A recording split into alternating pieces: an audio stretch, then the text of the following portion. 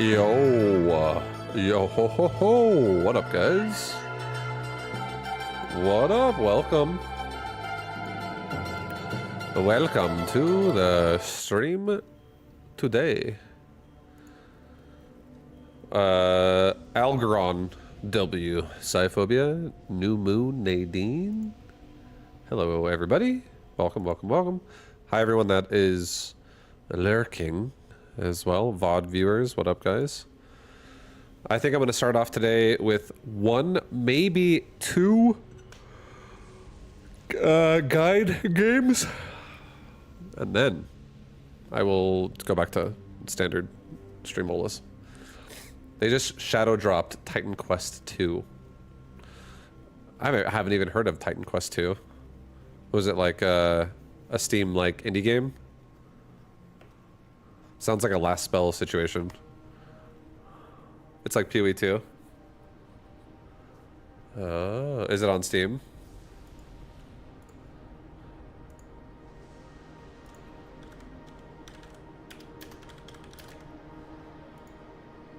I've never heard of this game.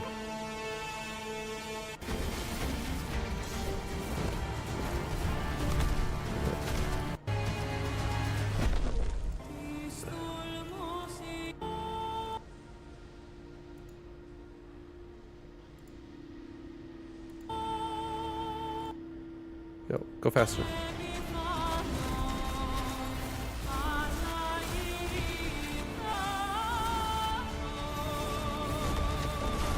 Yeah.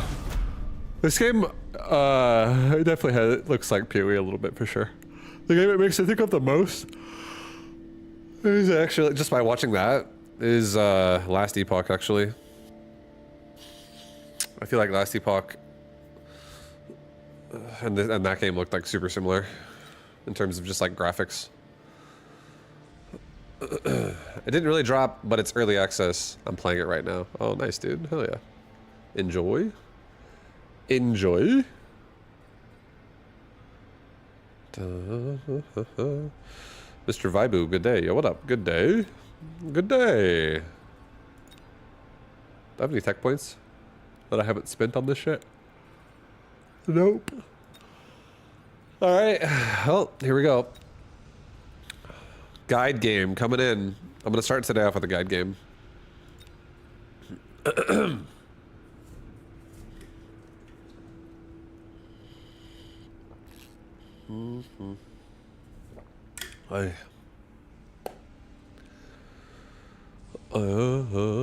But yo, what up, Van Buren? What up, Lunar Spirit? What up, Captain Killit? Welcome, guys. Welcome to the stream today. Welcome to the stream today. Yeah, what up, guys? Welcome to the next game. I think this is game 10. I don't know. This is happening over multiple days, so yeah, I think it's game 10. Either way, it doesn't really matter that much. Well, you know what? Okay, look at what we got here. We got some Fortified, some Sledge, some Void Eye. We got some Rhino, some Aerial Spec. We got some Speed Spec. Out of these three, I think I want to pick anything but Rhino just because it's kind of low. But I actually kind of want to pick Speed. We haven't really done a lot of Speed builds yet. I haven't really played too aggressive yet. We've been playing nothing but back the entire time. Let's go ahead and play a game where we play a bit more forward. His army is Sledge Crawler. We have Sledge Hound. Sledgehammers are, generally speaking, really good versus Hounds just because they're tanky and they have better range than Hounds, and they also like two-shot Hounds. So they can really punish Hounds pretty hard. Sledge is just good versus Hound. So what we're gonna do, because I mean, but Sledge and Hound are really good versus Crawler. I would say Hound is even better versus Crawler, just because it shoots faster. But let's go ahead and play a bit forward on one side this game, okay? So we're gonna play aggressive this game. We're not gonna get too crazy with it. We'll just start it off like maybe making the unit that goes towards the side start a little bit closer, and the unit that goes towards the middle, which is gonna have possibly more units here, stays back a little bit, so that it gets in the fight a little bit later. Maybe even back one more, to be honest, and maybe up one more. And let's go ahead and give ourselves our own chaff just so we can block out his tank shots. Let's maybe grab one chaff squad like right here is fine for now. Or put it like here, actually. I want to fit it there. That's kind of nice. Maybe move the sledge up one each. All right. So, and we'll do the last thing. The last thing we'll do here is we'll just put a crawler pack on like the back of this tower. So here's why I've done what I've done, okay? Sledge go in the front a little bit because they're the tankiest thing in my army, and if his sledgehammers get stuck on my sledgehammers, I'm actually more happy with that than his sledges killing my hounds. That's what I was aiming for. That's why they're in the front a little bit. He happens to be on the entire other side of the board with the majority of his army. He's top right, we started like top left. So we're kind of like at a diagonal here in how we engage. So my hounds in the middle, they're going to struggle a little bit, but I'm glad I pulled them back. They're not running in super fast to die. Right now in his army, his Void Eye and his Sledgehammer is the DPS. So I want those hitting my weak massable units as much as possible. Like I want those things stuck on crawlers. I want those things stuck on fangs, whatever. But I would also be happy if the Sledgehammer specifically also for now get stuck on bigger units too. Or if I can just kill them, would also be cool. But I don't really want to tank the Void Eye that much. Void Eyes are a unit that can definitely scale like crazy. It gets crazy how much DPS this unit can do. He doesn't have charge shot though, but if he did have charge shot, that's always important, right? Like you want to really check their upgrades and be like, what role does this unit fill? Is it a DPS? This unit's more utility, honestly. It has like a tanking talent. It has a talent to now fly in the air, which is honestly a form of utility in this game. You can make it now suddenly do a different job by now being an air unit. He has a little bit of range on it. He has double range upgrades, so its DPS is like medium. So having a tank wouldn't be the worst either for that. So like I could literally make that tarantula right now could be a tank, just as an example. Like if I wanted to think to myself, can I abuse the fact that his sledgehammer doesn't run the DPS talent either, which is armor piercing bullets. It makes the sledgehammer's DPS go way up. So he doesn't have either one of those. There's no DPS. So just as an example, I'm just going to say screw it. I'll take this elite tarantula card. Do I have... I can't check. I don't know if my tarantula runs regen on this account. This might be a bad choice. I'll say this. I'll take it, and if it does not run regen, I'm not going to make it. It does not run regen. Okay, so here, maybe I'll take one. We'll just do one. And I'm sad it doesn't run regen, but maybe we'll get a device. I couldn't get it this round anyways. But I'll put the tarantula over here. This tarantula is basically just going to tank the army. That's the goal here. Maybe we actually put it here so some of the army spreads as well. And then the crawlers come and protect the tarantula. Feel like that feels fine. But I do wish this thing had regen. I'm sad it doesn't. My actual account on my on the account I play normally, that's not a guide account here. It does actually run regen, so I was hoping this one did. Because that is kind of expensive to put this down. We just went single deployment. We skipped a deployment to make that thing, which is not always a good idea, but if you have logic in it, where it's not just going to get countered in one round, essentially, from what he already has on his board. So if he's going to counter it with something, he needs like to really invest elsewhere, some other type of unit, because his current tech can't really counter it. It would be, you know, that it either does or doesn't work. Regen Tarantula sounds like ass. It's really not that bad, honestly. Like if you have a unit that literally doesn't die, as we just saw, it lived the whole round without having regen. The more DPS you keep busy on this unit, even if I'm not even like killing him with this unit necessarily, but it is, which is even better. But even if I wasn't killing him with my tarantula, the fact that I can keep him busy on his chaff clear and overpower his DPS with chaff is amazing. So as long as he doesn't have EMP, which he currently doesn't either have either, like it makes now a really big problem that could exist. That it could simply go, oh, regen costs 300, and he's gonna have to spend 700 to fix this. Like anything like that is good, and then you could even sell out of it if you have a counter to his new counter, and you could just get all that money back except for the regen investment, while he's making a bunch of money to counter it instead. Like you definitely can do a lot with it. All right, we don't have any anti-air. So we're gonna go ahead and take the free Phoenix. It's nice because it doesn't cost any money. It could deal with the marksman as long as we're holding the board. But I don't think I want to take a fortress right now. I don't want to spend on it. It's okay. We have Phoenix. Phoenix can do a lot. All right, and we are speed spec. Let's go ahead and get ourselves 2 more hounds this round, and let's have just like extra clear. Let's get hound range this round, and the hound range is really gonna allow our hounds to really abuse the speed specialist that we're running right now. And this is going to be our board clear. He has a lot of chaff, so I would love to be able to kill it quickly. He does also now have both marksmen here. So all I got to do against this is just make some more chaff. Don't let it... He also... Look at this. Or no, he upgraded suppression shots. Sorry, I thought he has EMP for a second because I saw the electricity on my unit. But it's not EMP. He doesn't actually still have EMP either.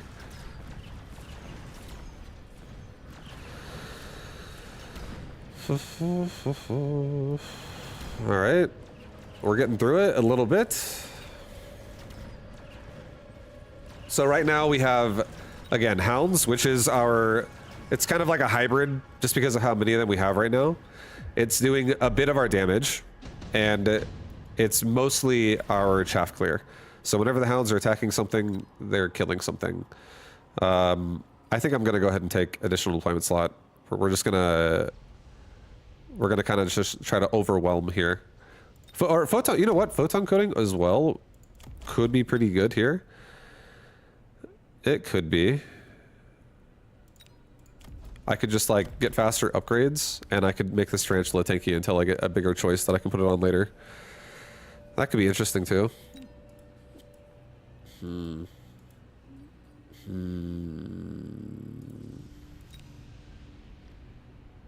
We'll do additional deployment. It's okay. I'll do additional deployment. We'll go ahead and upgrade our hound. Like, every one of our units in our army right now is... I would say the hounds and the phoenix and the crawlers are probably, like, here to stay. The sledgehammers and the tarantula are maybe going to be replaceable. It's very possible. Let's go ahead and give ourselves... I think we just give ourselves, honestly... Let's get one more Phoenix, just so we have some more damage overall. Because right now we're kind of lacking damage in the middle. We have damage on the left, we have damage on the right, but we have no damage in the middle. And there's a lot of HP in the middle. So let's make sure we have that. Let's get some crawlers. That can just help us engage here. And let's just get, maybe like actually even like right here. Yeah, let's just get some crawlers. Let's also get damage as well again. Let's get some crawlers that actually protect us even more. Keep us safer from like the marksman on my tarantula, and also we're trying to be a bit greedy about it so we're not running in too fast, so I might still get targeted by one of these marksmen. I don't know if the right crawler might grab it. It doesn't, but it's okay. The tarantula is not my main focus, so it's whatever. He's really just somebody who's supposed to be absorbing damage, and he is enough because we're killing like we're killing some of the sledge before he gets through my crawlers. Like, I want to make sure the sledge are all dead before my crawlers are all dead. If I can force that to happen, then that's really good, because all of his DPS cannot deal with crawlers. The only thing that deals with crawlers in his army is the sledgehammer. So as long as we're able to still get through the sledge before my crawlers are all extinguished, the fight's overall going well for us. We could get Stormcaller. This forces a lot more annoying reactions, and all of his sledge are leading. He does have Mechanical Rage, so he could turn that on to try to get through and like dodge my Stormcaller shots, but if I make more chaff in the front right now and put Stormcallers there, he'll have to stay in place because he's shooting at it, so he won't move. So I could make him effectively get hit by a lot of storms. Wraith are going to die instantly to his marksman. Farseer are overall good. I can put them on like the sides, and they would crush from the outside and work their way inwards. They would definitely win the sides. Or Sabretooth could just tank the left side. Does it have regen? Oh, it does have regen. Oh boy. I think we take Stormcaller. I like that it's free. I want chaff anyways. And I want to kind of pressure his sledge pretty hard here. Let's take 3 more crawlers right now. Let's get a crawler pack like right here. Let's get a crawler pack like right here. Let's get a crawler pack like right there. Let's get 1 more crawler pack like right here. Just so now we have... here's a cool tip as well. If you have 3 gaps between your units, as long as the unit that's in the front has a equal or faster move speed, to where this 3 boxes isn't going to shrink down if a missile device is put on the line. Like, you physically are immune to missiles as long as there's 3 spots between you and the thing in front of you. As long as the unit behind the front unit is not way faster. I'm gonna get Mechanical Rage. No. I'm gonna level my Phoenix. And I'm gonna level my Sledge, I guess. I should have leveled my Hound. That was a mistake. But I was explaining, so it's whatever. It's not the end of the world. The Chaff play we just did and the Stormcaller play we just did is going to be doing a lot of damage, and it's going to really help the Hounds get through the targets a lot faster now. Because it's going to like soften up all the Sledgehammer. And then now with the Hounds with Mechanical Rage next round are going to be able to just like smash through the Sledge really fast. And Chaff is going to go so much further because of that. I could also get Loose Formation here because he doesn't have good AoE if I spread out either. And if his AoE is already being pressured really hard, and then we can not only make his AoE do less AoE, but also kill it so it can't exist anymore, are things that need to be AoE'd will not be taken care of unless he... The only way that's going to happen is if he adds a different form of Chaff Clear into his army here really soon. Like a Vulcan or something.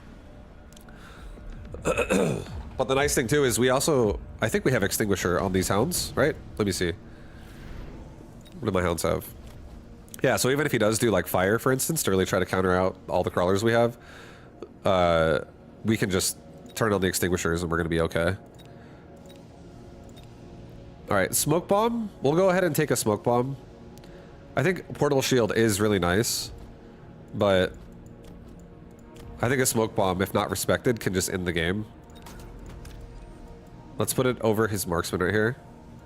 And let's do a barrier like right there, one barrier like right there, and one barrier like right here.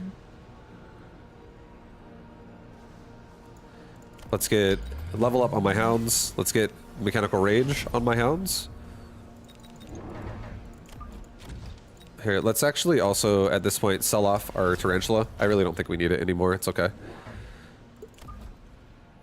Get a crawler pack in the back this time. Get another crawler pack in the back. Get another crawler pack in the back. So now, what we have here is, again, we have our hounds, which is our AoE, and also DPS hybrid. They're actually hitting units that aren't that tanky. These units have 5k, and our hounds are hitting for 500. So, you know, we're hitting them for a decent amount every time. And these Stormcallers are peppering in missiles that do 900 damage times 4 again, because you have 4 missiles per storm with 4 storms shooting all at once. So we got a lot of damage coming out. We shouldn't be too bad about it. Let's get range on Phoenix too. Let's make sure our Phoenix stay as far away from the marksman as possible so they don't die. He didn't respect that at all. Also, we stay away from the Farseer.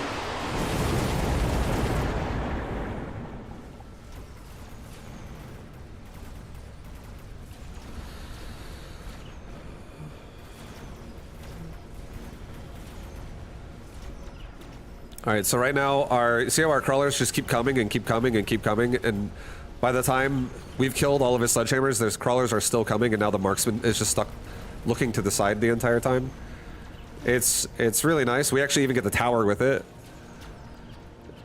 It's just, we're just overwhelming his, like if you were to imagine and think about it like this, now that we understand there's things in this game that exist like a missile and an anti-missile device, if we think about like the fact that he has units in his army that can kill AoE units, like they can produce area of effect damage so that they can kill things like crawlers that mass and swarm around him. If we can overpower that by simply rushing it down and killing it because it's exposed like this, we can really win the game with it too, like pretty quickly. So one way we can do it even further is like if we treat these sledgehammers like they're anti-missile devices and we treat our crawlers like they're missiles here, and we just like if our units that actually kill them is you know overwhelming the rest of them that exist, right, because they can't keep up with everything that's coming at them, if we just really keep doubling down on that concept, we can break him open. So this game, or this round, we can now one more time, let's go ahead and grab ourselves a final round of a couple more crawlers. We'll do another one like right here. And we can level our Phoenix again. No hounds need to be leveled right now. Let's get loose formation this time on my crawler. And this time too, let's go ahead and just turn on speed so that all of my units just like get in there. And we also just leveled Stormcaller too, so these are going to be crushing sledgehammers pretty fast. The idea is I want to be killing these sledges as quick as possible, or for him, and then I want to just swarm whatever's left, and just actually then at this point I feel like it wouldn't be the worst idea to actually upgrade crawlers for real, like give crawlers also maybe replicate here genuinely, and there would be just nothing that would stop it in the current board that exists. Because we're overwhelming his chaff clear. The crawlers just never go away. And once they finally die, most of his front line is also dead. And now he has to now start working on my hounds. So like he just got through chaff and most of his army's dead because we're overwhelming his AoE.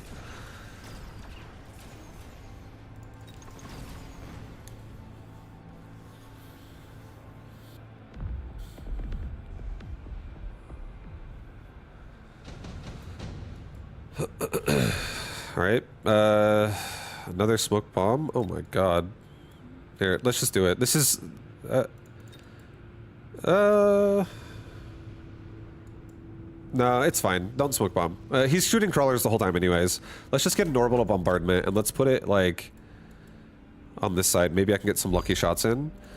Let's give crawlers replicate, and let's give all my crawlers a level up. All the crawlers that leveled up, let's level all of them. Let's go ahead and give my hounds a level up. I think I'm actually going to sell one of my sledges, and I think I'm going to level the other one. Just to get some money back. Level both my Phoenix. Level the Stormcaller.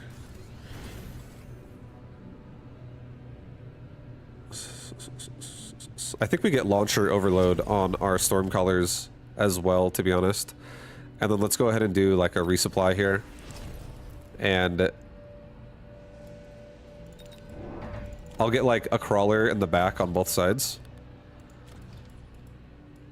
I'll get maybe just one more crawler right here. I want to have like a lot of crawlers pushing, and I'm going to do this right here.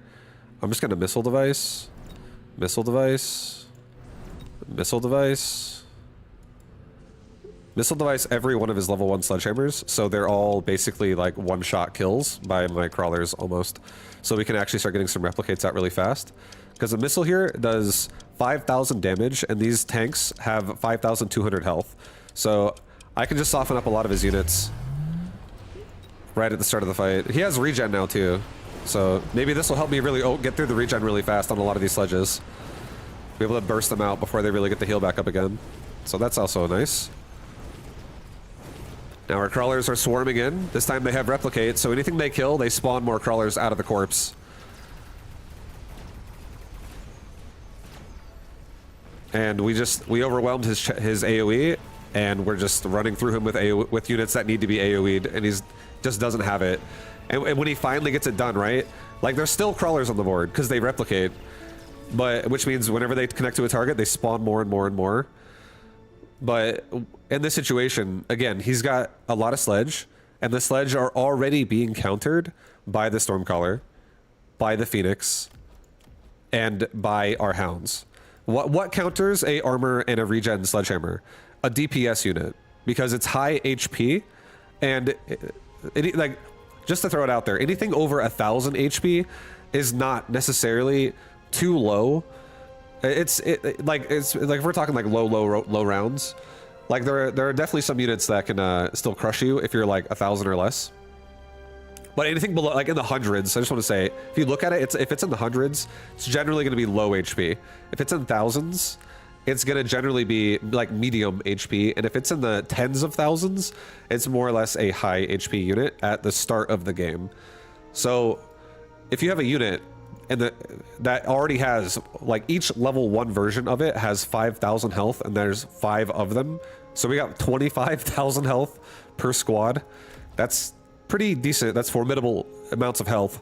You really do need DPS there. So all we have here is, again, we have hounds. Hounds are great. Hounds are our AoE unit. They kill his fangs. They kill his crawlers. They kill all of his chaff units. And then when they actually level up, they get respectable damage to the point to where they can actually kill bigger units. They can kill the sledgehammers and stuff like that. If a hound versus a sledgehammer, 1 versus 1, and they both are just like standard units, a hound will absolutely lose, because a sledgehammer is just like a better hound in the terms of if they're dueling each other. They both will just like shoot pretty like they both have a shot that's a little bit on the slower end compared to other units. More or less, it's not like super slow. But they both shoot, they wait for a second, shoot again. But a hound's going to take a lot more shots to kill a sledge, whereas a sledge is going to kill a hound in like 2 shots. So hounds will be dying. And also, hounds don't even have as much range as a sledge.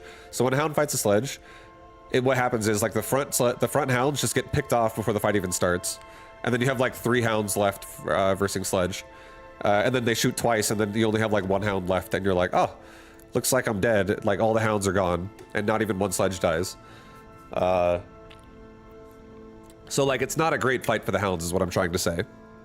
But when we combine making the sledge get stuck on chaff units, it's now suddenly a lot better for us, because the hounds aren't getting shot at, and now we're able to no longer be level 1 versus level 1. If we're able to win the fight, and then the next round we win the fight, and then the next round we win the fight, And this, if this happens multiple times and this unit farms experience and we multiply its level 1 stats now by the level of what it is. So if I'm level 3, it's 3 times the level 1 stats I would have had.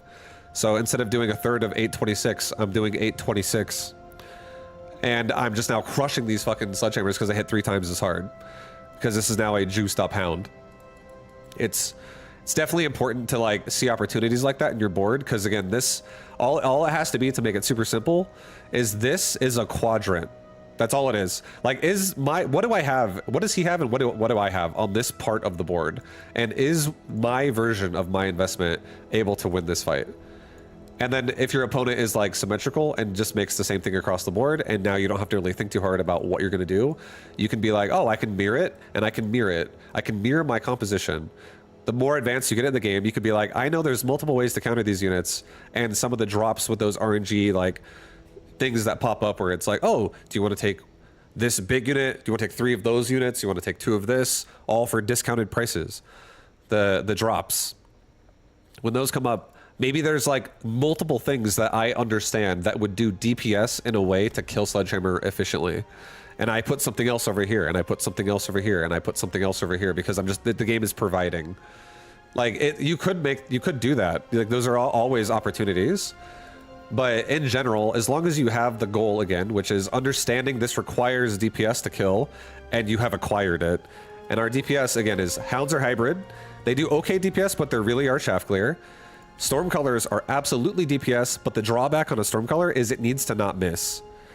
It's not missing because we have Chaff holding things in place. His Sledgehammer are literally getting overwhelmed so much they can't move. They're like shooting at a swarm and they're dying in the process. So the storm colors never miss. These things are bullseye collars now. They never miss a shot. They're suddenly doing full damage, and not being able to have, not having like anti-missile against a full DPS launcher overload Stormcaller that has leveled up is devastating amounts of damage it can do to you. And the beautiful thing, even if the Stormcallers weren't getting full damage based on, like, let's say anti-missiles, like he did have anti-missile, we always could sell out if we needed to, or we could just make another form of DPS. But we do also have another form of DPS in the form of a Phoenix, and we have 3 of those things, 1 on each quadrant. So not only do we have really good anti-air single target DPS, but we also have really good anti-ground single target DPS, because again, a Phoenix shoots both ground and air. And its DPS is just good regardless. So as long as this unit is not stuck on Chaff, it's great. And the final thing to cap it all off is we have so much Chaff that at this point, Chaff is also hybrid for us. We have so much AoE kill potential. Like, we kill his AoE units. Our composition is just punishing the Sledgehammer, so it makes crawlers live longer. And because they live longer, they don't die on the engage. Instead, they're dying after like 70% of his army is dead. So like only the crawlers are finally dead as his last units are fighting off and dying. But then we still have all of the rest of our army, right? So at this point, what that means is the crawlers are also doing DPS, because these things do almost 100 damage. They do 88, but they do almost 100, just for the sake of an easy example, per crawler at almost twice a second. And you have a bunch of them. How many is this exactly again? You have what? You have 24 crawlers in the packs because you have 8 times 3. So yeah, you just have a ton of damage. You're just doing, for the sake of it, you're doing like, it's going to be a little bit more than it actually is, but if you get a damage upgrade on your tower, it totally could be this. It's like 200 damage per second per crawler times 24 crawlers. So you're just massive amounts of damage if a lot of these things are staying alive, and there's a ton of them out there. We have so many squads of crawler. And again, the final thing to cap it off to is not only are we protecting the crawler this game, but by killing his AoE, but also understanding that if we look at this stat, splash range, and going 5 meters is enough to AoE splash into a crawler when they're stacked up, but not enough to AoE a crawler when they go into loose formation. So even though you lose HP here, where it says it decreases your HP by 40%, the fact that they spread out means these sledgehammers don't do splash anymore. It essentially becomes single target. And the only time a sledgehammer will ever actually splash is when the crawlers are finally attacking the unit like in its face, and now they're clumping up because they're all jumping on top of the unit and they're dogpiling it. So AoE will now start happening again. But again, the beautiful thing is by the time the dogpile happens, it's mostly over, because as these crawlers actually make it and get to the point to where they've connected now and they're not getting killed in the process, because we have so many, once we finally connect, most of the sledge are dead. And now we're connecting to like the Farseer and the Fangs and the other crawlers, and we're replicating out of them. So it just worked out because we just understood, we had a strategy goal in mind. Kill his AoE clear and flood him with AoE, like massing units that need to be AoE'd. And then again, like we have a lot of flexibility in our build as well because we have Phoenix, and this provides cover from, first of all, air, and second of all, big air. Like not every unit can deal with big air. A Phoenix absolutely can, but then the Phoenix is doing a great job at killing like these Farseer, at killing these Sledgehammer, at killing the Void Eye, at killing anything in the thousands of HP, because they're the only unit besides the Stormcaller, which can only hit ground, that's doing in the thousands of DPS right now. But its attack speed's really slow, right? So it needs to be shooting good targets and not wasting shots on bad shots. Like a bad shot is doing 10,000 damage on a Fang's barrier that has to be shot again now, and it only effectively did 130 damage. That's a bad shot. And then the other thing too, a lot of times, this is something that I think I think this is an interesting fact, or a fact that I think you should think about when you're playing this game, and that is a Phoenix is also the answer to any form of air as long as you're winning the board currently. So if you're like at really high HP currently in the game, and the game is not, it's not like you're going to lose the game in one round because your opponent's going to do like 4,000 damage to you in one turn, and it's only like round 6 or something. Like it's just not going to happen. If you have a very comfortable amount of HP, and you have a board like this, and even if you don't even have a comfortable amount of HP, it's still, the point I'm trying to make is you shouldn't be really worried about your opponent being able to do things that could counter the Phoenix right now. Even if it was like mass wasp with barrier or something like that, where like only the Phoenix on my board can shoot air. Okay? Think about it like this. If only Phoenix on my board can shoot air, and that's it, and my opponent makes one full turn of making mass air units, possibly, and he does the one thing that makes me kill them the longest, which is like mass wasp, because they're the highest quantity unit you can make for air, and he puts a barrier on all of them. And I'm like, oh god, now I have to shoot all these wasps twice. My Phoenix are going to be shooting them for such a long time. Like, if it's the worst possible situation for your Phoenix, in terms of how long it takes for them to kill air, if you're still winning the board anyways, it doesn't matter, because your Phoenix will still have plenty of time to kill it all. So, don't worry too much. I would say air really just needs something that can cover it in a basic sense, and I do think you can do it with either an you can cover air as like a liability that could happen, even though your opponent maybe hasn't done it yet, but they might do it later. I think you can cover air in general in Mechabellum as a game up until around, I want to say like round 5 or round 6, right around that area of the game, with any anti-air unit that exists in this game, as long as your ground board is overall pushing and winning. But I do think so this could be a single target unit or an AoE unit. Like anything that you think is good for AoE versus air, or a single target versus air. Anything can really work up until like round 5 or round 6. But once you get to round 5 or round 6, at that point and moving forward, you really do need to think about adding in something that can do single target DPS to air. So a Phoenix does it this game, and a Phoenix is definitely going to be a great common choice that you could grab. It's a very strong unit. But if you don't have a Phoenix, you would want to maybe consider, you would need something in your army like a marksman. You would need maybe a leveled up AoE unit, like a leveled up Mustang could be great, as long as it has XP and it's not just sitting at level 1. But like or like a melting point, or an air unit of your own. It's something else. Like a phantom ray, blah blah blah. Anything that shoots air that does in the thousands of damage. Because if you don't have that, you're definitely liable to getting crushed by a lot of different units and that can exist in the game. Like Wraith builds can just destroy you, Boat builds can destroy you, Abyss builds can destroy you, and these things are absolutely common as well whenever your opponent realizes that you just don't respect air. The better and better you get at Mechabellum, the more you'll realize your opponent will always abuse things that they think are weaknesses in your build. And your build does need to have some level of cover in 4 quadrants that we've been talking about. And as long as you respect those things, you'll have a much better chance of winning games more consistently than just, you know, disrespecting, oh, I don't need anti-air at all, especially single target DPS for anti-air. I definitely don't need that. And then, like, you constantly complain about, oh my god, Overlord is like one of the stupidest units in the game. Or Wraith is actually so busted. It's so OP because I never counter it. So it's... just keep that in mind, I would say. Really, again, every board can be broken down this way every time.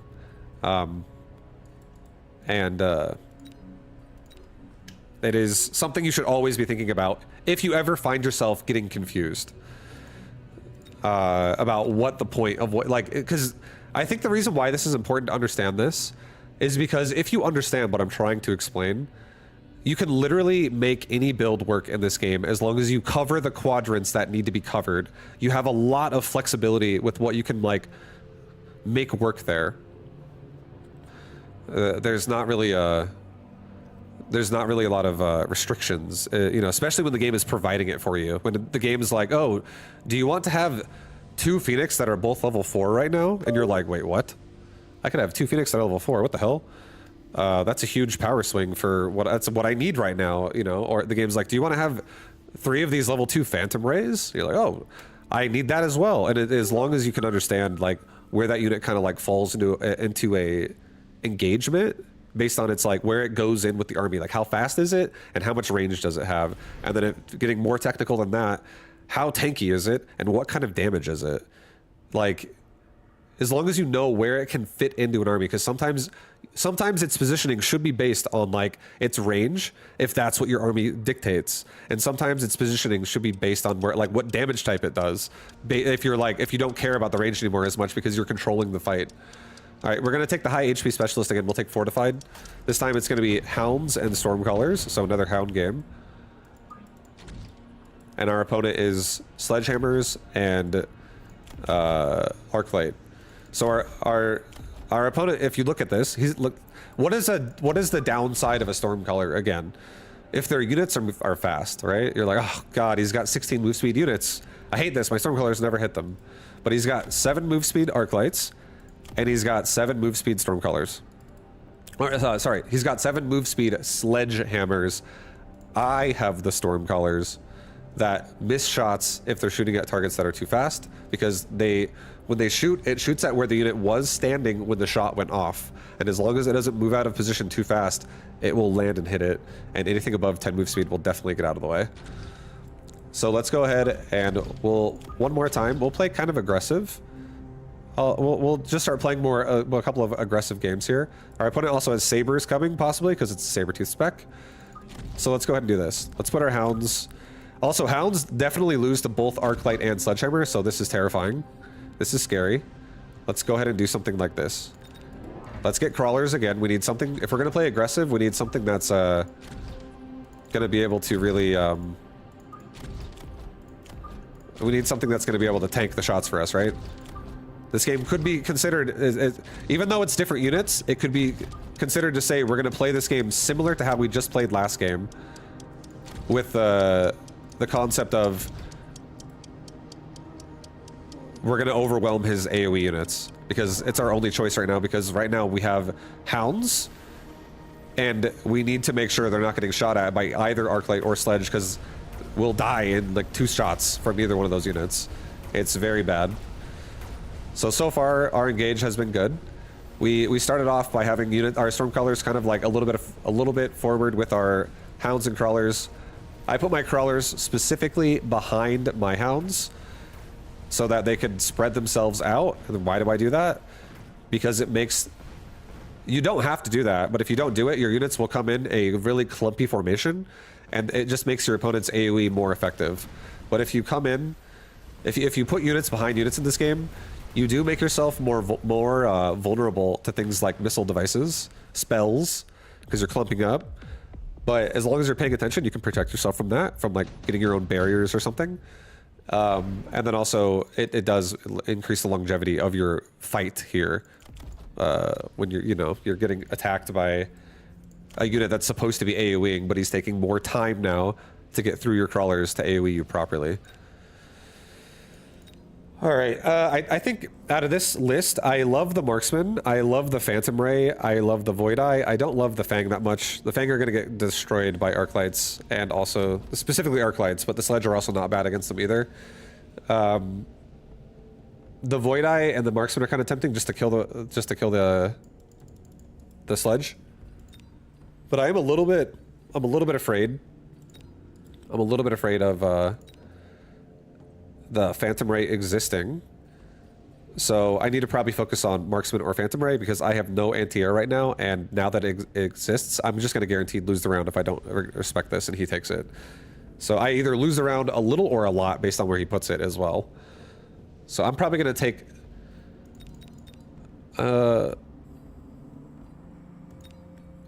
let's just go ahead and keep it... Let's do this. Let's take the Phantom Ray. We're going to put it in we'll put it here. We'll put it with the army here. We'll just put it so it covers the flank in case he flanks me with it. And it also covers my... it pushes the tower and stuff on the right side. Let's get some anti-missile crawlers here. And let's go ahead and get one more crawler down here. Just so, again, we can chaff him. Like, swarm him with more chaff. Maybe put it here, to be honest. I think that's a little bit better, actually.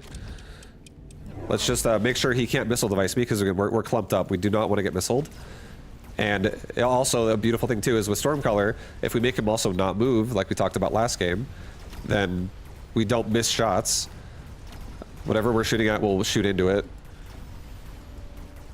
We're getting a paralyzed first. This is good news. Hopefully we can get rid of the Marksman. Or at least control them, like get rid of the Arc Light here, so they can't kill the crawlers very fast before we get paralyzed.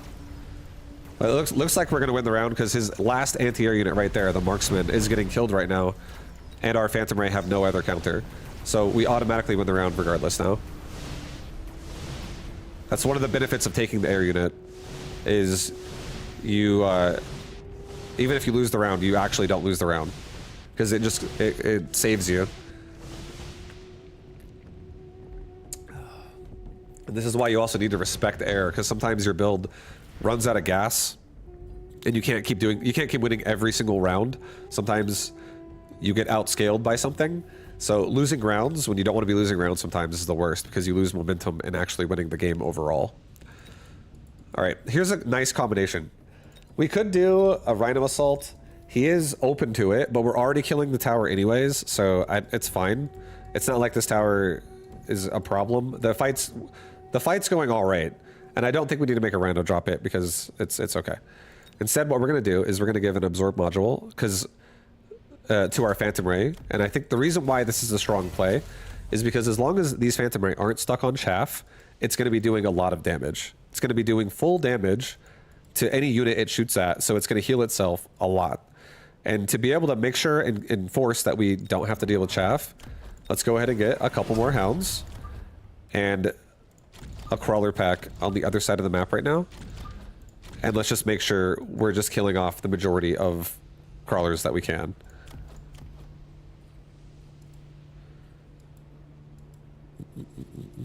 One thing we could do too that would be really nice is we could actually, if you notice, I don't know where he's going to put his Sabertooth. He might put it on left side, but I think he might, I don't know. He might do anti-missile and put it in the middle here. I have no idea. But I'm going to take a risk here. And I'm actually going to put this hound pack a little bit more to the left. I'm going to put a barrier right there. The reason why I'm going to do that, maybe a little higher. Put it like right there. The reason why I'm going to do this is because he doesn't actually have any really high DPS single target units here. This is AoE Sledgehammer. Like it's hybrid a little bit with Sledge, but the Arclight definitely is more of an AoE unit at the start. So we're going to protect the hounds as well with a big bubble that has 40,000 health because nothing here is doing over 1,000 damage. So the bubble's going to die really slow, maybe not even die at all. This also protects us from getting paralyzed on the left side. And it is acting as like a pseudo tank And the wonderful thing as well about all of this is if our units end up dying anyways on that side, but they end up getting out of the barrier, we could use it again the next round. But if the barrier ultimately does go down, then like it did, you know, then it's obviously not the best case scenario, but it's not that bad though, because we really did save ourselves from getting paralyzed this entire round for such a long time. So now ultimately it makes us win the round. And at the end of the day, the goal of the game is to efficiently win the game by killing their health bar. And also not like restricting their strategy, right? Not giving them all the XP that they want all the time by killing your army repeatedly. So overall, I feel like it was not the worst. I wouldn't say it was the best barrier we've ever made, but the idea was there. It's not a bad barrier either by any means. I don't want to make it sound like it was bad. It's just that it wasn't best case scenario because it did die. So if I were to think about how to do that more optimally, I might genuinely move the barrier back a tad so the hounds could walk out of it and go die instead of stand in it and then get the barrier killed and then die anyways. Like the reason why I put it there is because I wanted them to stay alive long enough to kill the crawlers so that these Phantom Ray wouldn't get stuck on crawlers. And also then I wouldn't get paralyzed. But if it would have won, it would have been even better. It would have been great. Okay, there's another potential Rhino assault. He did drop a Rhino up there to try to counter me if I were to do that, but I don't think I'm going to do it myself again right now. I think I'll give myself...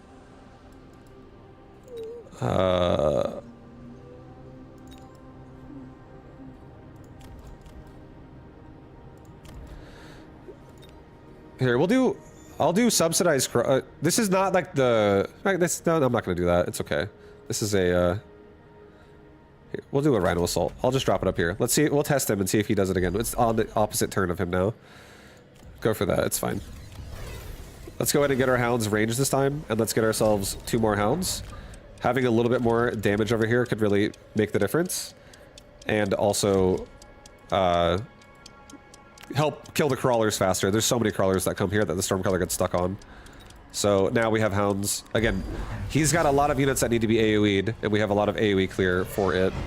He dropped a Rhino on my hounds on the left, but now I dropped a Rhino in his tower. So that's good. We're going to paralyze him.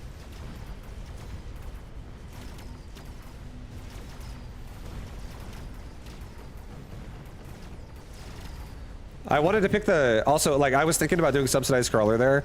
The reason why I didn't do that is because that is gonna...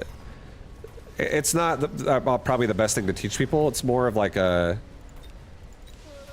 It's more of like a hopeful, entertaining playstyle than a serious one that we need right now. I do think Rhino drop is probably the most efficient thing we could have done there. Because if he doesn't respect it and we get something huge out of it, like a paralyze, it literally could just botch that entire round for your opponent. And we actually got lucky that he chose this time to not drop the Rhino on top and instead drop it down on my hounds. Because then the Rhino died while it was paralyzed. And if it was up here, the Rhinos would have just killed each other. There's a luck chance where I might have got like the last hit or the first hit, basically. But yeah. Anyways, we do have 2 crawlers that have leveled up. Okay, I'll say this: if you see subsidized crawler and your army is actually able to like push in the engagement, like if you recognize your opponent's AoE can be completely countered by loose formation, and that's assuming everything in his splash range is less than 10. Okay, all of his units have less than 10 splash, and there's no fire. Or if you have fire, you have hounds then. Like if you have to deal with fire, you have hounds. This is not that bad if you have these factors all happening. So that fire can't kill them, and also they can't be AoE'd by what's currently there. So now we could actually level the crawlers for free forever with that card. That card costs 100, and it makes all crawlers now have 0 cost to level them up. So it's kind of crazy. It does provide a lot of control. Let's go ahead on this side and let's get ourselves...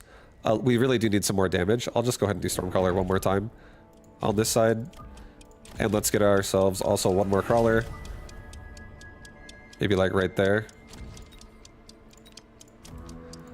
I'll get a damage upgrade again as well. And right now we only have 1 anti-air unit. So in this quadrant I have no anti-air. In this quadrant I have no anti-air. Remember how we talked about by like round 5 or round 6? You probably want to start thinking about getting some actual anti-air.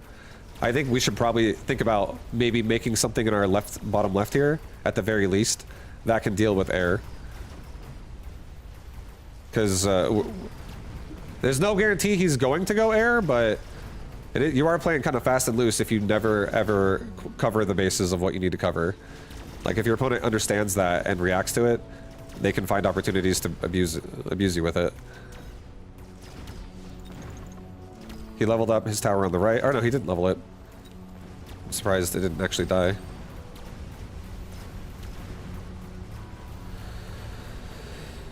Alright, well we got through it.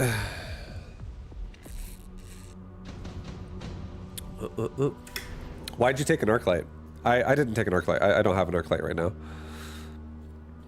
Alright, we could take a rhino on the bottom left. His DPS is not the highest over here. He does have more, to be fair, these marksmen are good DPS. And there are like 5 of them in this area. So what I said is not actually, yes, the DPS is actually good here. If the rhino runs into that, it's dead. As long as, but if I can keep the marksman shooting at crawlers, then suddenly it's a different story. Fortress over here could be decent. Void Eye over here could be pretty decent.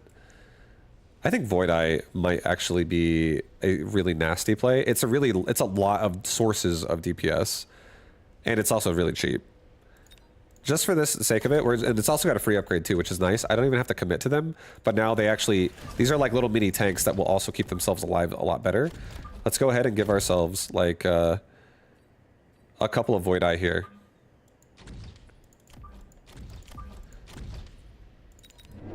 And let's do a crawler pack.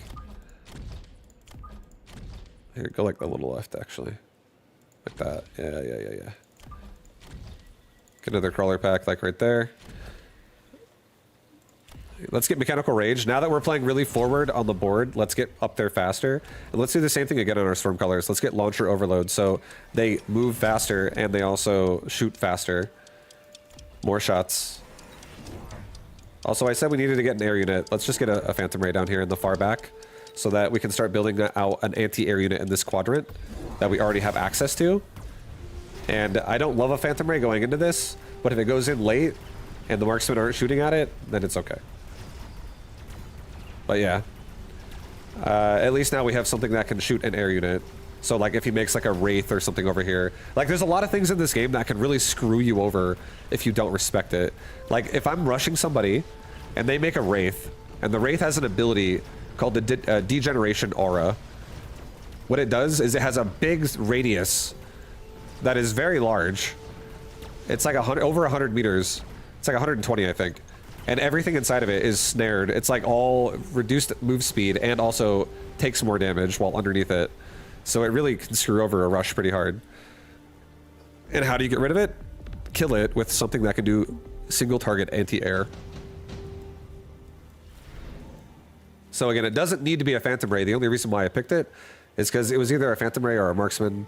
To be fair, I think a Marksman probably would have been better. But now, at least now that I have 2 Phantom Ray, it gives me more incentive as well to maybe get upgrades for this Phantom Ray. There's always like pros and cons about things. I could also get a range device on this Phantom Ray and just get range on my Phantom Ray and keep them further out away from the Marksman. It'll keep them further back. It would keep this Phantom Ray behind my Hound line, so it wouldn't die. Let's just do that. Let's grab the range, put it on the Phantom Ray. Now it has 85. If I gave it range, now it has 125. These hounds only have 110. Automatically, my Phantom Ray will never go in front of the hounds. Marksman will never look at it unless he upgrades Aerial Specialist, because then he could like see air further.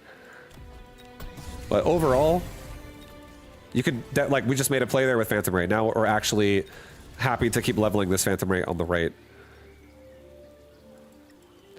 And let's say your opponent's playing like this, right? They have nothing really guarding their tower. You can also do things like this. Just tell these, get a mobile beacon on the right tower, and tell your crawler pack here to just run up. Just run directly at it. Just don't even waste any time. Hit that tower. Instead, because right now what the crawlers tend to do is they fight here, and then they run this way as these crawlers get in the fight. Let's level our crawlers. Let's also give our crawlers this round loose formation again, so we can avoid all of the arc light and all of the sledgehammer splash. Okay, now he got fire and a Vulcan. So he has better AoE. See how the Vulcan has 15 AoE splash? And now also there's fire.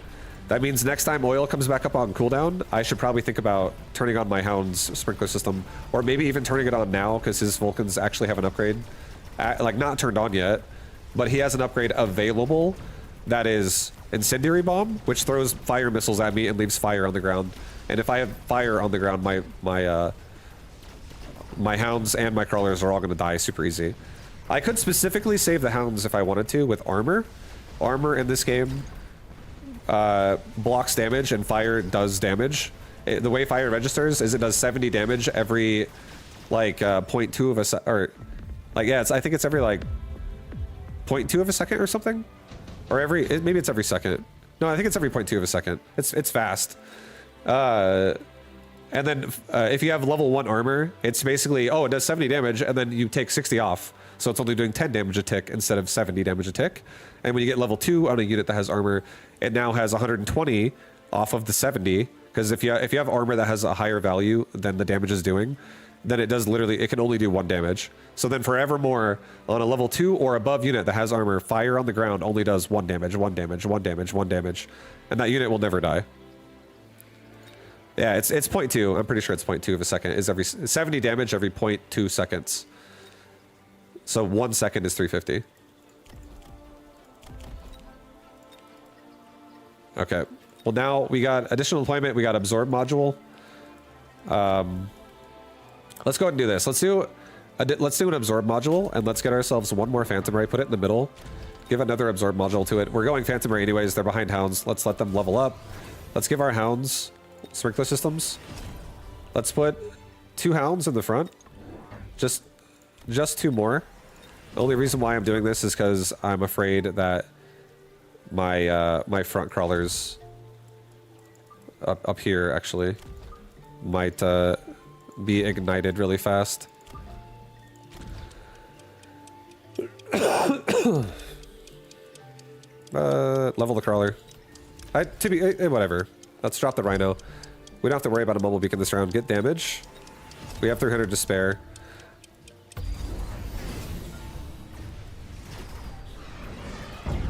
Alright, so we got sprinkler system. So now oil, fire combinations, or just fire missiles and stuff will no longer be able to crush around on us. And we just have all our crawlers right now and all our Hounds engaging again. So once again, now the Vulcan's dead. Guess what? Nothing AoEs the crawlers again. The only thing that the worm actually does AoE the crawlers a little bit. Again, it's another giant unit. He just added it to his army this round. It has 12 splash range. Its AoE radius is a bit larger. But the game's going well. We have a balanced composition, and I would say our anti-air is weak overall, but it doesn't matter if our anti-ground is winning anyways. And Hound Crawler is a nice combination. So again, just to throw it out there, just to break it down, just in case, like a recap now. So our board is Crawler, Void Eye, Hound, Stormcaller, Phantom Ray. And that's it. And you don't have to have boards that you can have boards with a lot of different varieties of units. It's okay. But again, you just got to make sure you have everything controlled. Single target AoE, ground and air. Chaff right now is, I would say once again, chaff for us is hybrid. It's definitely chaff that buys us time, that dies for the sake of other units to not die, that have better range and can stay behind them and hide behind all the crawlers. So they're doing that job regardless. But when the arc lights die, when the sledgehammers die, and specifically, this is before I have loose formation, but now after loose formation, it doesn't even matter. These units honestly don't even matter. They're just as strong as like a marksman or a you know, a fang or whatever. Like their AoE becomes way worse, as we've talked about. But then once for Vulcan, once it exists, like crawlers are now no longer going to do damage. Like they're going to just die again. But once the crawler, or once the Vulcan dies, crawlers, they become like activated again. They're able to actually exist. They don't die in 2 seconds. So the fact that the Vulcan is dying pretty fast because it doesn't have a ton of cover right now is great for us, because it's dying before the rest of his army. it's not able to get the job done so that a lot of our crawlers can get through and get what they need to get done.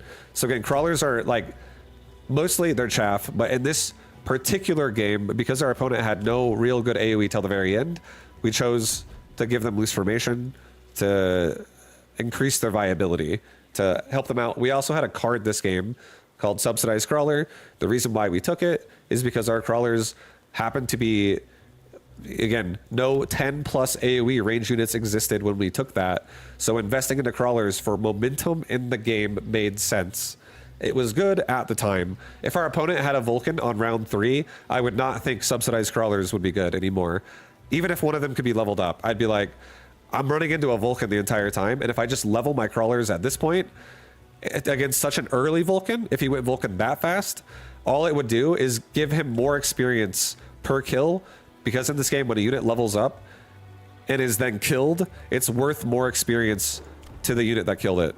So you're feeding your opponent more XP if you're feeding them high-level units that are doing effectively nothing better than they would be, even if they were level 1. And a crawler is an absolute case into a Vulcan. If it still is just dying in like a millisecond by getting looked at, and it's just dying to fire, you know, it's not a good time to be a crawler then. And it's really a great time to be a Vulcan if your opponent levels his crawlers so that your Vulcan can level even faster. Like if you have like a level 5 Vulcan out here, it's going to eat crawlers alive all day, like no problem. But yeah, so like that, make sure that makes sense. I feel like that's something that needs to be understood. Knowing what is good or bad about an upgrade makes it either feel good or bad when you use it. So anything with more than 10 AoE, I'm not going to say loose formation is useless, but I am going to say its use case gets lower. It's like not as good now. So I don't think loose formation is bad against the Vulcan. I just think it's not as good. But now the crazy thing you got to think about is it is an investment. And if you don't protect your investment in some way, it's a wasted investment.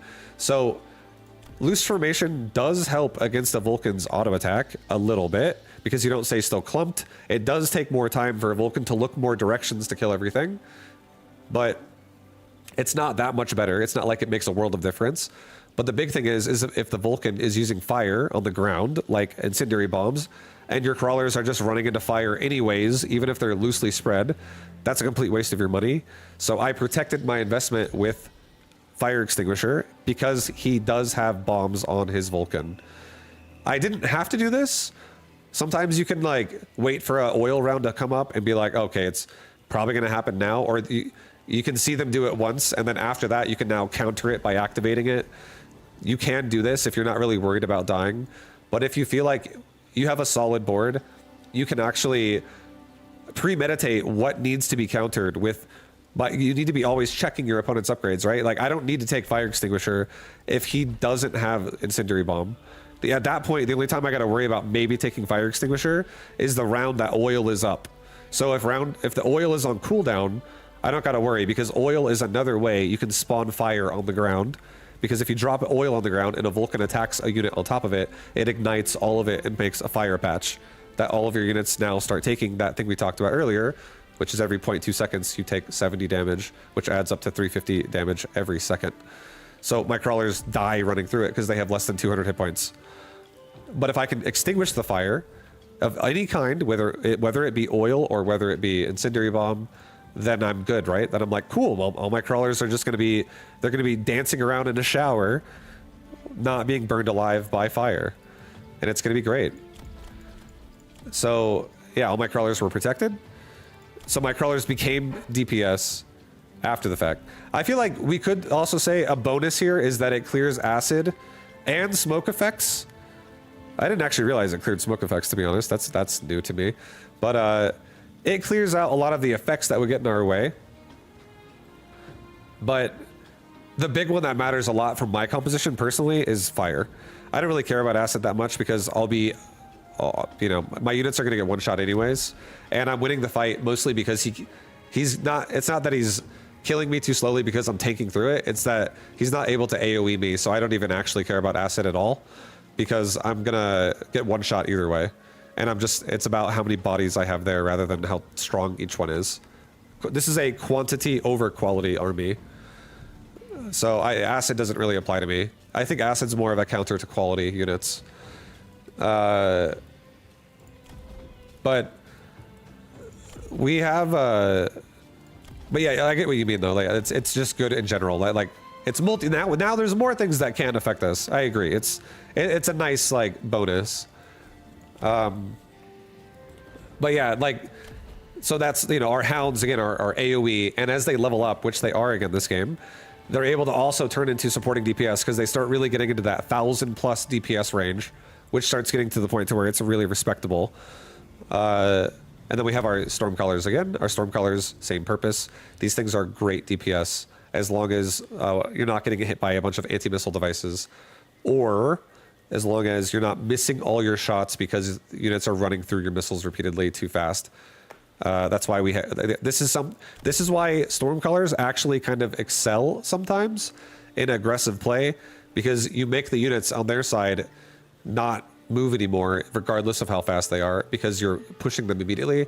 So the first volley of Stormcaller doesn't miss necessarily. Now there's obviously always things your opponent can do, like they can extend chaff forward and now cancel out what I just said, but the game goes on. You can counter everything in this game. I'm going to missile device it now. There's always a bunch of stuff you can do. He gets anti-missiles, and I really can't anti-missile device it. Then my hounds kill it. Blah, blah, blah, blah, blah. But yeah, our Stormcallers, for the time being, are our form of DPS. And then finally, our Phantom Ray are another form of DPS. They are the same thing as Phoenix, but this one, I will say, is riskier than Phoenix, simply because it is a missile-based attacking unit. There is no indicator on the UI that says that. I feel like that could be patched in at some point. I don't know. Just to make it easier for people to understand. Like if there was like a damage type where it was like normal, missile, whatever. You know what I mean? Channeled attack. Or someone's like, what does this unit only do 1 damage, for like a steel ball or something? But yeah, what the signifier, or the reason why it's relevant, why I'm bringing it up, is because if I have a missile-based anti-air unit and my opponent gets air and also gets anti-missile, so if he gets something that does anti-missile, like his Mustangs here, and then he gets like Phoenix behind it, I can't actually kill those anymore, because my Phantom Ray, even if my Phantom Ray are targeting the Phoenix, their shots will be diffused midair if the Mustangs are still alive. The only way I win that fight is if I'm killing the Mustangs before my Phantom Ray kills his air units, if he were to have any.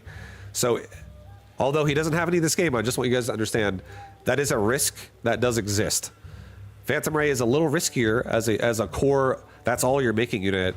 And one of the ways to complement that, if you really want to rely on Phantom Ray, is the more you make, the more missiles he has to really worry about, and you can overpower it.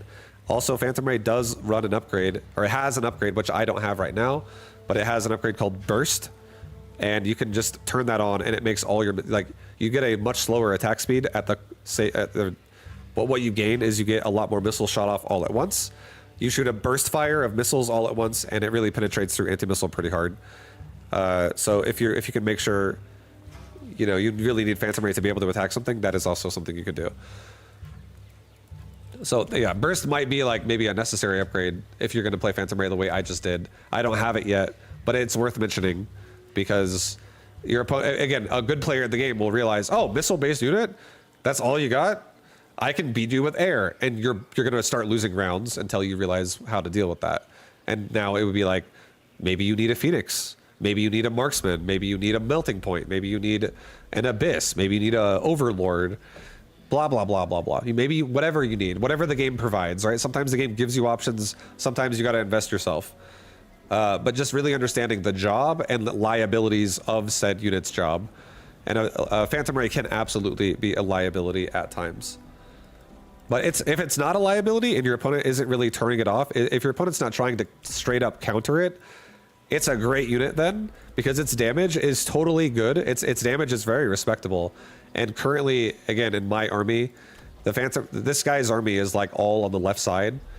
So this Phantom Ray doesn't need to worry because there's nothing opposing it, and it will just swarm over this side as it gets overwhelmed, and it won't even matter. Marksmen don't even have a chance to look at the Phantom Ray because they're going to be dead before they do. And then this Phantom Ray, this one's kind of exposed, but it's on the edge of the army. So like, again, a lot of this is going to be focused really, But the Phantom Ray definitely could be. This is on the edge of being liable. It could get targeted. This side might really help cover it though, because it is coming this direction. This Phantom Ray, absolutely liable. It's in the worst spot ever. It's got a bunch of marksmen that can look at it super easy, and if they did, it would die instantly. These are high-level marksmen as well. They'll like one-shot the Phantom Ray. But this one has a range device, and now that its range device is active, again, if we were to imagine an imaginary line that's where my hounds are going to be standing, well, which is like, let's just say it's the Void Eye line here. Where my hounds are here is where my Phantom Ray will be, because they have more range, so they won't get targeted. So if his marksmen are standing right there shooting at my hounds, my Phantom Ray would be shooting right behind it at the marksman. Or at whatever the hounds are stuck on, the Phantom Ray are also going to be stuck on, because Phantom Ray also shoot ground units. So they're always going to stay behind the hounds until the hounds are dead, and then the Phantom Ray are liable to be killed. So yeah, I feel like our army, we understood the liabilities and we tried to protect the liabilities based on how this board looked. But that's everyone's, in this board, that was everyone's job again, and I hope it makes sense. Every board always works like this. And you can be really creative and like change upgrades on your units and try to make units have different jobs and stuff like that.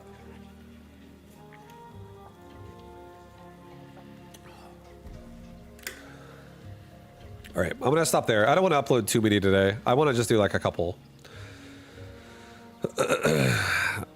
Those take a long I gotta like grab every one of those later. Yeah, I think yesterday I did like 6 of them.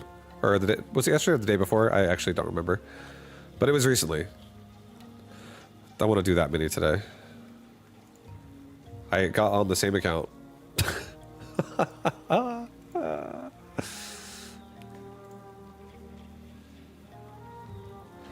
What up, guys? How you doing? Five, I have a question. Crawlers with replicate, do they have to land the killing blow to replicate or just contribute to the kill?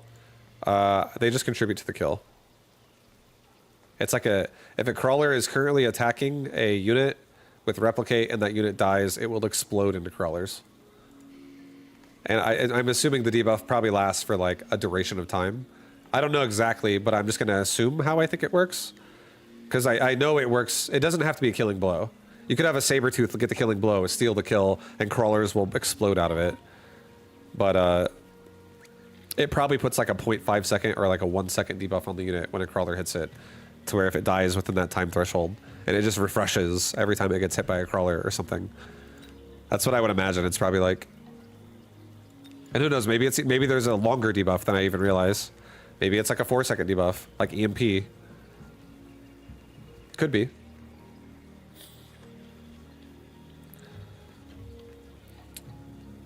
would be great if you find yourself in a Vibu teacher game that involves a good case for mobile beacon.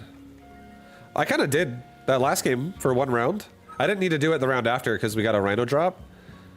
But our opponent had his board in a way where our army on the right was ignoring the tower for a minute and running to like more of his chaff. And then after the chaff would die, like the second group of chaff would die, then it would run up to the tower.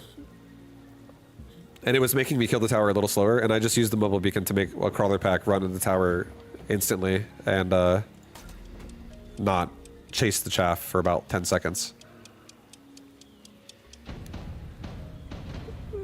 And it's not super complex, but like it is that was definitely a mobile play for sure. That paralyze would have happened a lot slower if the crawlers weren't mobiled. Because they would, instead of running straight up, they would run like this way into the fight and then go the other way with the blob.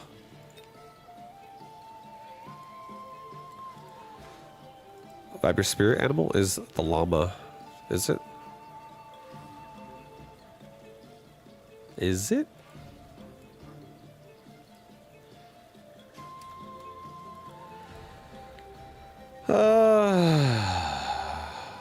Yeah, I'm gonna get crawler again.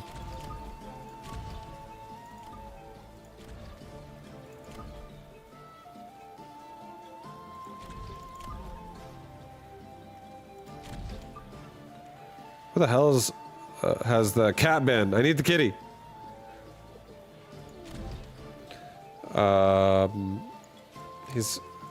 He's MIA, dude. I don't know what he's doing.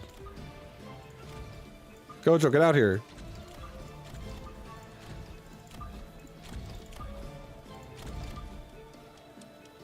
No, I don't like this. I like this.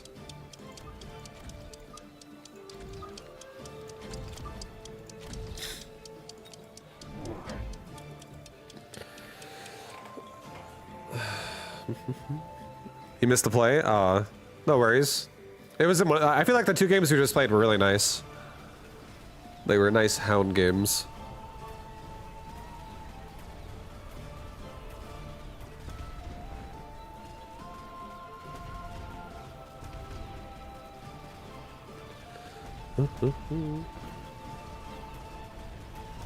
I do also want, at the same time, want to finish that account off to the point of where I'm trying to just finish off this guide at, which is just going to be 1500. I'm not going to do it all the way up, but I want to play in it too.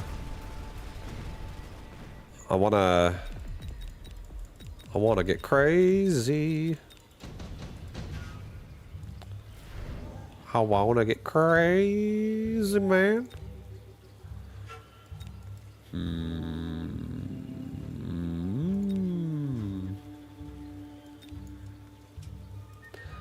Oh boy, a rhino assault. A rhino assault. I don't like a rhino assault on me.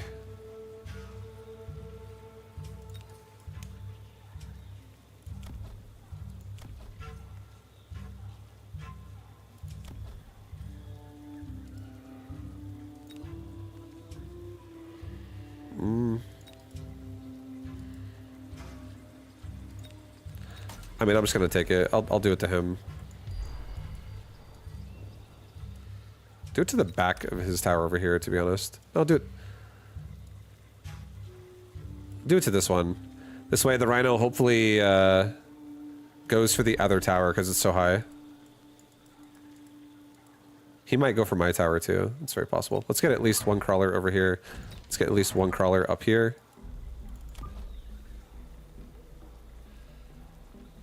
So that I'm not really vulnerable to a missile device.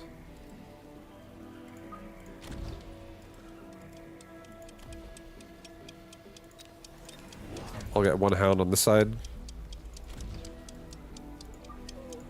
Try to kill off the fangs.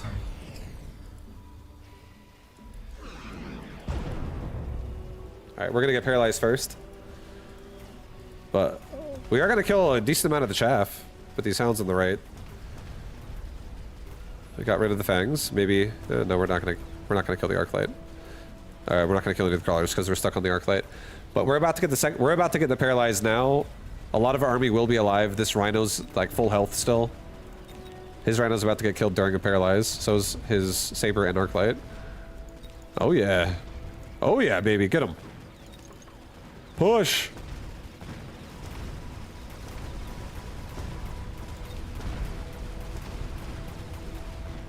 Beautiful.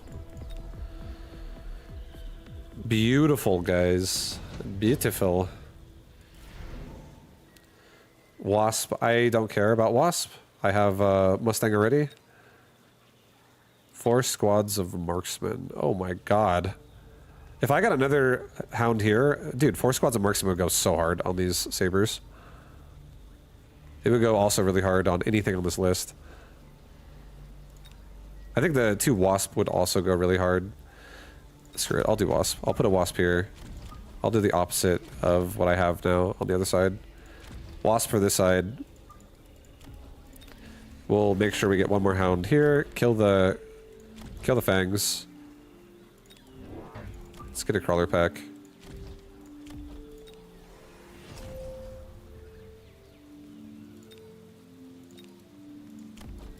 Yeah, don't bother.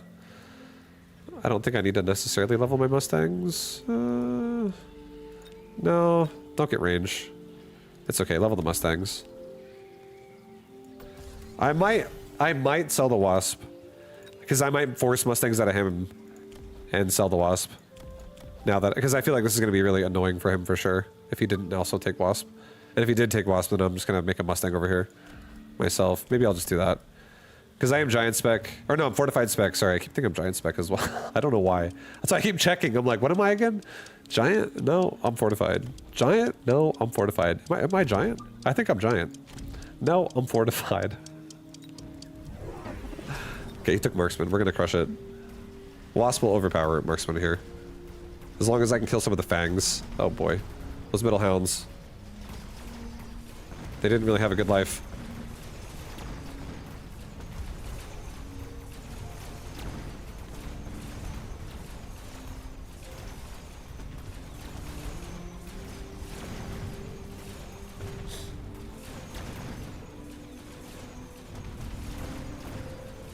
Yeah, this is good. The wasps are doing good. Sir, you are you a giant? No. Am I? I'm giant? No, I'm fortified. He's supply. Wait, I think I'm giant. No, I'm fortified. Oh, hell yeah. I didn't get range, and now look at this. Get rewarded for efficient tech research? 50 off my range now? Yes, please. Yes, please and thank you. Hell yeah, dude. Give me another hound. I want one more here. I want these fangs in the middle to be going down quickly. I also want 2 more crawlers. You know what I love, guys? I love hounds. And you know what I also love? Hounds that are alive.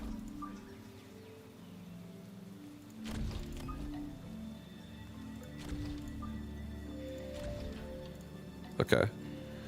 I think this is enough. I might make one more crawler pack on this side. But for now, I'm happy.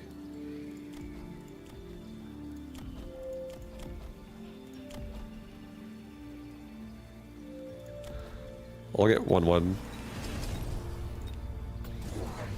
Okay, he got Mustangs. So we're gonna sell my wasp. I'm happy about this. Proposition Vibu, 1 gift sub in exchange for pink hounds. And a fruit roll up for yourself.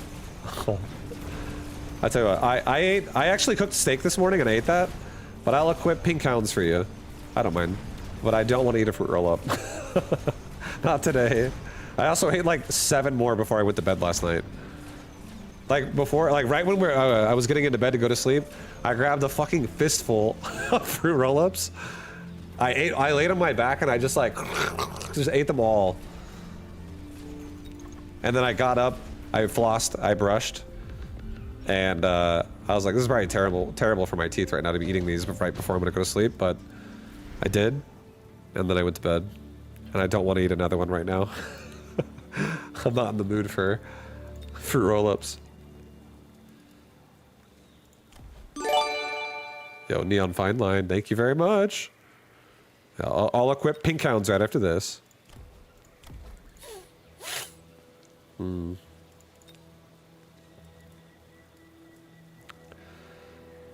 a little bit afraid of Bombard. A little bit. I could always bombard him as well.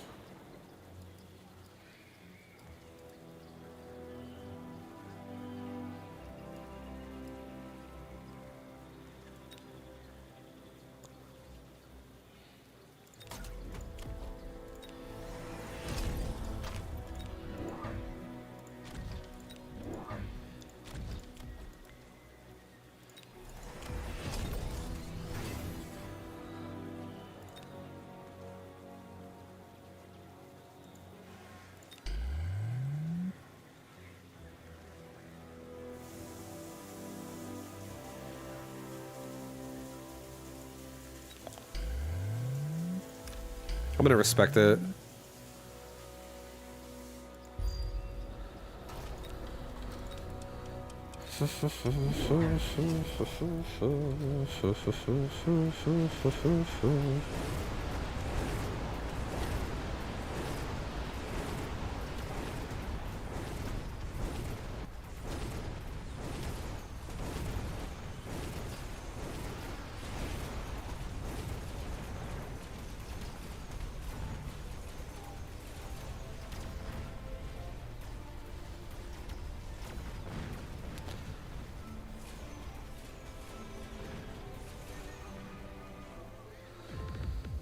Nice.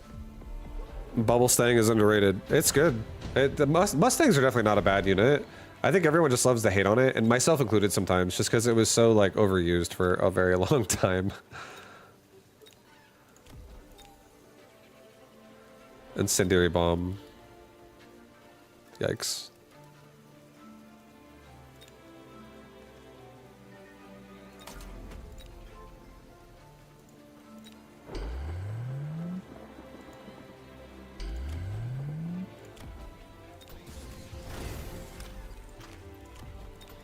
Alright, we sold off the Wasp. Happy about that.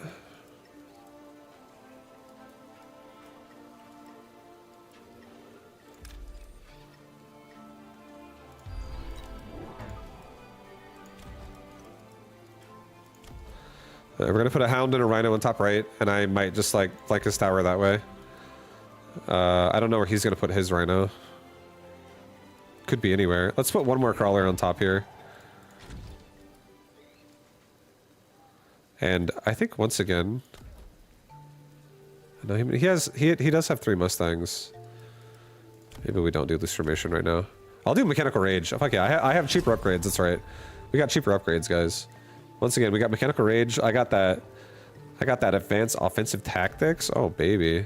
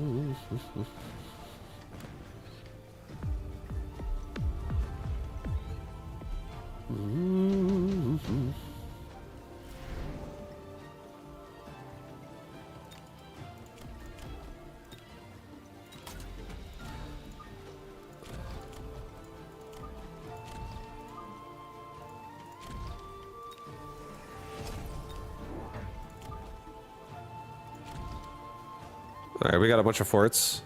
Hell yeah, baby.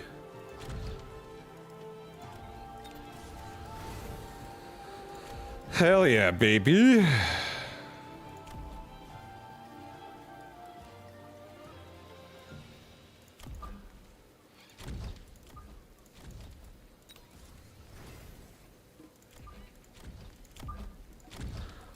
We're gonna be breaking the bubbles pretty fast.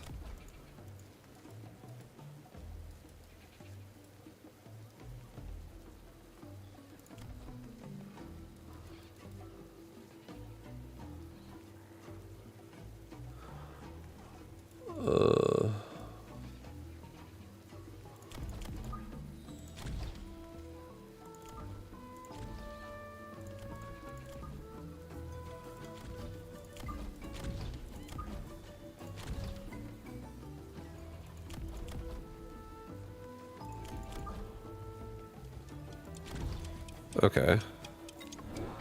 I'm gonna get a crawler pack in the back. Get range for everybody. Get one more in the back over here, like in the mid. I just want to break him with fortresses. I'm like thinking like, do I like this? But I think it's fine.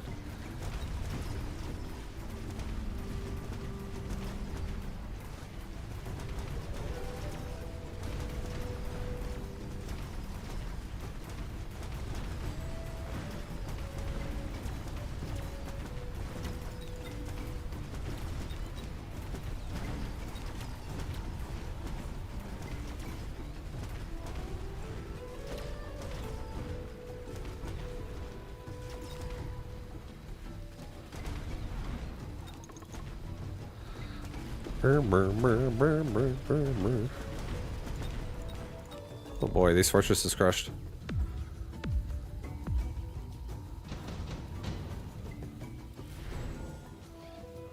Oh my. Damage for everybody is kind of insane, but I feel like a damage device, specifically on Middle Fortress, is really nuts.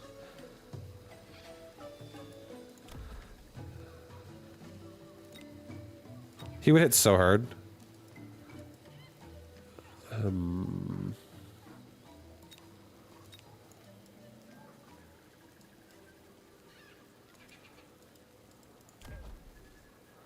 We could also turn off a lot of his units by getting armor on hounds. Kind of. Some of them, not necessarily. My hounds aren't. Some of the hounds in the middle, yes. The other hounds, maybe not so much. Let's just get damage device. I'm not going to do damage to everybody. This might be the last round. I think I'm going to really juice up this fortress. Level the hounds.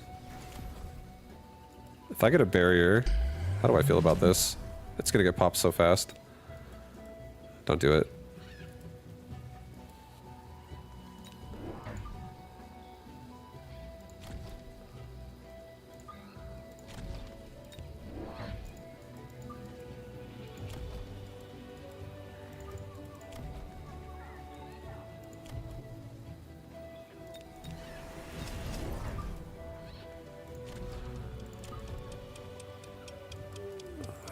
No, I don't like that either.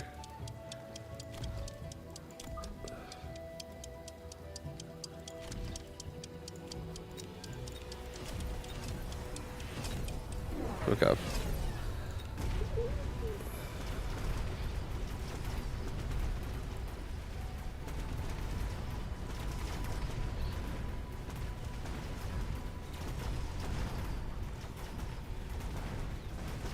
Nice, I killed that Vulcan on the right. Because of that new fortress we put there, so that really broke his right side pretty hard. And that middle Vulcan, or the middle fortress just like, fucking annihilates. GG.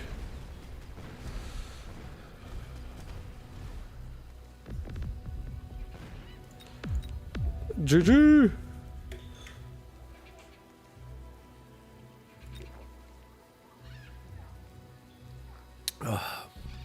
Vibe, is this the new patch? Yeah. It is the new patch. What's up, Doxin? What's up, Doxin? Oh shit, no, okay, cancel. I got a mod. I remember. Thank you for the good sub. Neon Fine Line. I'll now put pink paws on for you.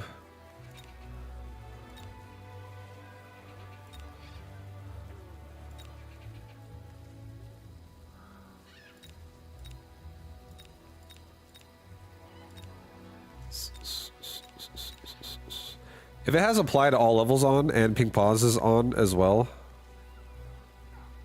will that overwrite it? Will it be 2 and 3 is camouflage and 1 is pink paws? We're about to find out, I guess. But it says it's I'm using it on both of them, so I'm curious what it will do. Probably does. You can't have 2 apply to all levels. No, oh, okay. Okay. I mean, it makes sense. Because you can't like actually put it on your level 2 specifically, because it has to have the apply all button. Vibe, does this game have an active community? It looks sick. Yeah. You're looking at some of it right now in stream chat. A lot of these people in stream chat, you'll be seeing them when you play ladder games. Might not be the exact same game, but a lot of people that have been active in the chat in my mecha streams, I tend to run into people. I see them on the ladder and stuff. But the game's growing right now, for sure. It's like the first year it has been released. It was in beta for a couple years, and now it's actually out. And since it's been out, it's definitely been growing, for sure. It's been growing.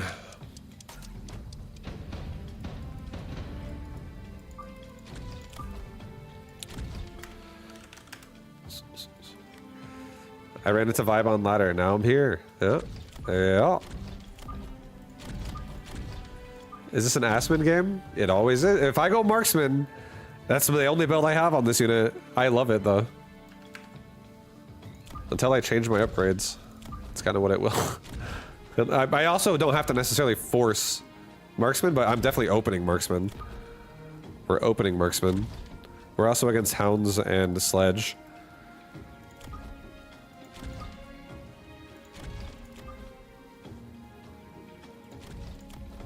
Okay.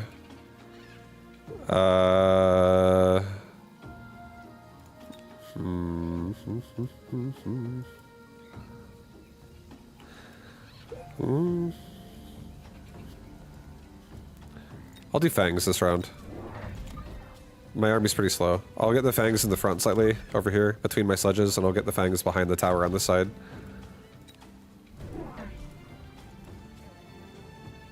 Because I wasn't sure if crawlers are going to come here, but apparently not.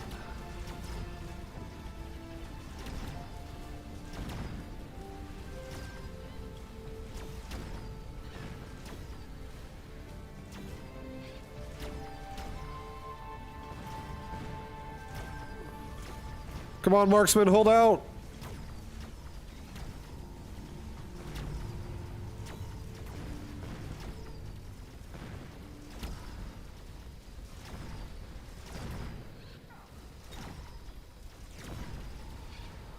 Oh, baby!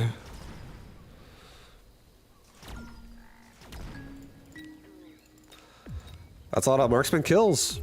That's 50% XP on like all three of them for round one. That's not the best, but it's not bad. It's not bad. We also got a range device just now. Oh god.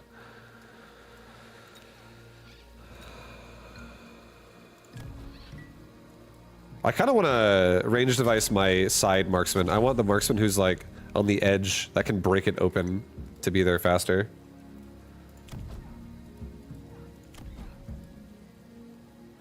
The new visual on health bars is awesome. I agree, dude. It's really nice. Agreed.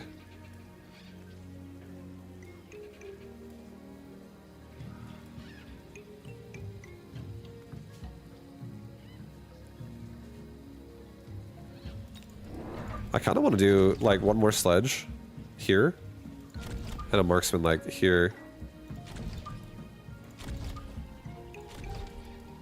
I want the marksman to actually engage the fight, but also cover bottom right. And then I want the sledge to also kind of help this marksman not be stuck on whatever is here so long. And he might also add crawlers. Okay, fire badger. Okay, sick. Hell yeah. And he also missile device my left side.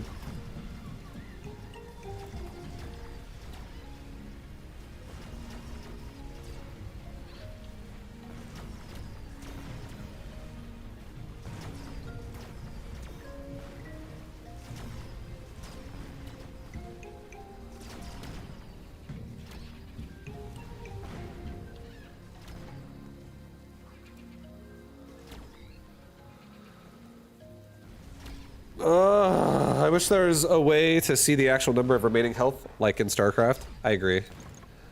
Like you can actually click the unit and it actually tells you it has, like right here, maybe there's like in this like dead space of the hound, like on the side of the name, it could be like a health bar. Or it could be like out of 897, there's only 501 remaining. And it has like a green health bar and like a red missing indicator or some shit.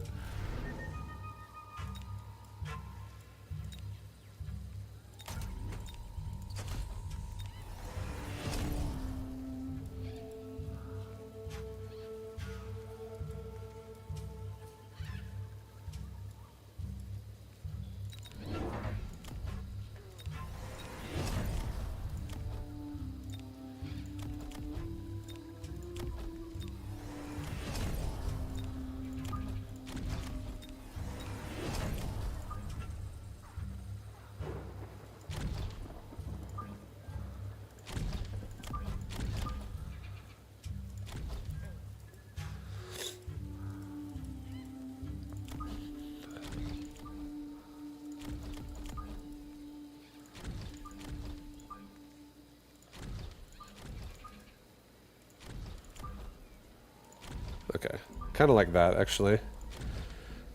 I like this. This is not bad. He might missile device me again. It's possible. I'm assuming he thinks I'm going to make chaff here and he's going to missile device here or something. It's my guess. And if he puts a missile, like, trying to, like, squeeze it on the left or the right here, I'm trying to catch a missile that's, like, there, going for either one of my sledge. He might put a missile over here. I have no idea. But I have a marksman with juiced up assault mode this round, so it's going to be different for sure.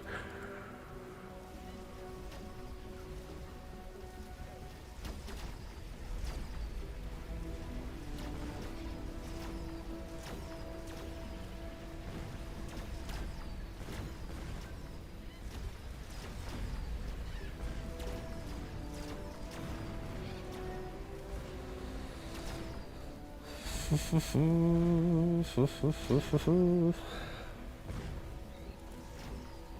go assault mode. Push, dude. Get the tower.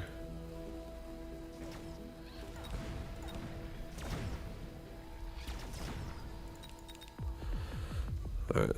So far, so good. So far, so good. 3 wasp, 3 stormcaller, 2 steel ball.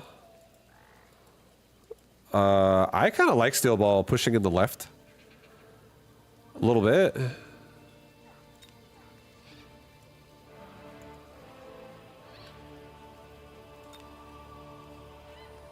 They would definitely tank for a long time.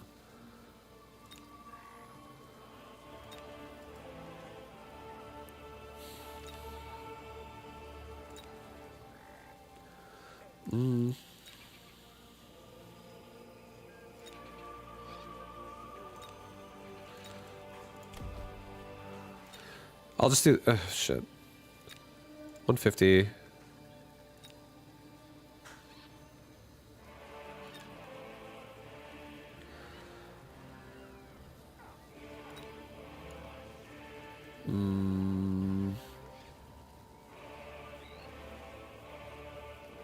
I'm taking the steel ball. I'm like so tempted not to do it, but I'm doing it. I'm gonna do a steel ball that goes in kind of early and one that comes out kind of like in the later stage of the fight.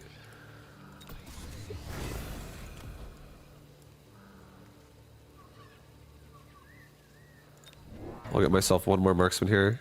Maybe one fang. Maybe one more fang. Like right there. Get HP for everybody. Okay, he's got a lot of steel balls on the right side.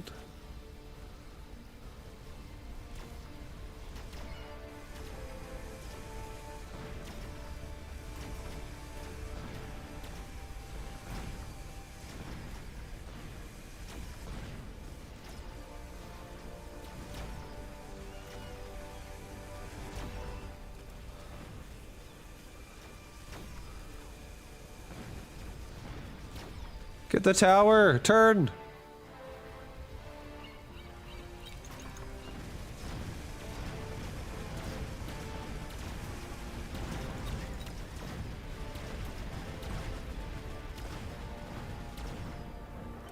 Okay, he's trying to steel ball me down. I can see it now already. He already got energy absorb on that shit.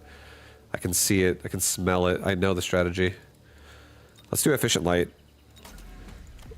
Let's get range on marksman. Level my... Don't get range on marksman. It's too early. Shit. Level my sledge. Level my marksman. Let's level my tower on the right. Like 2 times.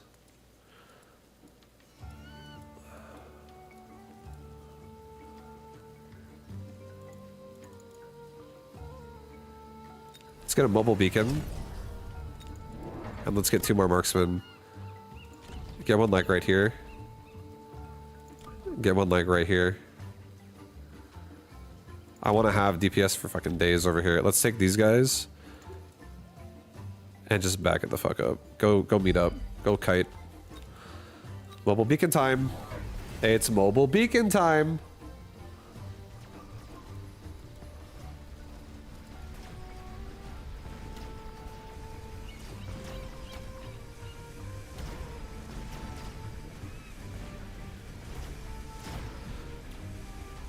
The tower won't paralyze me for very long because I upgraded it.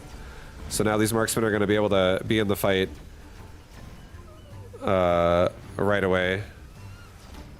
Only 1 marksman dies. But it killed a few steel balls even before it died, which is nice.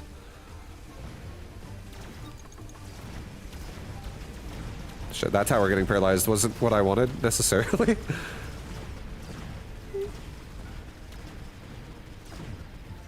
We still got it done, though. We still got it done.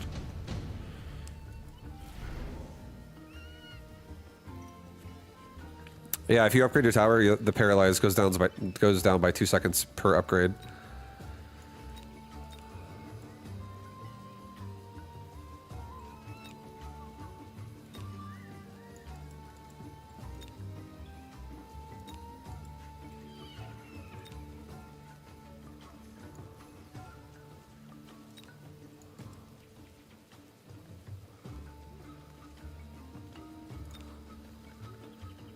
I'll do a fortress. I'll put it over here. Fortress is so big. He's big. Get another tower upgrade. Get range this time on marksman.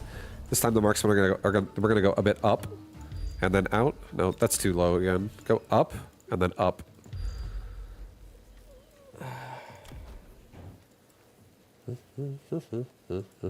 Get oil and put oil like right here. Like, slow him down pretty hard as he tries to engage. No, cancel oil. I need. No, we can do it. It's fine. Just do it.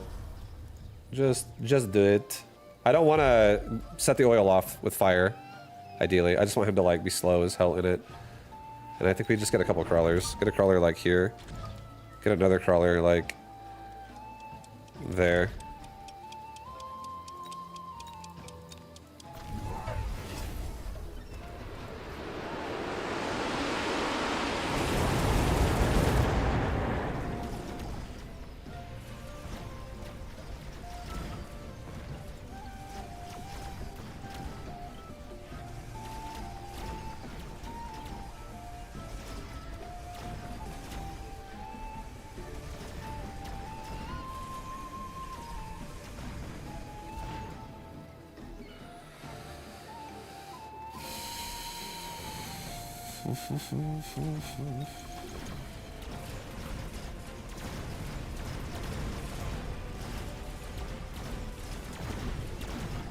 Nice.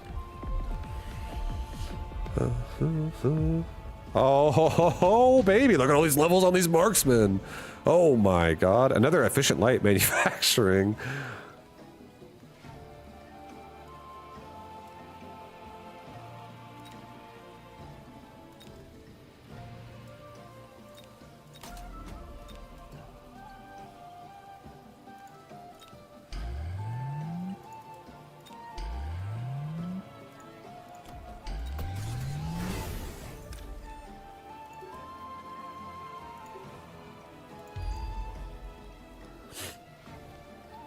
Okay, pretty sweet. My units are literally free.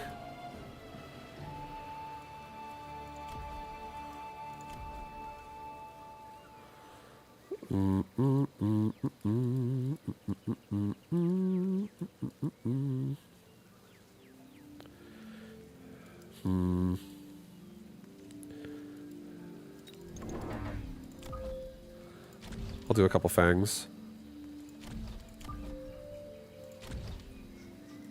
Get a tower level on the other tower. Get range for everybody. Maybe also level my steel balls. I think that's fine.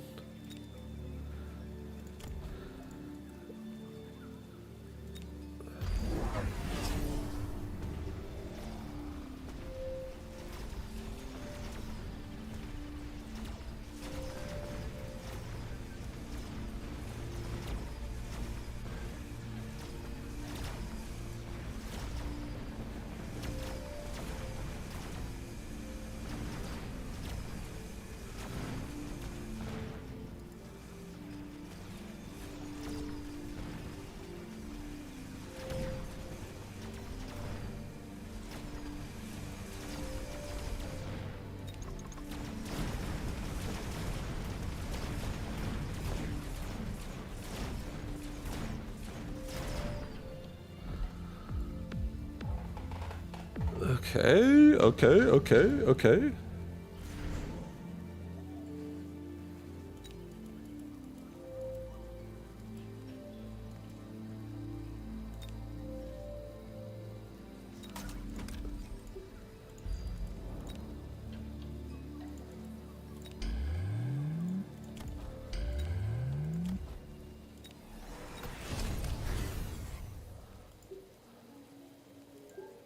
I'm not leaving this time. I'm staying.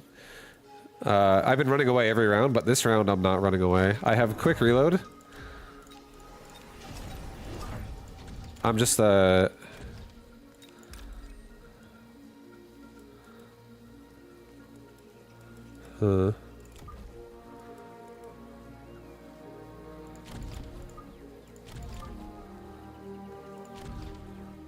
I'm gonna just like absorb the shit out of this.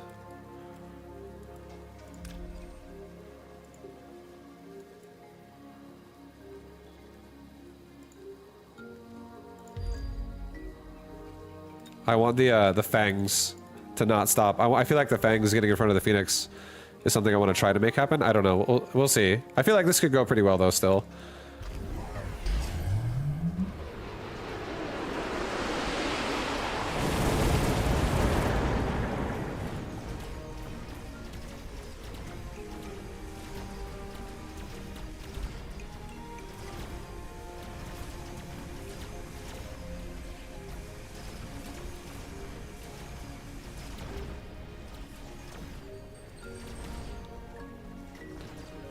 It was okay.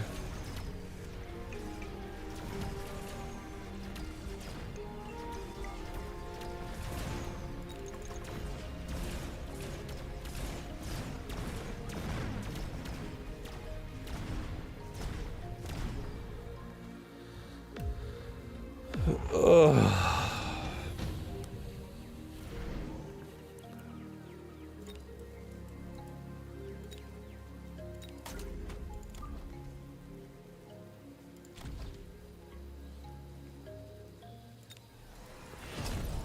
Okay. All marksmen get elite marksman and crazy amounts of range. Da, da, da, da. Da, da, da, da, da. We can sell off that sledge.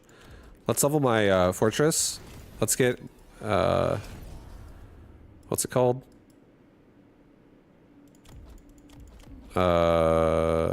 Range for everybody. I think this time we just take all these marksmen and we go like this again. Let's just get out one more time.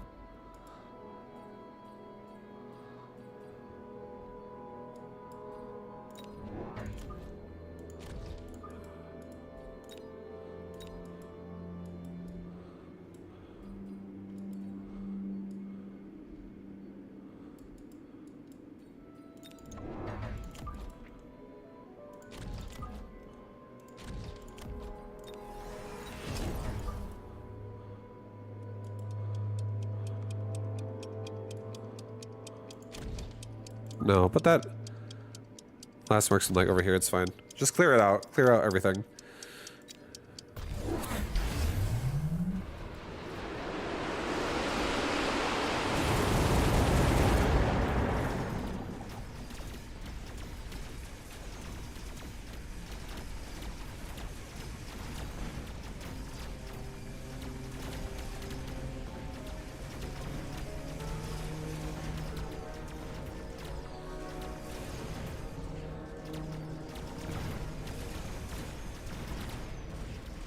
That was pretty sick, actually. We pulled them all together, and they all got just clapped by that aura. That's the marksman damage.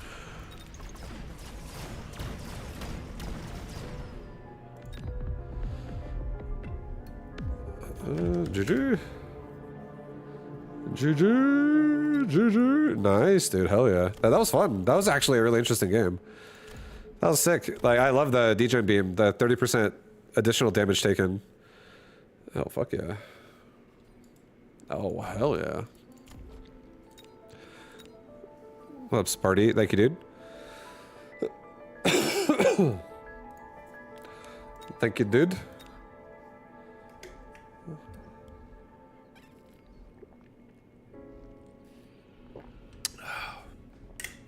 Free assaultman for days, yeah.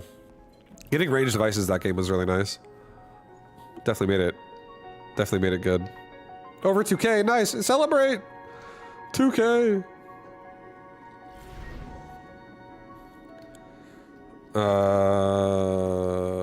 Fortified, decent. I could do another assault game. Cost control, not bad. I could do a giant game with cost control, like a Titan game. I don't like Fire Badger that much. I think all of these are not bad, realistically.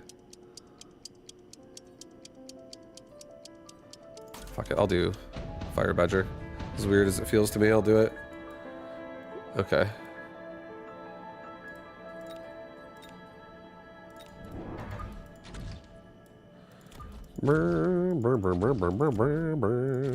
I'll probably end up doing like sabers. Probably like next round with this.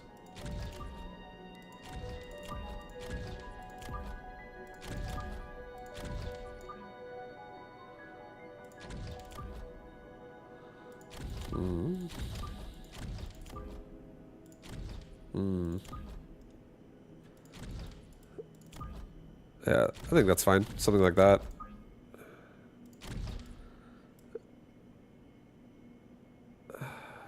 Maybe this sound back one more even.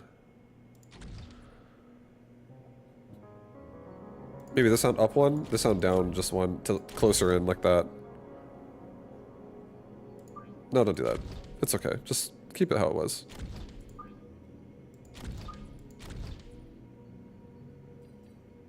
Okay.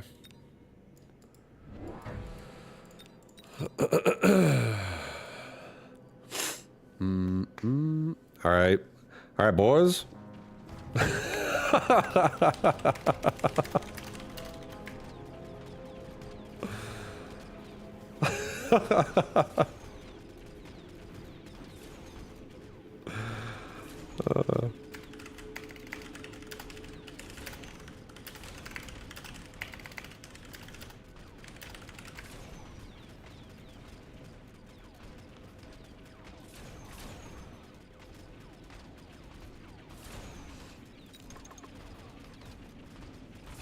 Alright, we can get another tarantula kill. You versus Cobalt gives me a headache. Good. I'm glad it does. Hell yeah. That's what the goal is. Alright, we got 2 Void Eyes, boys. Oh, baby. Mm-hmm.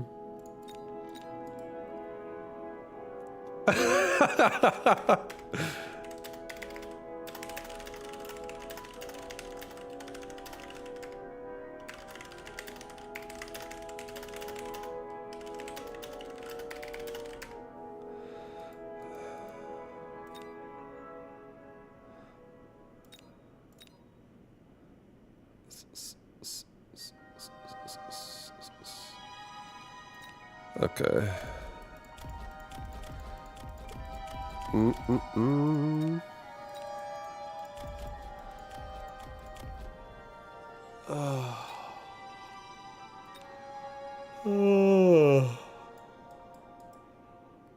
Oh, I'm so tempted to Void Eye.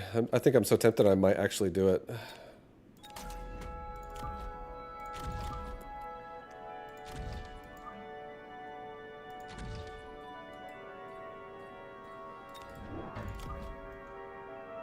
All right, boys. It's turning into some voids. Some void ice.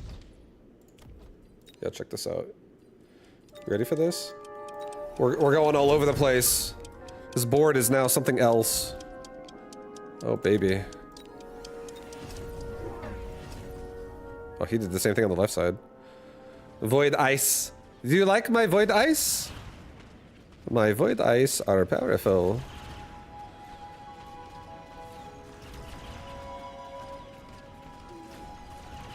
Yeah, my marksman, honestly, that was a horrible place to put it. I don't know why. I thought it would be a good idea to put it behind a bunch of crawlers, but it's okay. Shit happens sometimes, you know? We gotta roll with it.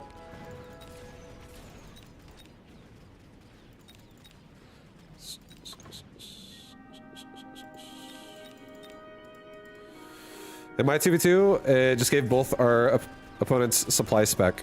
Oh, hell yeah. They're just rich.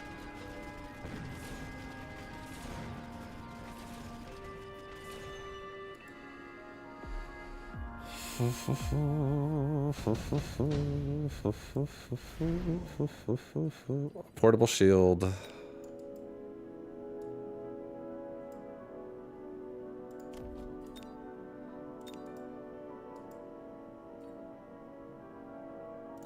Here, I'll just do I'll do an intensive training. I'm not actually playing Void Eyes. I just took that as a drop. I don't actually care.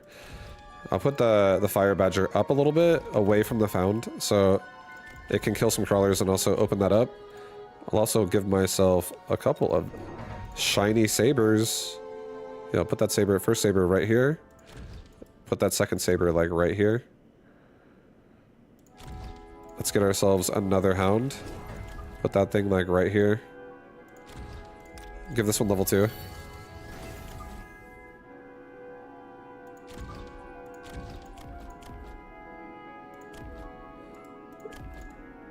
We should be able to latch onto the tarantula like this, I believe. I know we definitely can with that, but I don't want to get shot by the phoenix too fast.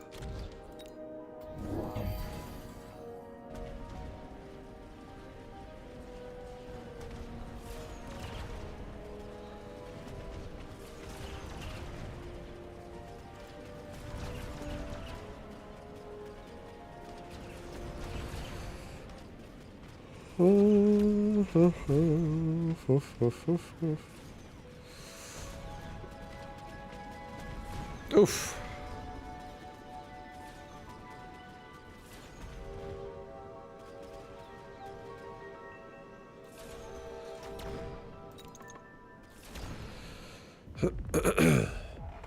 Oh. All right, what's next? What's next on this game? Efficient giant.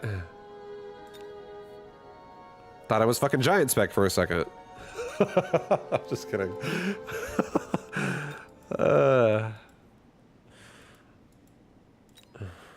Do I actually want that though? No, I don't think so. I don't actually think I care about efficient giant this game. I also don't care about elite wasp. I already have Mustang.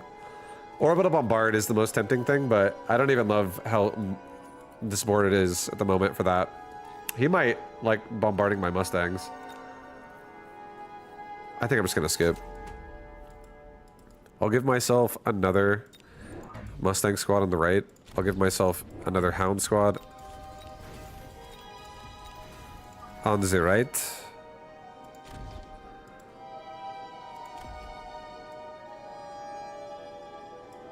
And this round, I think I might just get my Hounds range, just so my Hounds can more steadily and stably get through crawlers. There's a lot of crawlers on this board.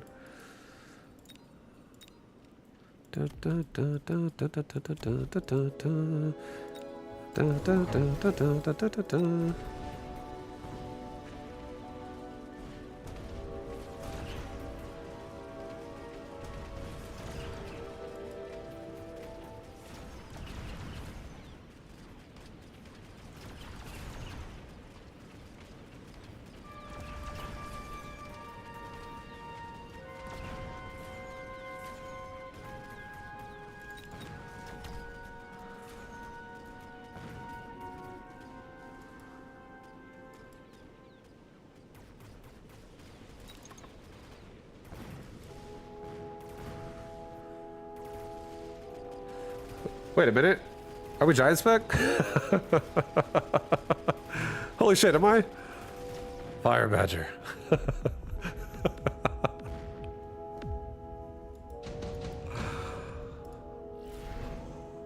Okay. Ooh, mass-produced saber. Let's make my current ones weaker. I don't really feel like I need to put any of this on any of my units. I think this could be a skip very easily.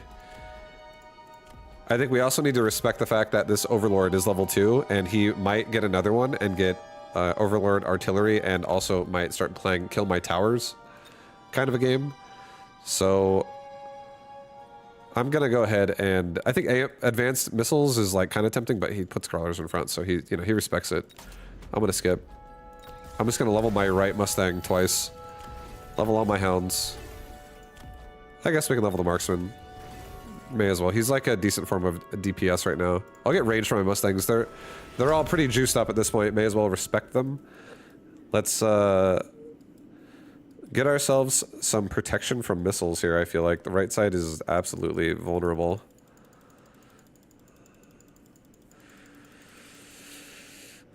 Maybe do a Fang like right there.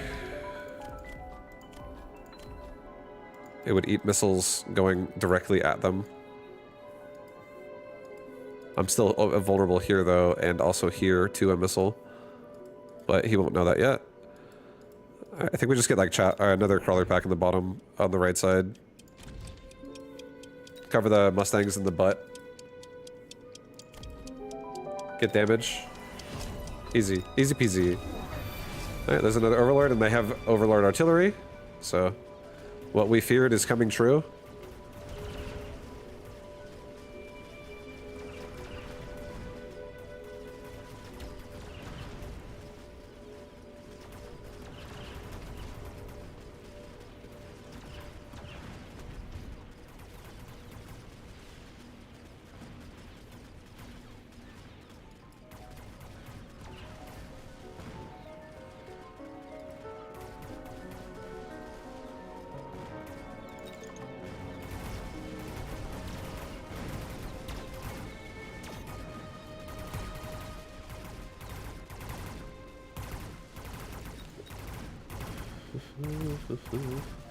Do I just get heavy hitting units since that is what chaff is trying to prevent? You don't like you need to balance it, right? If your heavy hitting units are stuck on chaff, you need to get chaff clear. If you don't have any chaff, you need to get some chaff. If your heavy hitting units are just dying, gotta get some fucking some protection for your chaff or for your units. Like right now, see how my saber-tooth just got fucking one shot right there? I either need to make chaff in front of it or I need to get rid of this thing. If I make chaff, typhoons will eat it alive. If I sell it, I have less DPS versus the typhoons. We could also deployment module it. I could put it like right here.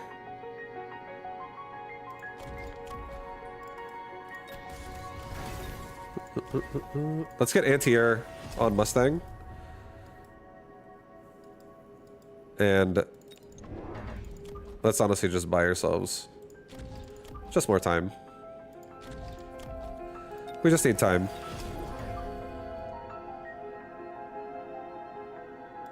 So even though he has good chaff clear there, we're just gonna hopefully kill the boats, you know? And get rid of the majority of his army on this side. I could also mobile beacon the fire badger, but it's okay. It's okay. Right side should crush. I see it's oiling me.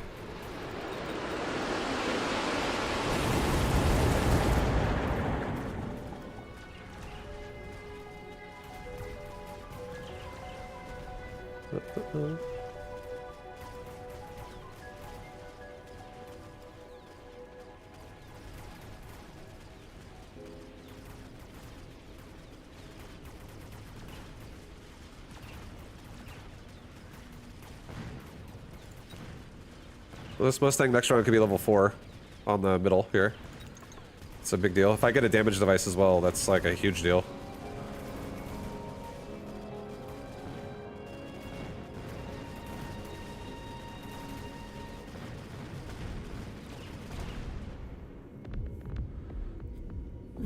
How to punish someone who does not have any crawlers and fangs. DPS units. Any unit that does over 1,000 damage is generally a DPS unit. The higher that number is, the more DPS they are. That's about it. That's all you gotta do. Get some DPS. Make Marksman, make Phoenix, make Sabertooth, make fucking Overlord, make Stormcaller, make Scorpion, make Steel Ball. You can make a lot of things. Generally speaking though, range units with high DPS like Marksman, Phoenix, Stormcaller, stuff like that could actually really punish big units. Wow. Oh shit, dude. I feel like this is what I think is gonna happen. I'm gonna predict this. I'm gonna predict the future, guys.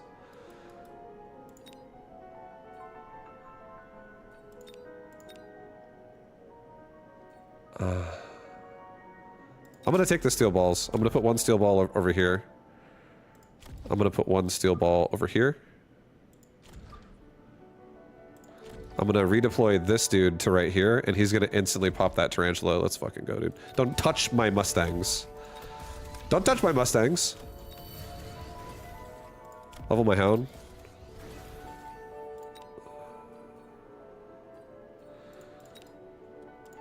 I'm gonna get 2 fangs. Put a fang back here. Put another fang like here.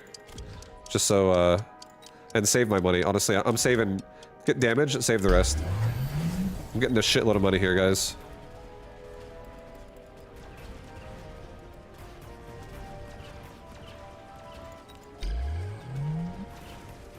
Okay, he's going rhinos. Not ideal for me, necessarily. But he doesn't have control either, though, so I could just get more sabers or more steel balls to kill them.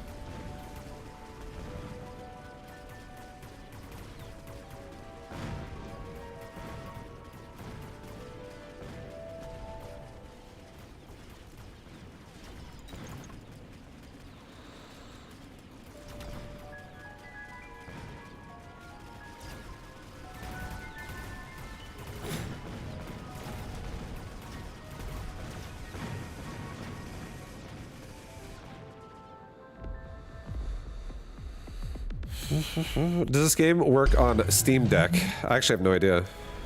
I don't know.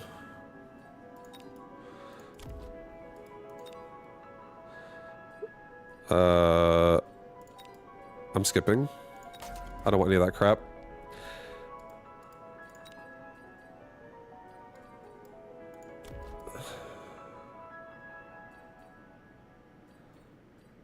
I'm so tempted to just make a mountain in the front here. I really have been enjoying mountain plays. This is why also I saved just now. Let's level my Mustangs, level my Sabers. Steel Ball doing great. Elite Recruit. Make a...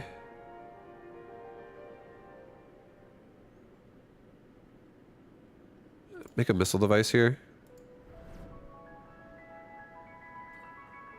Do a missile device right here.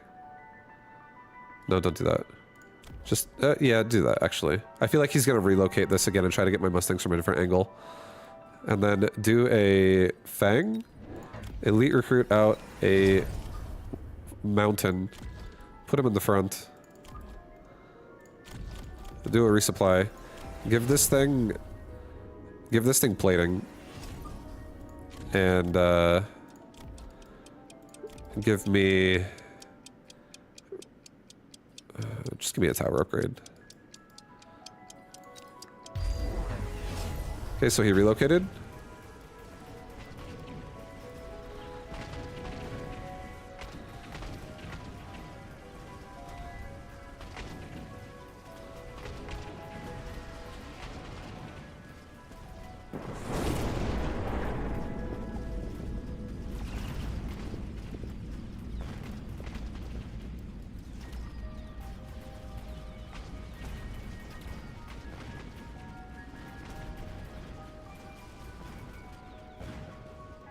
Hell yeah.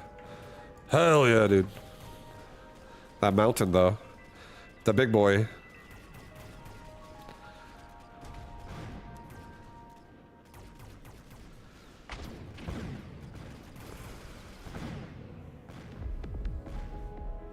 Mountain did not care to get nuked. He did not care at all. He just fucking ate it to the face. He's like, yo, bro, nuke me. Let's go. He's got fucking 350,000 health. Nuke doesn't even phase him, dude. This thing is rocking 70k. He's like, he like loses his, you know, maybe his like arm falls off. And he's still going.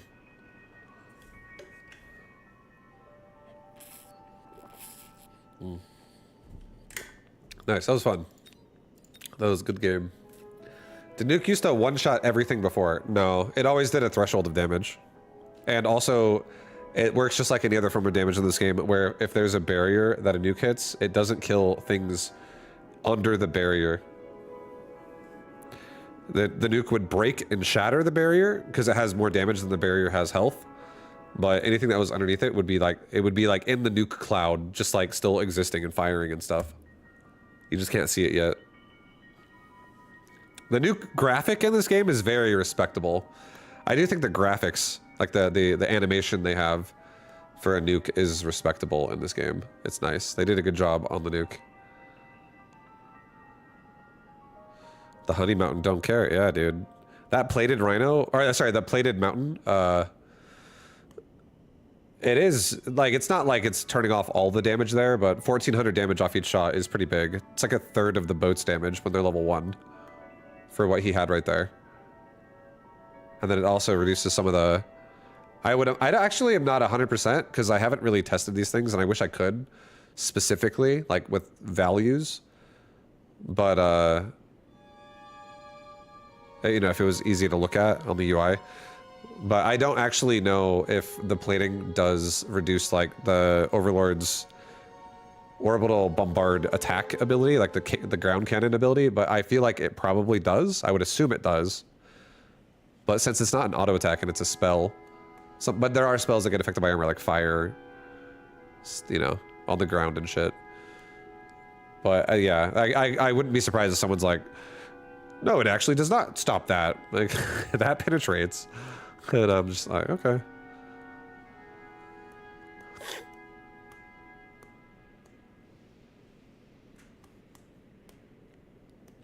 What's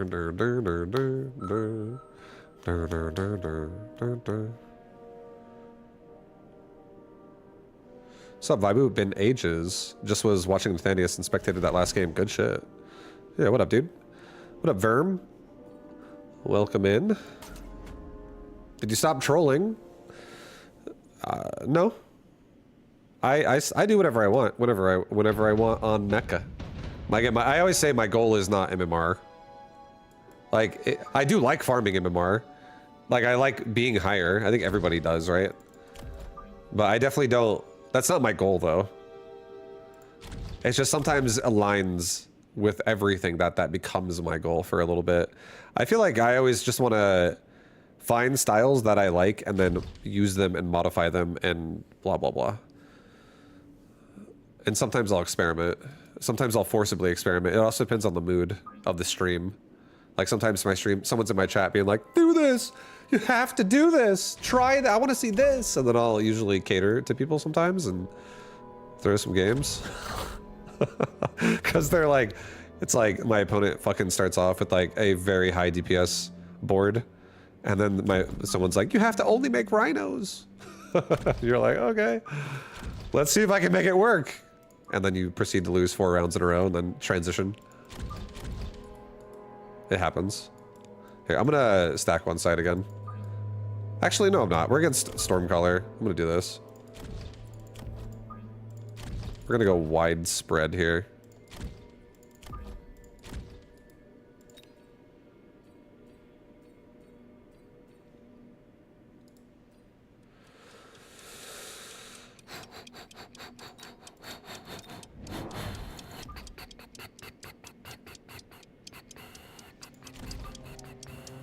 Here, I'm gonna do that. Just do that for now.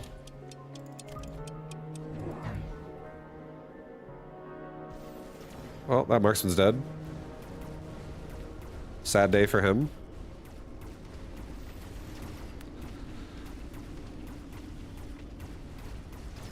$3,400 is a low health bar.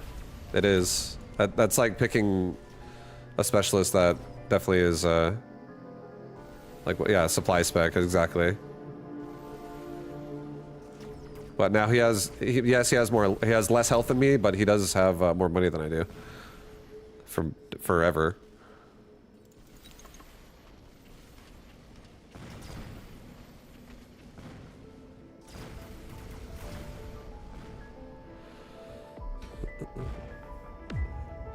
Google AI says top 200 is 1890 MMR. Probably, yeah. I believe it. I'll believe it.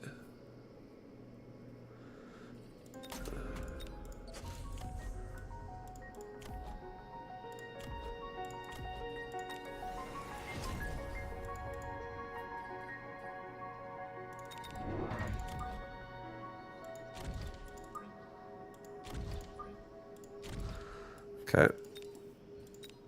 I'll put this one here, actually. That marksman can go there. This one can go here. Vibe, are you going to try Stormgate on August 5th? No. On August 5th? No. No plans to do that.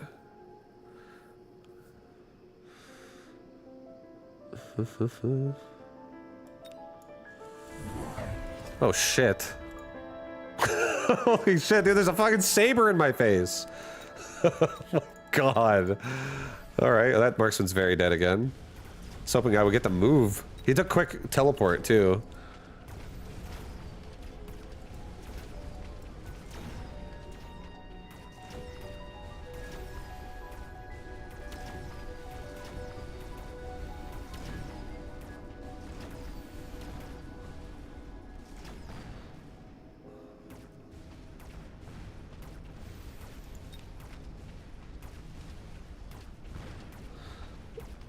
Yeah, lately I haven't really wanted to play that much variety, and I really just wanted to play more mecha. That's how I've been feeling. So I don't have any plans to go play some Stormgate. The only 2 games so far this year that I really feel like I wanted to play, and one of them got canceled, which was Battle Aces, but the other game is Path of Exile 2. I still do want to go and play those a bit more when things happen for those, like on August, I think 29, right? I think that's what you even told me. I'll definitely play that. I am excited about that. I want to PoE a little bit again. That sounds fun. But Stormgate, I'll try it again at some point, but I 100 and zero space. I don't know. I feel like I have to explain why I don't want to play those games that much, and I will. You know what? Here it is. I just think there's not going to be enough people playing them, and when the ladder is, I have a natural knack for being good at RTS games. I used to be a professional gamer at RTS games, so I don't really. The reason why that's not actually good is because I feel like I can play an RTS game and get high rated really fast, and then when you get really high rated at a game that has a smaller community, it gets really lonely at the top. I wouldn't be number one, probably. I don't think I would take it that serious, but I would probably be at like the Grandmaster level, and I don't think I would really enjoy myself that much. I just did that with StarCraft towards the end for like years, and I was pretty tired of it.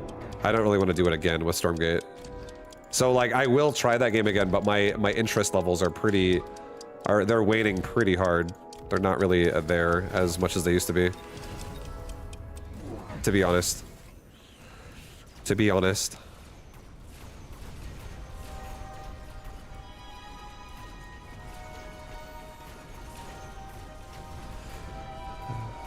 Definitely got to do something about these storm colors, making me feel terrible right now.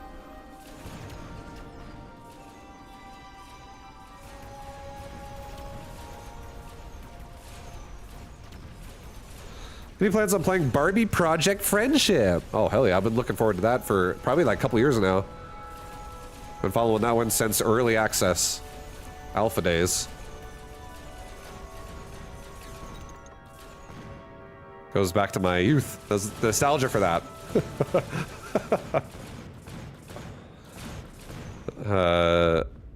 At the top, and only 10 opponents who use 3 strategies altogether.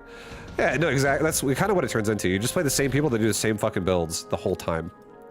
And you just get bored. That's exactly what it turned into when I was playing like North American StarCraft. Towards like, you know, ever since like probably like 2017, 2018 until like 2022. It was like fucking like 4 or 5 years of just like, I played one guy. I'll play for like 6 hours one night.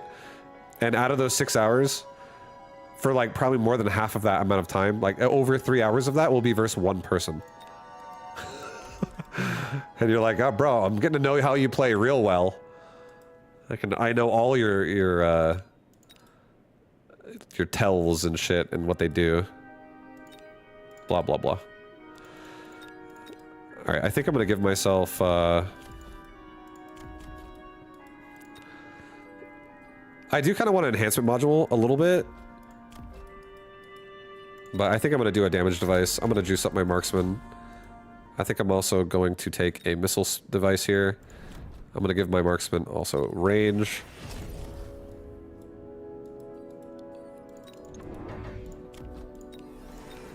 Do another marksman here. I'm going to do another one like...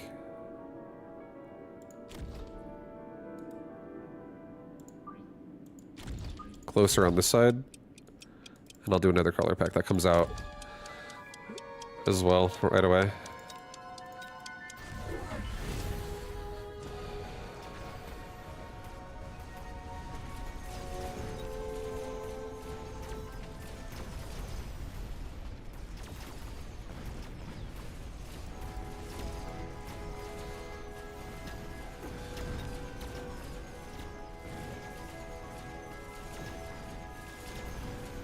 Well, both of my marksmen on the right side just leveled up, so that's really important. That's really good. Or on the left. I always say that shit backwards nowadays. What's wrong with me? I literally say it backwards like every 5 minutes. Oh, paralyze! Yes! Get the Phoenix! Look at this marksman, dude. What a god. Damage device was a good investment on this guy. That's a good investment. AoE 2 is the best RTS right now. The number one ranked player in that is Cyril of AoE. Dude barely loses. Yeah, that's sick. That's cool. I mean, that's what, I mean, I actually don't have any love and shit like that for AoE 2 myself, that hard. But I respect it 100%. I totally respect it. AoE 2 was cool. I played it a very little, but it was cool when I played it. AoE 2 is like a different form of Brood War, I feel like. It's like the medieval Brood War equivalent. It's just like a well-made game in that setting. Ancient history, old times.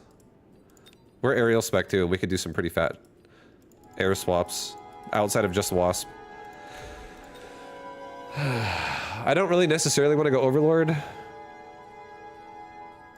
I do want to steel ball that tower.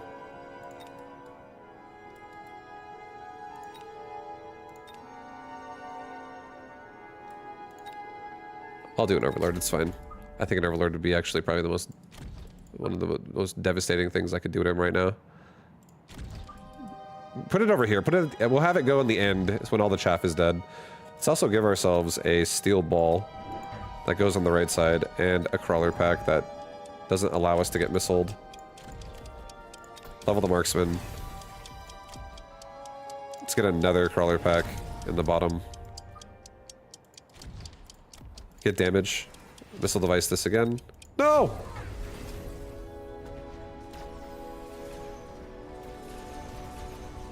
It's okay. We're fine. We're fine. We don't lose the marksman at this point because they leveled up, so we're okay.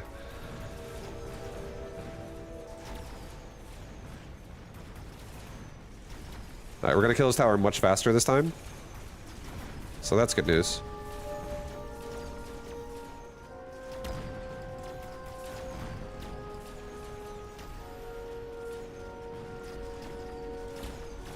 I want something big on the left that can, like, really tank better than Chaff versus a Vulcan.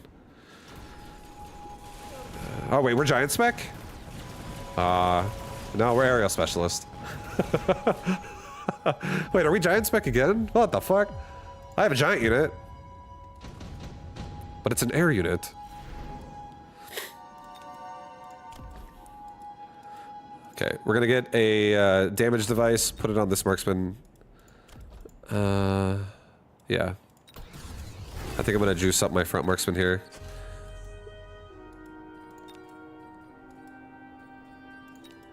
There is a nuke liability this round.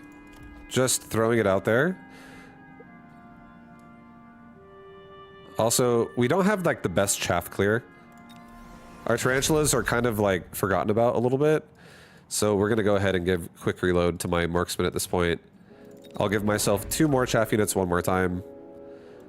I'm preparing for... I also want to have my flanks covered too, just from, you know, shit that can happen.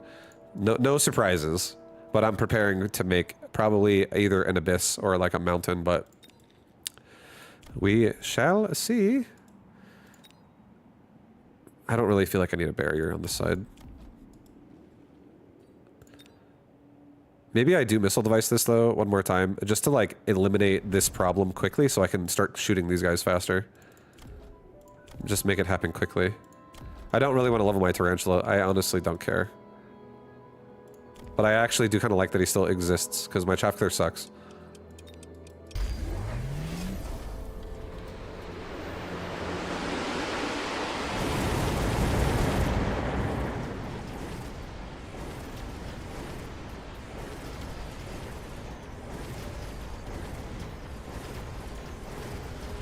Okay, he's going hackers now.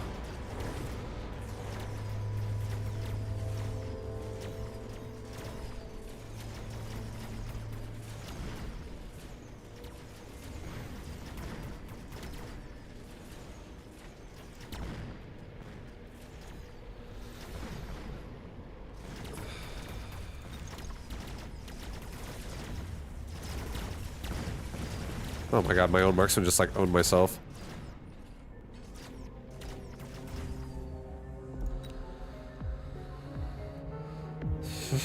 Is Ultra Range Mountain still viable? Yeah, it can still be viable, for sure.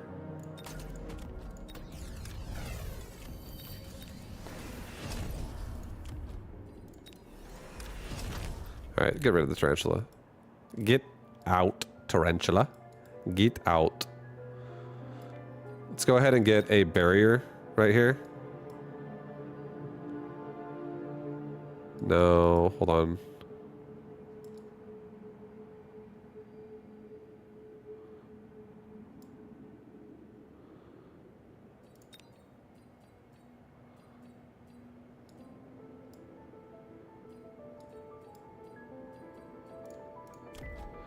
I could take a like a Raiden right now and put it like right here, but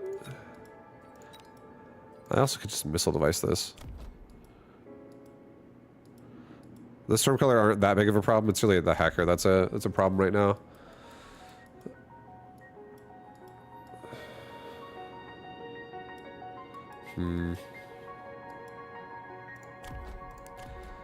I kind of want to get like a barrier range and just like fight off the hackers for a long time behind a barrier. Like do something like this, like missile device this. Get rid of that. Put a barrier like here. To protect this marksman who gets to stay back for the whole round, basically. Maybe I'll give myself a little bit more marksman action here just to like make sure we can really clear this crap quickly. And we'll try to squeeze in some giant action.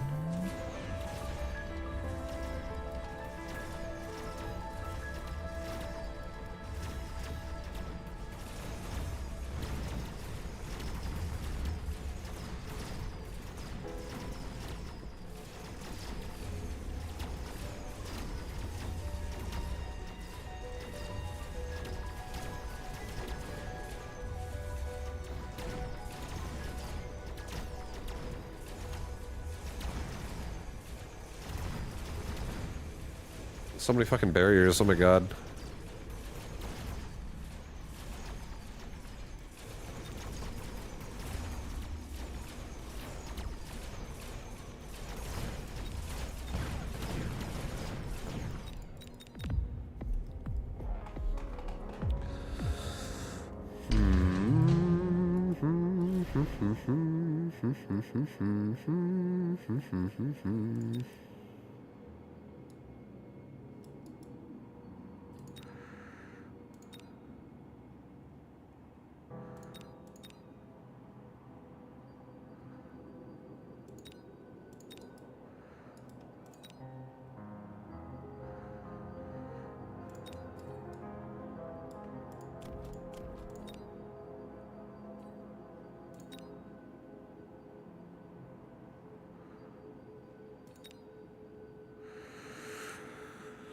I'm gonna kill the tower relatively fast either way because we have a steel ball over there. I think I might take the Typhoon. I might just sell the Typhoon.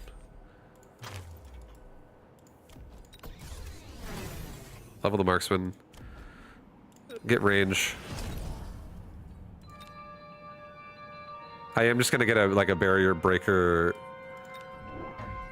abyss right here. Screw it. Give this guy a fang.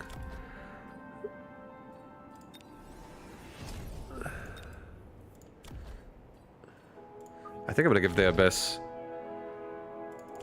The Phoenix are definitely terrifying a little bit. They can absolutely kill me. I think we take range first.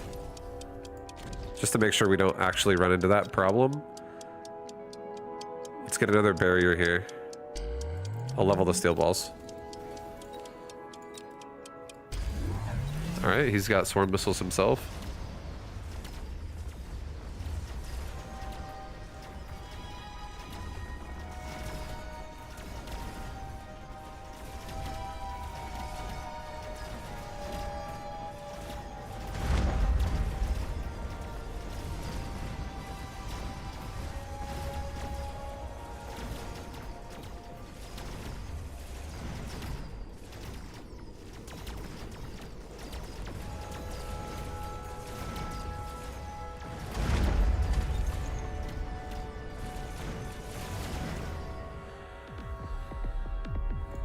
Well, I got through it a lot faster, and also the marksmen are leveling, so that's going to make the range very respectable.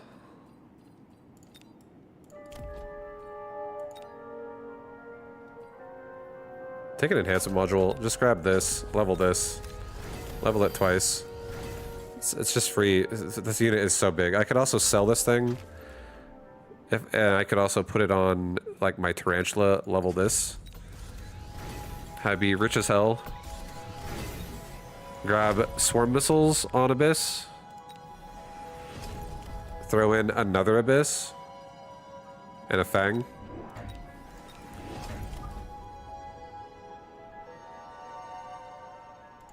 And I could just pressure the hackers another way. Like from another direction, I mean. And I could have Fangs coming out late.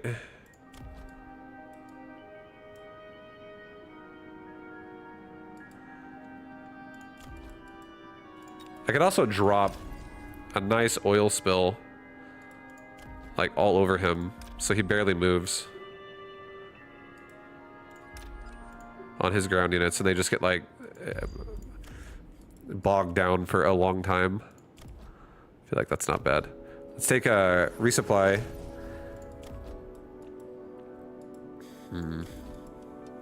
Let's do a missile. No, cancel the missiles. Let's just do a tower level on either tower. He might put a fucking missile abyss like in range of the tower right away and instantly kill my tower with just like missile splash. Let's just be careful.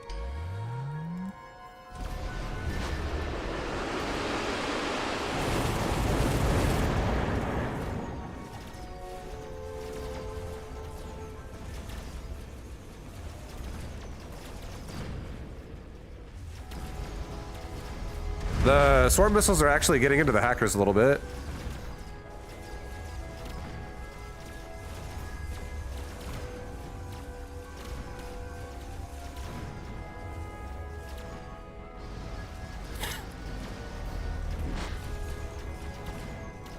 Nice.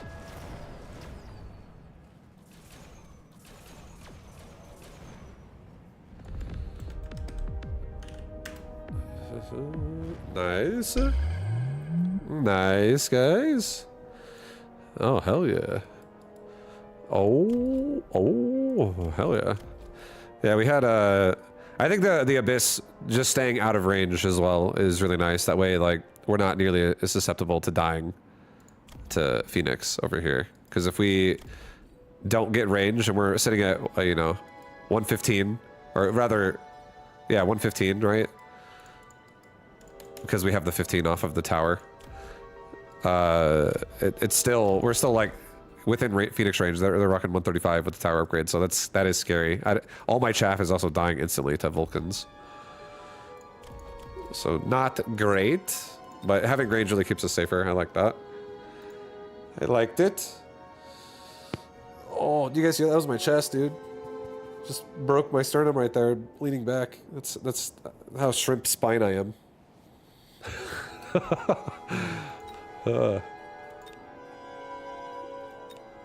Here, what are we? What are we, guys?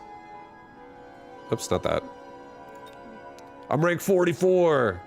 Hell yeah, dude, I'm at 2039. Look at us go. Don't move if you're over 30. That's right. There's only one place to go, and it's up. We're looking for 2100 MMR, guys. We're looking for 21, then 22, then 23, then 24, then maybe 25. Looking for all of it. Do all games currently just end with level 2 Titans on either side? I have the feeling that Titans are way too strong. No, they don't. I don't. I would say games can absolutely end because of Titan. They can, but is it required? No. You can close games out without Titans as long as you have a plan about investing and leveling units. So keep in mind, baseline level 1 units that cost more will generally be better. So like a 100 cost is going to usually not be as good as a 200 cost unit. And a 200 cost unit is not going to be as good as a 300 cost unit. And a 300 cost unit is not going to be as good as a 500 cost unit, 400 cost unit, etc., etc. Like an 800 cost unit is the best one. And one unit versus one unit, 800 cost is going to win almost every time. There obviously are exceptions of specialist units that do certain things, like a melting point killing something. But for like your bang for your buck.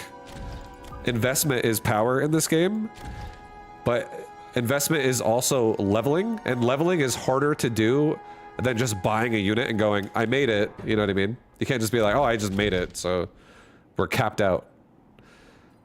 So you gotta definitely,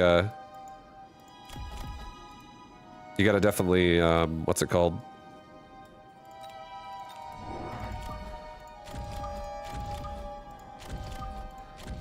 Invest your money into making things viable. I hope that makes sense. Like, when like, look at the arc light.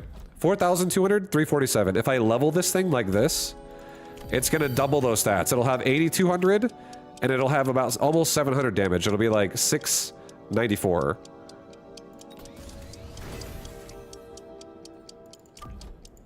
That's an investment right there. That can definitely change the course of the battle for you.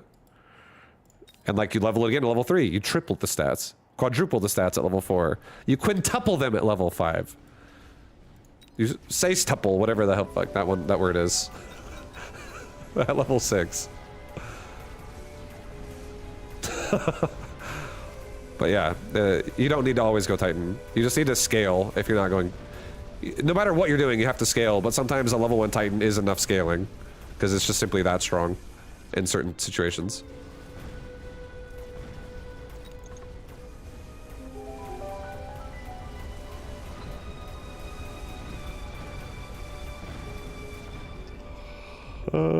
Sexy tuple, yep.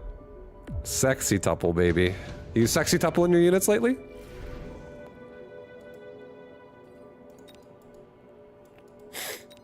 I think we go Phantom Ray. He doesn't have any anti-air. Easy choice. He could take a Typhoon. I'm not afraid of it, really. He could take anything on this list. I think I'm mostly afraid of Void Eye, because it's rank 3. I could also just take the rank 3 Void Eye and just give it Energy Absorb, and that would be very strong for this side. And then Fangs of my own could zone out the Raiden. Or, the Phantom Ray. And then also the Void Eye could zone out the Typhoon. Let's just do Void Eye. It's also free. It's a pretty fucking strong choice. Got another Arclight on this side. Put a Fang Squad over here to guard the Arclights. Give the center of this guy here, give him a little energy absorb Void Eye instead of some steel balls. We got Void Eye action over here. And then I'll do another Fang Squad behind my tower. Just so we're safer from flanks. Also, we have more chaff then. He took Phantom Ray. We have a lot of Fangs.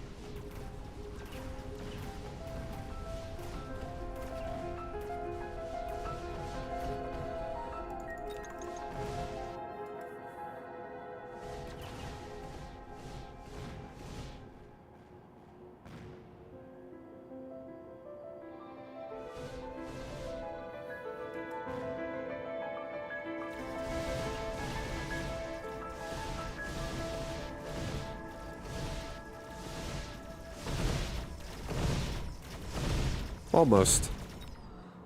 Oh, we actually lived, though. I hit him with 2 fangs. The round ended before we totally died. Amazing. I'll just do additional deployment slot. Extended range war factory. I gotta keep my eye out if this person takes that. That's scary. I'll get another Arclight over here, though. Just control the crawlers and control the hounds. I'll just do the... this doesn't need to be here yet, but just for the sake of, you know, trying to control the side, I'll put it there. Level my Arclight here. I'm gonna get a couple crawler packs myself. I'll maybe get a Fang pack, actually, right here. No, I'll just do a Fang here, yeah. I'll do a crawler pack on the left side.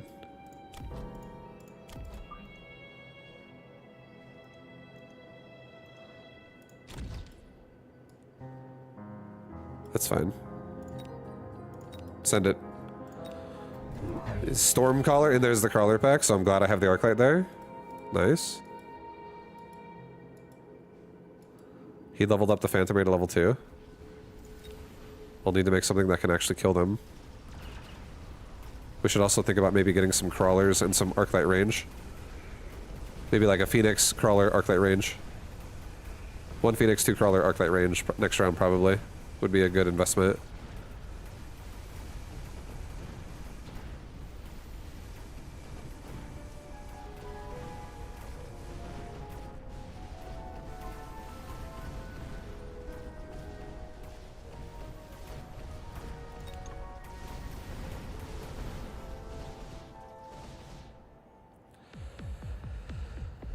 Remember that guy that said your opinion doesn't matter because you aren't 2K MMR? Yeah, keep in mind, I was a former pro gamer and I won tournaments that were all of the people in the country. I don't actually give a shit about people's opinions that much. I've had people tell me when I was that good at the game, back when I played the game, they would still tell me I'm an idiot. Sometimes.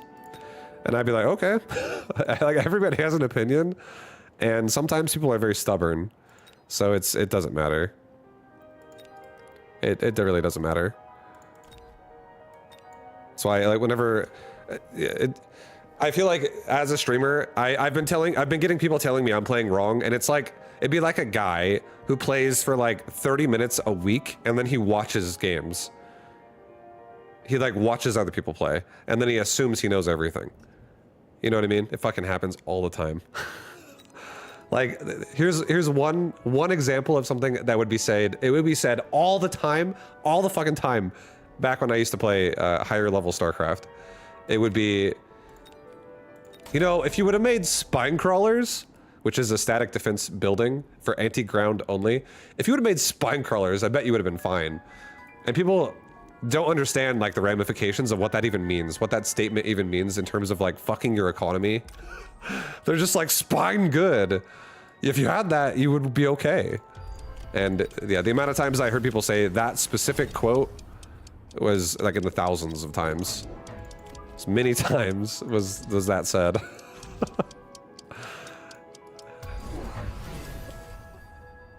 Every time someone tells me and I'm an idiot, I start contemplating life. Yeah, I bet you do. What's up, Faith? Like, man, everything I did was wrong up to this point. This random guy, he's figured me out.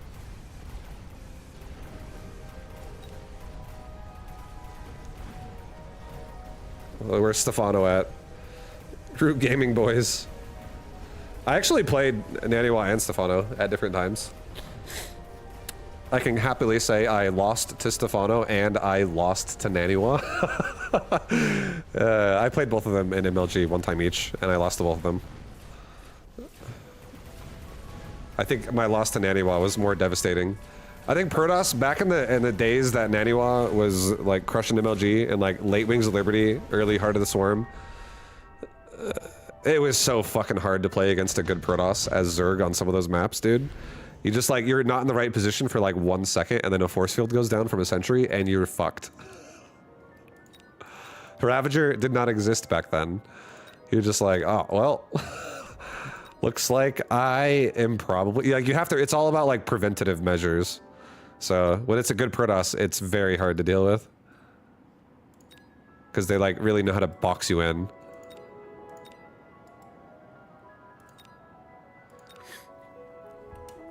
Which version of SC2 do you think was the best? I think Legacy of the Void as a game is the best. Because it genuinely was just like made better. It was less turtly and more more about like going around the map and attacking and stuff. But I think in terms of the scene, the community and the scene and how hype it was, Heart of the not Heart of the Swarm, Wings of Liberty. Heart of the Swarm was where it kind of died. But Wings of Liberty definitely was like creme de la creme. That was like peak StarCraft in terms of how many people were interested in all the tournaments that were going on before all the shit hit the fan. That was definitely a good gaming time. Yeah, Wings of Liberty was the very first iteration of StarCraft 2 for like full release. It was pretty amazing to be a part of the game at that time, honestly. It was really fun. If you got to be a part of Wings of Liberty StarCraft and you actually like were someone who cared about going to tournaments, it was really fun. The community was like full out in full force. It was really fun to be a part of that.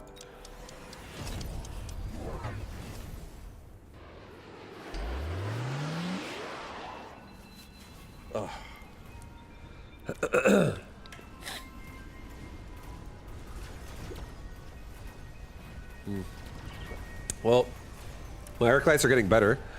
This is nice. We got storm colors on both sides. That's not very nice. We got a lot of chaff, blocking out a lot of units. That's nice. We're getting decent connections to these hounds. I want to get faster ones, but it's still not too bad. We're killing a barrier on the left side. That's wonderful. That makes me feel extra good. And we're also maybe going to win the round because I might hit a paralyze and pick off that marksman. And if I pick off the marksman, automatically I win because my Phoenix can't die. Yeah, right here. This is it. The moment to shine. Oh! No. The arc light kind of gets most of it done, though. So overall, good. Watching GSL at 4 a.m. Dude, yeah, I remember those days. GSL back in the early Wings days, you got like Tasteless Artosis casting Code S, and then you have like, you know, like what was the Incredible Miracle, and then what was the, I can't remember the name of the first team, but it had like, fuck, I have to look it up to see all the names of who was on what. It wasn't Slayers. It was like one of the OG teams, and it had Clyde, I think. It had like one of each race, and it was fucking crazy. They, all three of them were like insane. I think MVP was on that, and Nesty was on that, I think, before they went to Incredible Miracle. And then they had like, I think there was a Terran called Clyde on it though. It wasn't CJ Intis. I can't remember the name of the team. It was like a very small team. It only had like 3 or 4 players. But all of them were like tournament gods. They were all like potential tournament winners. It was like first season 1 type shit, GSL. And then overall, like GSL for years was really fun to watch. It was a really good time. Amp core. Let's take an amp core. I'm gonna juice up an arc light right now. I'm gonna juice up my arc light that has a head-on collision with this side. Let's get elite marksman. One more time. Let's just do 3 crawlers. I'm not really like doing as much as I think we could be doing right now, but it's okay.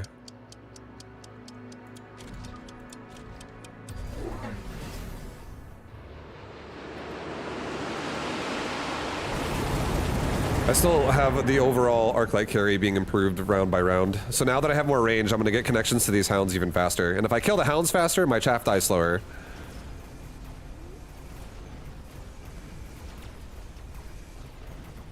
So then my, you know, my chaff just goes the distance.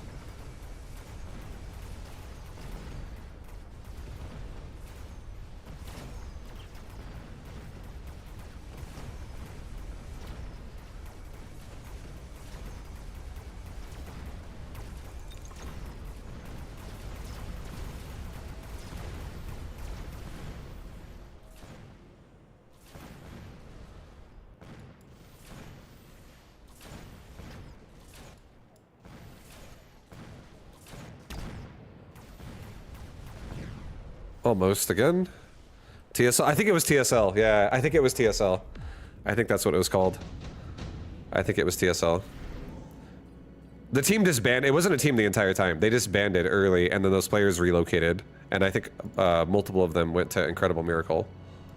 Incredible Miracle was like MVP, Nesty, Lucira, people like that.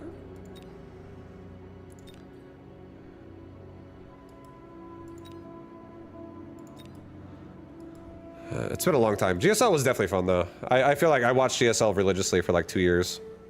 You remember watching Pult? Yeah. It was a lot of fun times. Yo, Scorpion on the push would not be bad. Rhino on the push also would not be bad. He doesn't have the best single target. Rhinos could also weave in with our chaff right now that we have. I don't really need the DPS of a fortress necessarily. My arc lights are getting kind of strong. I think I'll do 2 rhinos. This is what I'll do. 2 rhinos on the right. We'll get a level on this arc light twice. Level my phoenix. I will get 1 more time, 3 crawlers. I'm gonna get a crawler in front of this rhino. I'm gonna get a crawler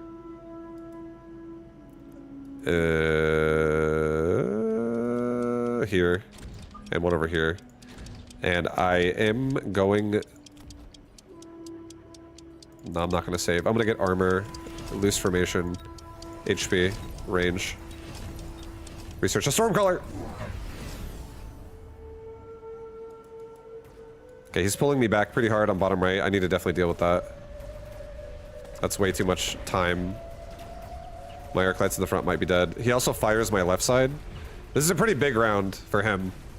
This round needs to really fuck me up. Otherwise, I really don't feel like it was worth it for him. Because that was, you know, that's a big deal. We're getting hit by... He turned on fire, and also he used oil, and also he's flanking me. This arc light is such a beast with the device. Holy shit, he's killing everything.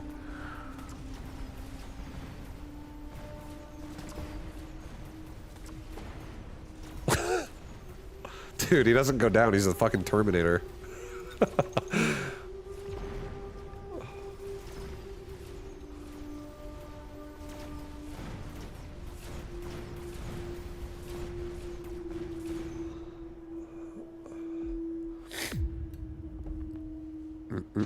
Now Cyril just wins everything. Yeah, honestly, Cyril's nuts. Cyril is actually insane at StarCraft. Tons of respect. HP of all units is tempting, but I think a laser sights. I think our left side of our board is nuts. Juice up our arc lights 1 more time. Let's get another... Because we're going to actually do arc light carry this game, and these things are going to get crazy, let's just get 1 arc light in either side. So we don't have to worry about a flank permanently every single round pulling my whole army around. This arc light will kill it way faster. I'll get... I really want to get like seriously, like a war factory in here. War factory summoner. I feel like that would make me feel really good about myself. But I think this round, maybe we do 1 more Phoenix. Just get range on Phoenix this round. Play it safe. I'll get damage. We'll get range again. We'll pop open a loose formation here. An underground threat here. He doesn't have oil. He does have fire from Stormcaller though. So I think our first shot should actually go into his own army, and let's make crawlers literally just bait out fire on his side, like right away. We'll just do that instantly so we can make his chaff die at a faster pace, since the initial round of fire will be on his side. And let's get an anti-missile device maybe near my fucking Terminator on the left side that protects his area of chaff better.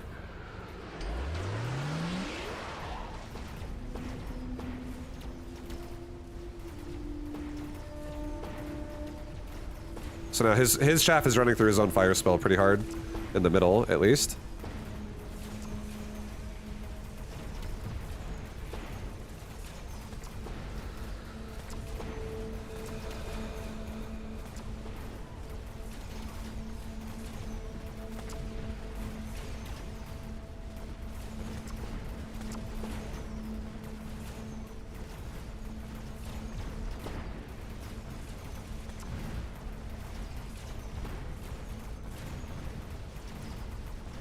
Yeah, Terminator Arclight is just winning every round so hard.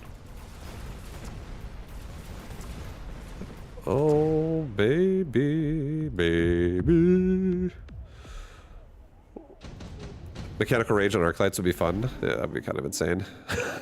I would love it, but that would be insane. Farseer? No. I mean, he might go Wraith, but I can always turn on anti-air on my Arclight, and it's problem solved. The second he goes air, I'm gonna definitely be doing that. I feel like I do want more chaff clear. I don't really want it in the form of a Wraith, though. He has too many marksmen. And he does also have aerial specialist. That would be dead. Fine, where's this music from? Shashreth City. Music and ambience. World of Warcraft. The Burning Crusade. I've heard this song too many times. I used to play a lot of Burning Crusade. That was probably the best expansion of WoW for me. I played that shit by far the most. I even played the re-release of it.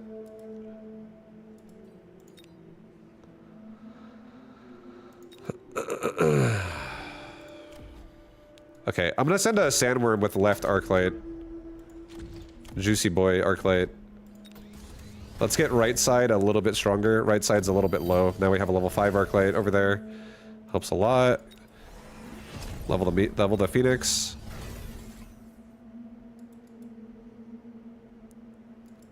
I think we get now another anti-missile device for the other Arclight over here.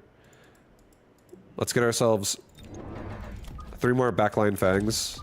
And then after this round, let's also get barrier on them. Get HP as well. Get worm regen.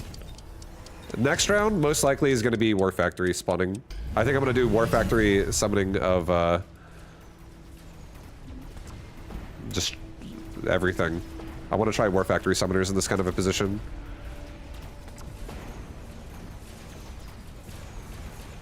And we should also turn on anti-air Arclight. And then maybe help Arclights also kill chaff on the ground. Because, yeah, the Wasp... These Wasps also already have barrier. Maybe we should just make Mustangs, honestly. No, don't get anti-air. Just get Mustangs, and give the Mustangs range and aerial, and just have the Wasp die like that. Or just give my Fangs range. We could also do that. The backline Fangs could also just kill the Wasp.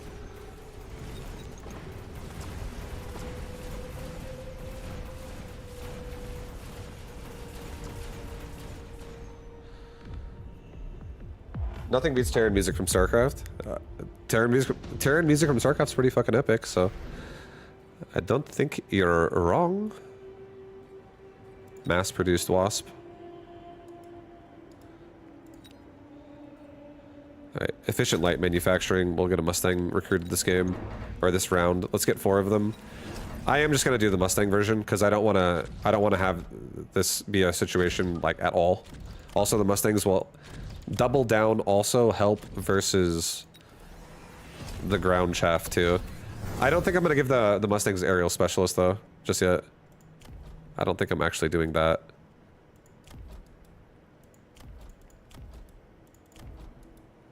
Let's get range. I do want to get a War Factory pretty bad, but I can't right now. Oil is up. Alright, he's definitely gonna oil me somewhere. Let's just do a resupply. And let's just do this. I feel like this could be oil. And then, you know, devastating loss here. So we don't want none of that. Alright. Block out the fire, hopefully. Okay, now he puts it really far up. It's okay.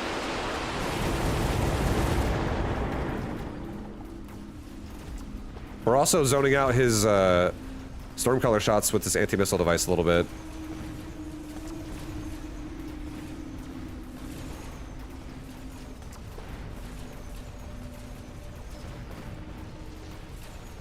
But we have a lot of Wasp killing Mustangs at this point. Our Arclights just like crushed. Dude, once the Arclights look at anything, they kill it on the ground. Including Scorpion. Especially the left Arclights, the deviced ones. Range device and Amp Core. Amp Core to Arclight could be level 9 next round. If I level him twice with a device.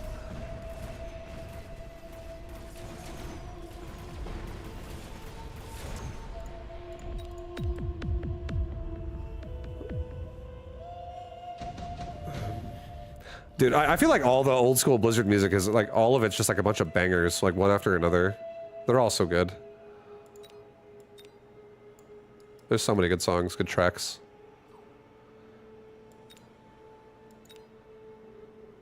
Alright, so now we have an incendiary bomb. Advanced shield device. I kind of want to take another intensive training device. Because I kind of want to help out Arclights on the right here. These right Arclights could definitely use a little bit of help to get a little bit more range, a little bit stronger. Yeah, this is looking a little bit better. There is an incendiary bomb that exists this round. I want to get a fucking war factory, but this guy has already shown me where he likes to put his fire. He likes to put it in front of my line, so let's go ahead and try to get rid of it this way.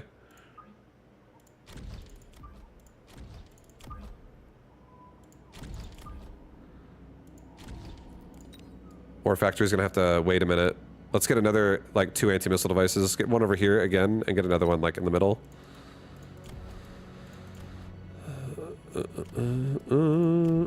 Level the worm.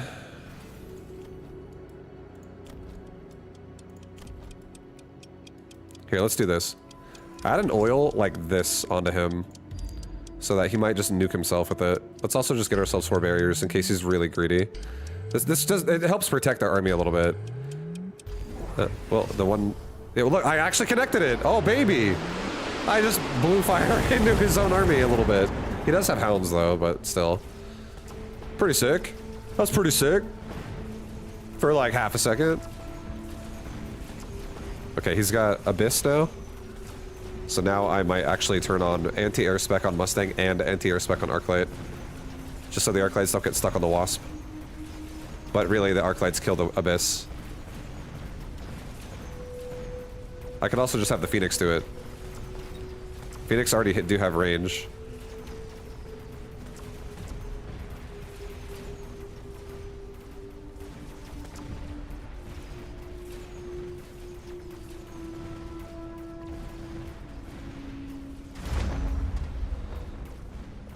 I don't think this is last round, but I do think we win the round. Right? Is it last round? It's so close. That's last round, okay. Nice. GG. Oh shit. Is this game kind of like TFT? Yeah, this game, it's an auto battler just like TFT is. But the difference is it's way more strategical. Like a good game to compare this to, since you played StarCraft, would be like Desert Strike or Direct Strike from StarCraft, where you actually choose your formation where it goes out, and each unit has its own stats, like its own health, damage, move speed, abilities. You can customize the abilities you have. So just because my Arclight has these 4 things doesn't mean everyone's Arclight's going to have those 4 things. Like, for instance, let's use one of the units here. Look at his Wasp. His Wasp, or do I have Wasp? No, I don't have Wasp. What's something we both have? Fang? Fang's kind of like one of the units that could have the same.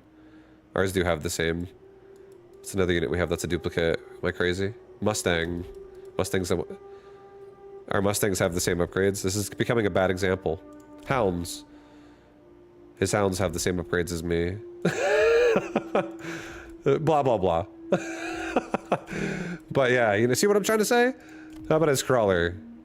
Here, his crawler is a little different than mine. Is it? No, it's not. It's exactly the same as mine. But yeah, you can customize upgrades. And this game also has these 2 towers here. And these 2 towers are very... They're very important. The whole game is based around both of these towers for both players. Currently, they're always in the same spot. And if the tower dies, it doesn't really... Like, the towers have things they can do in, like, the buy phase. They don't do anything in, like, the combat phase in terms of, like, something you can interact with. But during the buy phase, you have the option to put your units around them and protect them, and also potentially fortify the tower for cost of resources, which goes up by another 50 every time you purchase it. So it's like 100, 150, 200, 250, 300. And it just makes the tower tankier. And Paralyze as a debuff is huge in this game, because what that does, the understanding what a Paralyze is really important, because if the tower dies, it paralyzes your entire army. It's not radius based. It's any unit you control gets paralyzed if a tower dies. Even if it's like way the fuck up here, it'll get paralyzed if the tower dies.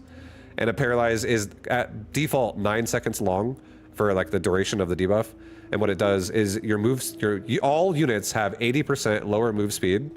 Or sorry, 80%, it's 80% lower move speed, 90% lower attack damage, and all units on your side also receive 50% more damage when they're attacked. So they basically do almost no damage, and they just get destroyed as well. They barely move, and then they just absorb a lot more damage and die faster. So your army gets like really shit on when your tower gets paralyzed. And if the other tower dies, it's also got its own level, own set of fortification levels you can do, where it's 100, 150, 200 for cost, and it makes the tower stronger as you do it.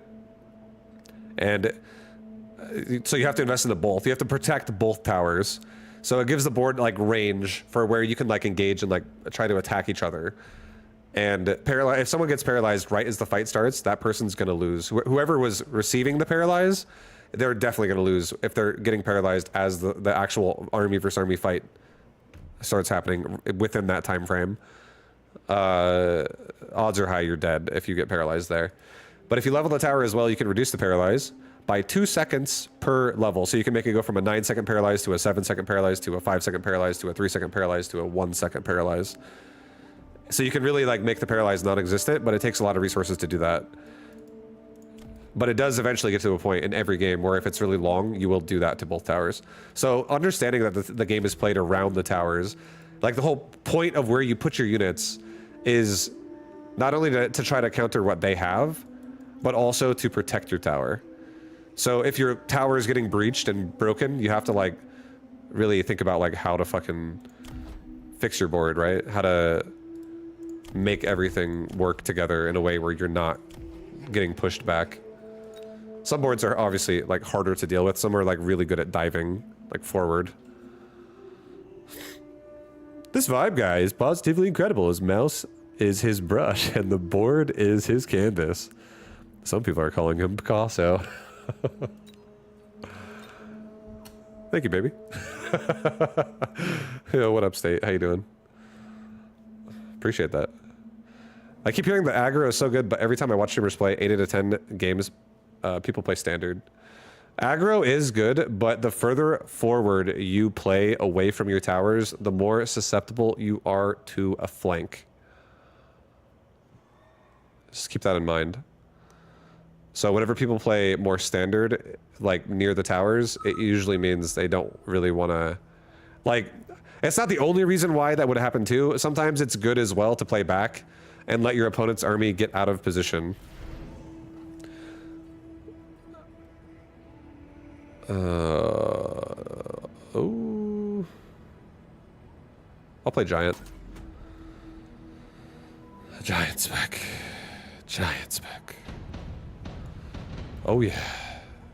But like right here, just let's just assume for a second that this guy had Sabertooth and crawlers, okay? What I'm about to tell you doesn't matter all game, but it can matter for the first few rounds. And if he put, let's just say hypothetically, he had crawlers and he put his sabers like right there and he put crawlers like right there. What's gonna happen if you play here, like forward, is his sabers will shoot you as his crawlers engage you more or less. Like he'll be like in a good position to fight you if you're playing aggressive. But let's say you play here, you play your units here and your chaff is like here. What'll happen is by the time the fight happens like near the line, well, his crawlers are now there and now the fighting starts really. And mine are there too. His saber will be like, wait for me, because the fight's further down the board and he drives super slow. You can also do shit like that to like, if you want to try to think like, oh, maybe I'll be able to break him that way. It is possible. Okay, let's do Void Eye to start. I need some DPS. His army has like way too much hit points and I need some DPS. I have really bad damage right now. I'll just do a Mustang here. I'll do like a Mustang over here. I'll do a, holy shit. Where am I putting this? Holy fuck. Right there. Perfect. Maybe pull this one back one. Nope, nope, never mind. Notice how he plays forward? So like he's playing forward, he's playing aggressive, so it wouldn't matter if I play back because he'll be able to meet up with his units anyways when the push happens, because he's already almost at the line by default. I'll get the faster paralyze, which is good. Means I might be able to kill the Saber and the Arclight in the middle here before my tower dies. Hopefully at least the Saber. Just because it's such a tank. Kill it! No, dude! Oh, God! Crawlers, get that tower, please! Quickly now. All my Mustangs are dead, so now I can't kill crawlers for shit.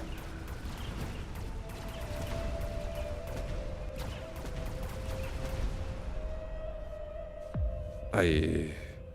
Aye. Aye.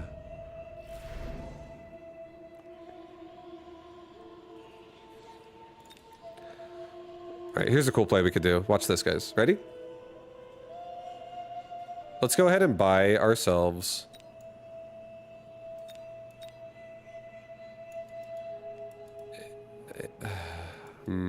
I'm curious what he puts here, really. But I want to put something here that pulls the crawlers back and lets his army go forward. I would like that a lot. A Rhino is really tempting, because it's a tank. I could always sell it, too. And then I also have Rhino Tech unlocked, which is sick. But I also could do a Tarantula over here, and I could kill the crawlers and then kill the tower also. But it's 100. I don't like it as much. We'll do the Rhino. I'm gonna put a Rhino, like, right here. Right there. Right there. He's still looking at me. Right there. He's not looking at me anymore. But now the crawlers are all looking at me, and the Saber is not. So now his chaff is all gonna abandon his front push, which is gonna make it easier for me to Void Eye the crap out of it. And let's try to do it on an angle on the side. More so than directly head on, so I can maybe kill the Arclight on the side of the board. And the Saber. Blah, blah, blah. Alright. We're also close to the side, so if he flanks me, you know, we're flankable. Alright, there's Marksman now on the board. His chaff is abandoning him, though.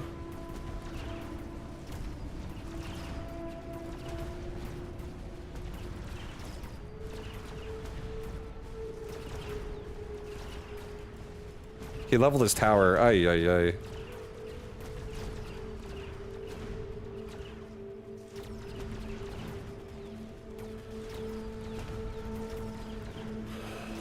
Get him, Mustangs! Do it! Do it! Get it! Oh, yeah.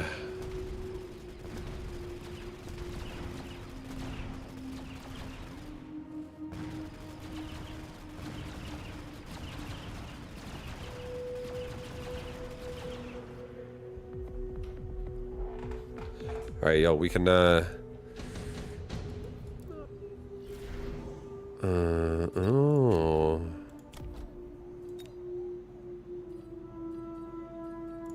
I am Giant Spec this time, guys.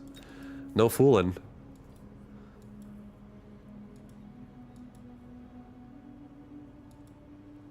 I could sell this Rhino, put a Crawler in the same place, just so I get faster Void Eye connections to his front line, and I could get a Vulcan. And I could put a barrier on top of my Vulcan. Or I could do a level device on my Vulcan, and I could actually play a Vulcan style. Oh boy. I feel like I don't like that as much, to be honest. Fuck that. Let's just get a level device. Let's just juice my Mustangs. Oh yeah, Mustang juice.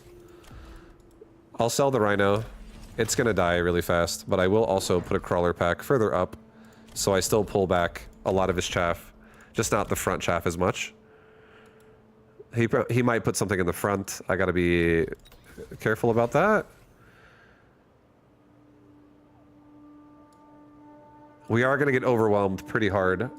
I also am so vulnerable here, to be honest. I can't believe I haven't been missiled right there. This is psychotic. That's scary. Alright, let's just get one crawler. One crawler pack in front. That goes for the tower. And also protects me, at least from a missile device, from being like on both of these. This is still vulnerable.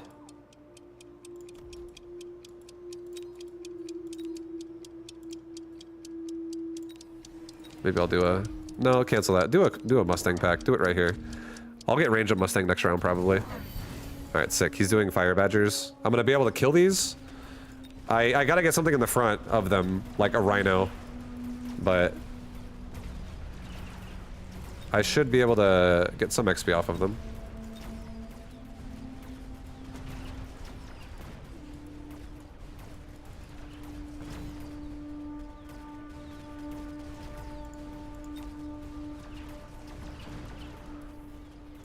He's got, that tower is very tanky, and he's got an arc light behind it. Not cool.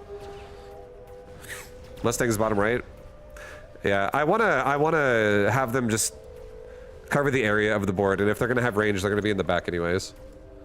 But I also might start abandoning right side. It's very possible. It's possible. We'll see. We shall see. We shall see. Efficient light. Just give me a rhino in the front. I'm not fucking around with this. Rhino can stop this on this side. I don't want my Mustangs dying every 2 seconds. I will actually get range for my Mustangs, which will help out the push in the front a lot.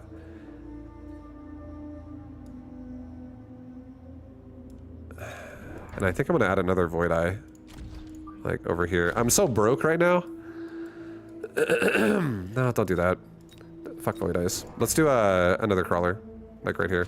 Just so again, I'm not gonna be like missileable. No missiles in my face. No missiles. We are giant spec again, so there's a lot of plays we can make once we want to like actually incorporate some power in here. Lots of arc lights for him.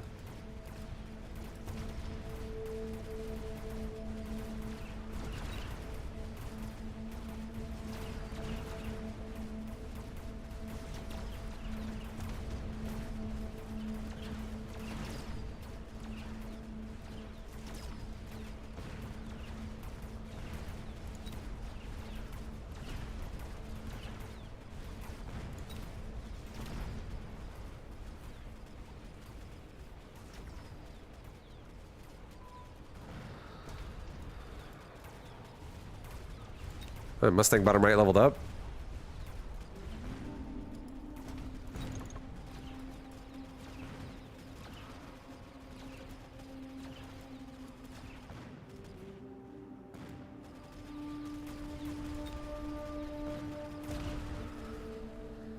Oh. Do you not care about chaff clear? Hounds, Arclight? You have none. I have chaff clear. Mustangs are chaff clear. I don't care what anyone tells you. Mustangs are not the best chaff clear, but they're chaff clear. They're like medium chaff clear.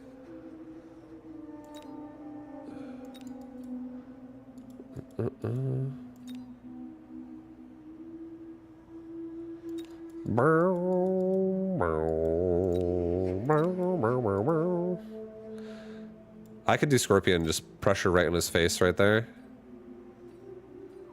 I could also do Farseer pressure. I kind of like Scorpion pressure more though, because I could just one-shot these arc lights. Some high school chaff clear. Yeah, Scorpions. You know what Scorpions are? They're also chaff clear. They shoot slow, but boy, oh boy, when they shoot, do they hit hard.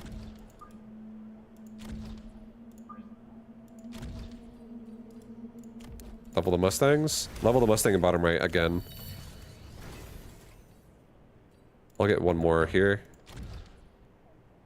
I'm not actually going to upgrade my Scorpions at all. I don't really care about the Scorpions that much. I think I'm going to get a steel ball right here. Oops. Undo that. Put this here. And then I want bait. I want some bait for that sledge. Or the saber, I mean. Not the sledge. It's not a sledgehammer, guys. Alright, 1-1. Let it go. Okay, he got armor on arc lights.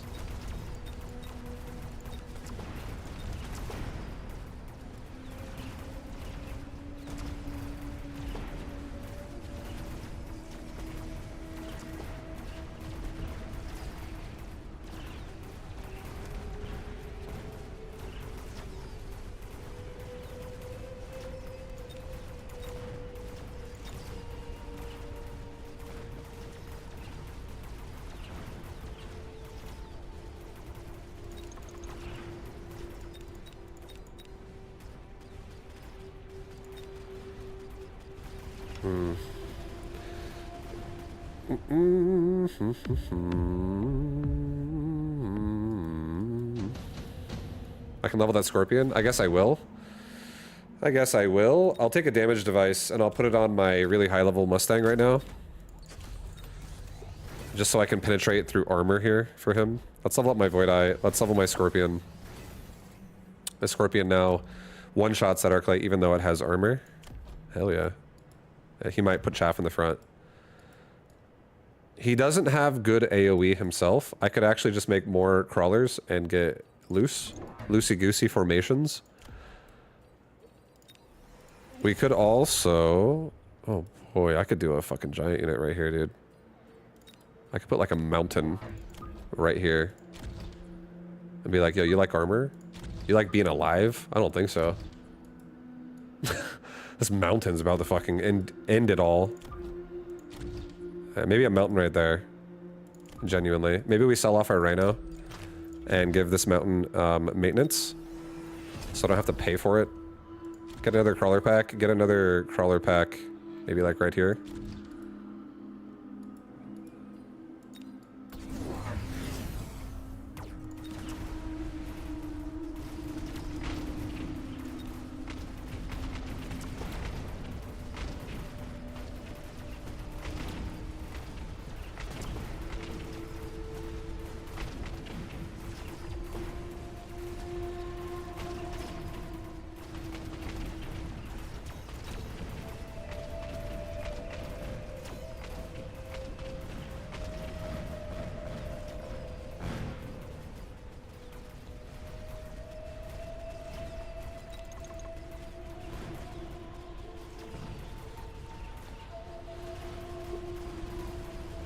Ugh.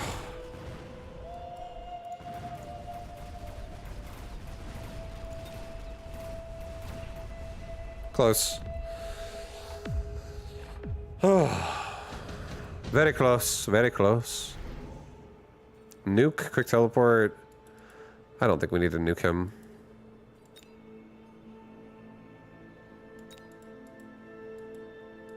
I think I'm gonna get another Titan, honestly. I think I'm just gonna get another mountain, put it like right here.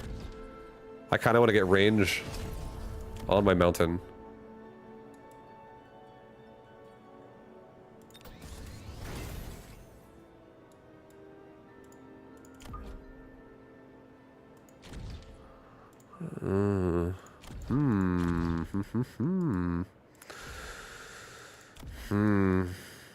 If I take mountains here, I really don't need the Void Eye as much. Also, the mountains have range now. Let's just sell off. Maybe sell off that level 2 Void Eye. It's worth a decent amount of money.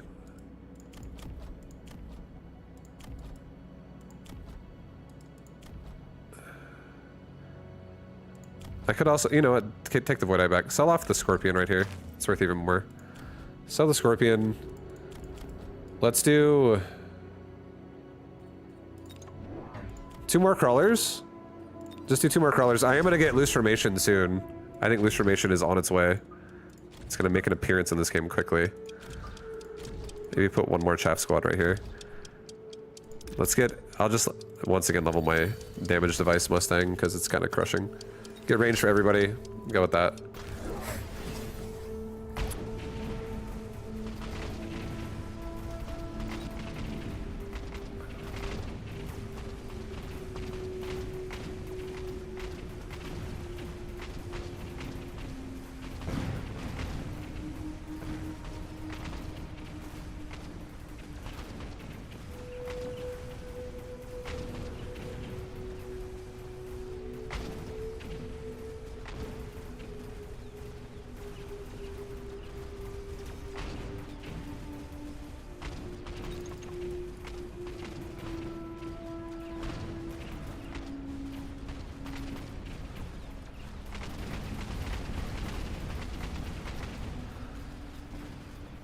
Oh, fuck yeah, dude. Mountain got a level, baby! Mountain got a level! Oh, yeah. Oh, attack of all units. EMP for everybody. Oh, shit. Alright, we're gonna do this. We're gonna take a barrier that goes over, like, the top of this mountain. I think that covers him from an EMP. Hope to God it does. And hopefully it'll hit my Mustangs. Let's get a missile device for this. Let's get a barrier like here. Get another barrier like right here. Maybe cancel that and put it closer. I don't really care about that last Mustang. Sorry, Mustang. Or, you know, maybe I do. Maybe I do. Let's get one more mountain here. But not yet, though. We don't care about it yet.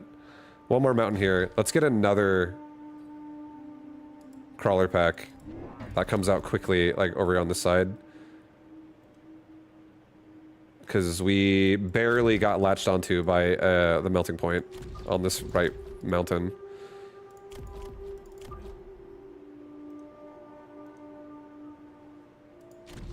And we'll just do that. Just get it somewhat close by.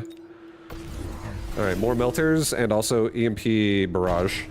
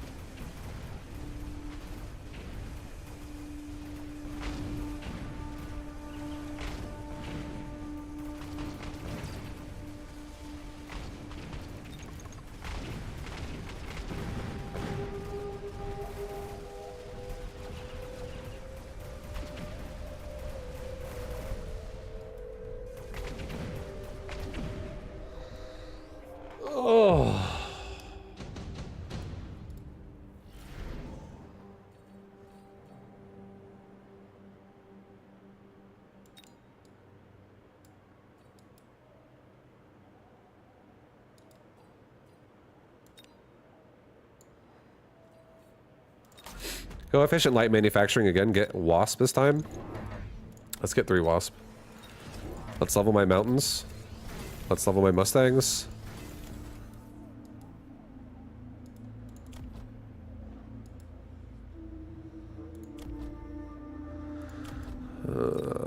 Missile device this.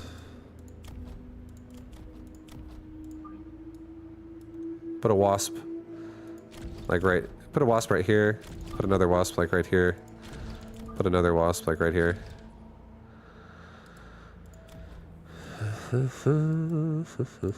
Maybe level device this particular Mustang on this side. Now, at this point, I do think maybe we actually do sell off some of our shit units that aren't accomplishing a whole lot. Maybe sell off that Void Eye. I don't really feel like it's super valuable anymore. Let's maybe get range and speed for everybody, get a resupply, and get barrier on Wasp. So he doesn't have the most anti-air right now. He's got melting points, he's got a farce here, and he's got a couple, like a marksman. So his melters are going to be stuck shooting at Wasp for a while, and all my mountains need is a few seconds, and then everything's dead.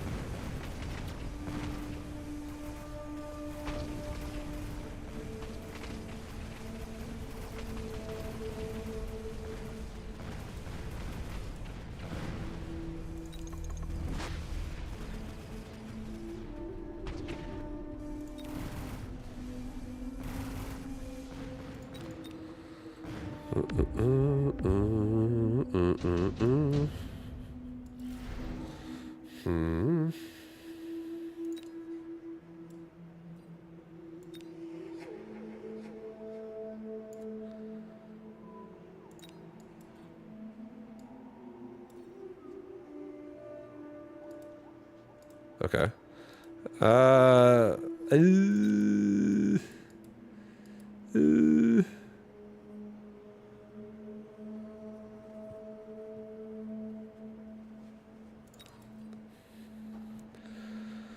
I feel like I'm gonna take the 3 sledge almost, honestly. I'm gonna put one here. I'm gonna put one probably over here. Probably put another one over here. Let's get a missile. Get a missile. Get a missile. Get a missile. Oh, baby. Oh, baby. Let's get gun-launched missile. Let's level up my Mustangs. Let's get loose formation on crawlers. At this point, my steel balls aren't doing shit. Let's sell them. Let's get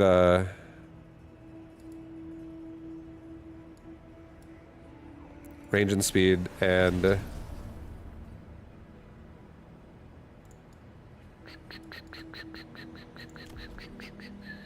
get damage on everybody.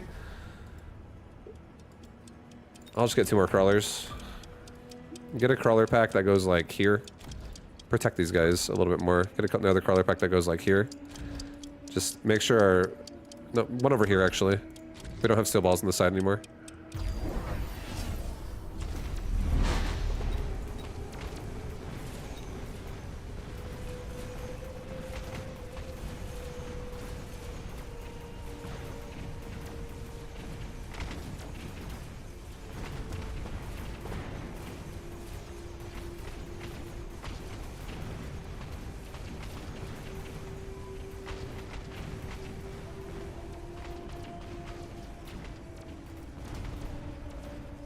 Oh, hell yeah. Gun launch missiles, baby! Oh, hell yeah. So sick. I saw a couple of those go off.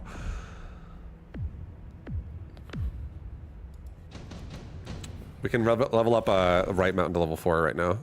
Incendiary bomb. Alright, we'll play it really, really safe. I feel like I don't know. Incendiary bomb is actually really fucking awful. I feel like it's awful for both of us.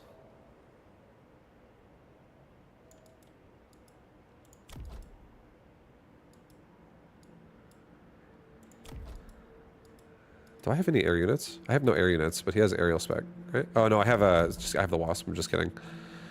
I don't really want any of this. I think incendiary bomb is probably the best play, but it most likely is gonna get zoned out. Let's level this. Cancel that twice on that level. Let's just get this Mustang 2 levels. This is a level 9 Mustang. That's a level 9 Mustang, guys. Let's get a barrier just so that my Mustangs don't die for the most part. Make sure my Mustangs aren't dying to an initial wave of fire. Let's also get aerial spec myself so I can really annihilate these Wraith, because these Wraith they're taking so much time out of my Mustangs to be able to kill shit. Because they're getting stuck on it the whole time. Let's get some backline fangs. Get range and speed. Get a fang in the back. Get a fang in the back. Get a fang in the back. Get an oil. And let's just do like a really fat...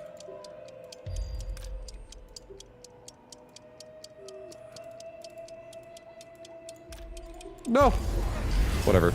I didn't get it off anyways. It's fine.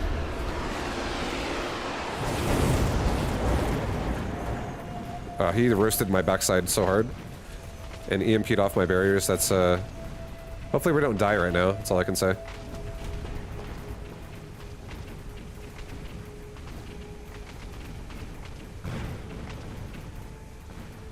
Kill enough! Stay in the game! Shit!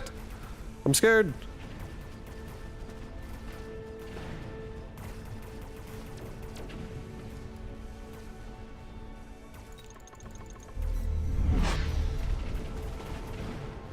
I'm dead.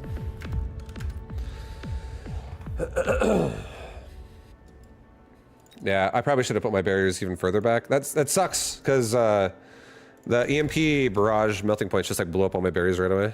Holy fuck. Vibe, if you rotate your camera 180 degrees, it will look like you're winning.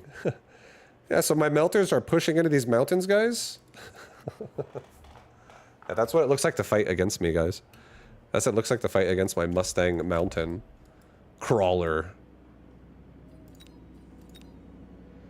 I don't like that fire existed right there. I feel like if fire did not show up in the menu, that honestly could have been a win right there. But fire definitely sucked for us, because it's also mixed with melters. Melters with ranged EMP. It's brutal. Oh, it's fucking brutal, dude.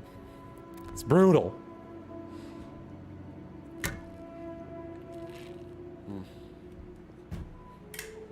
Cat is in your lap, and Vibu's on the screen. Oh, yeah. Oh, yeah. Oh.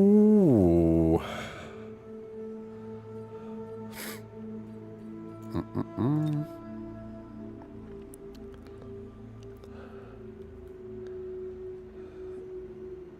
Dun, dun, dun, dun, dun, dun. Dun, dun, dun, dun, dun, dun. I do like range mountain though. Mountain hits so hard. Its baseline attack is such a powerful hit for sure. Like over there one-shotting like a melting point, no problem. Anything it looks at just dies. Vibe, what do I do when my opponent starts spamming burst farseers? Get chaff. Get chaff. Just make more chaff. Da, da, da, da, da, da, da. Same guy, yeah. I've lost my winning boards to that the past 5 games. Farseer is just overall not a bad unit. It's a nice unit, but I would say oh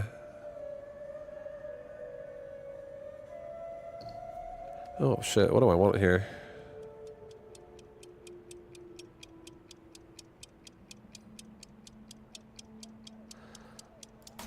Yeah, I would say just if your opponent has burst on a Farseer, and if you have a chaff unit, it could be a wasp, it could be a crawler, it could be a fang. If you can make it to where that Farseer is shooting at that chaff unit, especially if it has like barrier or something like that, burst mode Farseer shoots very slow. I think photon coating on your mountains would have done you good. I agree. I was thinking about doing it, but I for number one, I don't run photon loop on my mountain. I don't have it on my bar. And if I would have went for photon emission, I don't actually think that would have done much, only because it would have wore off by the time my mountains are going to get EMP'd anyways, because they weren't getting EMP'd at the start of the fight.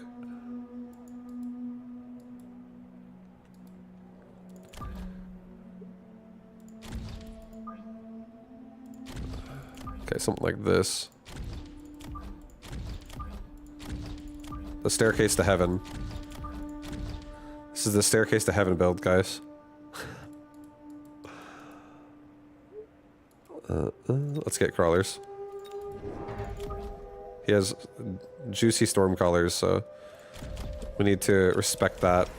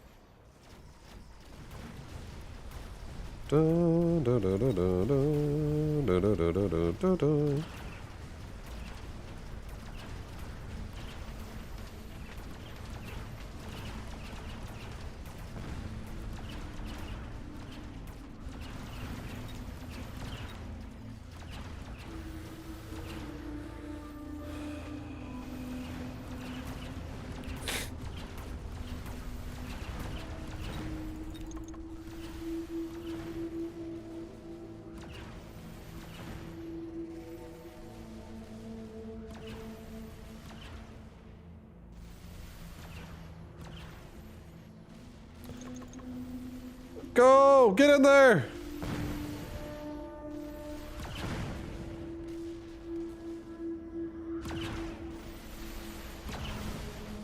Oh. So close. So close. Extended range arc lights. Jesus. Oh geez. Oh geez.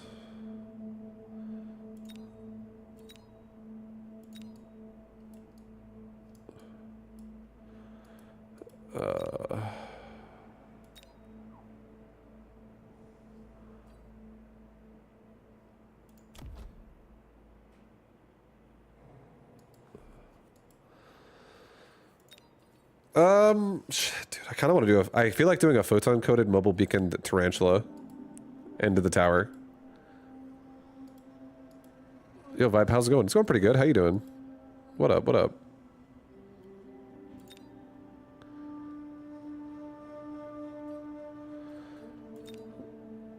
Yeah, I think I'm gonna take photon coating. I may or may not actually commit to these tarantulas. I'm not 100% sure about how I am going to feel about that yet. Level up this Void Eye. I'll get another crawler pack over here that just like baits out the shots of the storm color for my tarantula. Actually, no, don't do that yet. Put it back here. It's fine. No photon coating because I leveled up. Or no, sorry, no mobile beacon because I leveled up the Void Eye. And I think that's also fine for right now.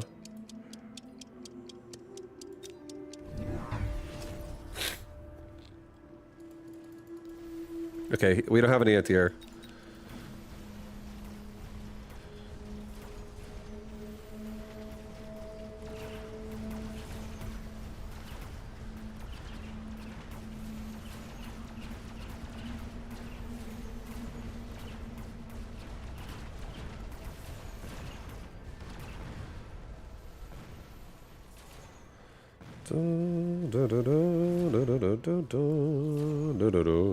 I feel like I'm starting to want to do a marksman. Either make missile interceptor block missile strikes, or change its name. No, I think spells should still hit. I don't think anti-missile should stop spells.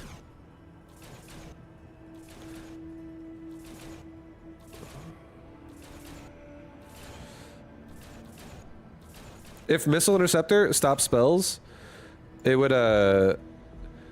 definitely just make it to where once you have anti-missile turned on, you just don't even use like missile spells anymore. Like even this is a missile. These drop out and like missile smacks into the ground. All right, we're gonna do intensive training. I'm gonna do marksman. Hi Vibe, yo, what up? Hello, hi. How you doing? What's cracking, baby? What's cracking, dude?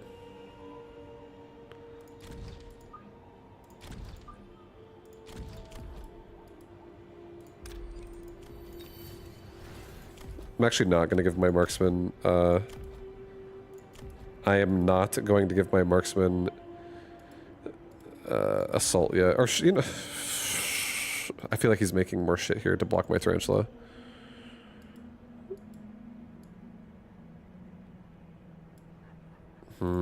Let's just get 1-1.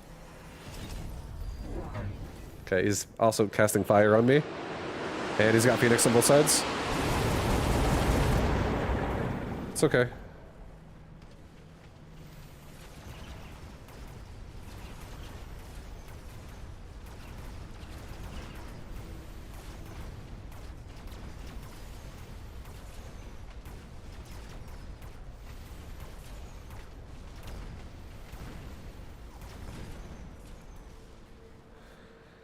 That was an incendiary strike round.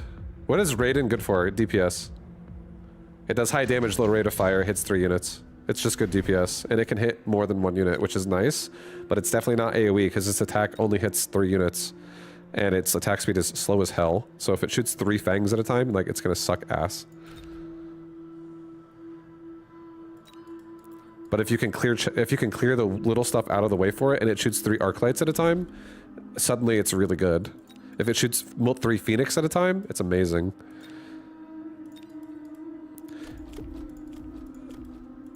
It's a DPS unit. It's definitely in the slower, higher DPS range. But a Tempest also, or a Raiden also has just kind of a weaker overall range compared to certain units. So there's a lot of good anti-air specialist units in this game that kind of shit all over Raidens.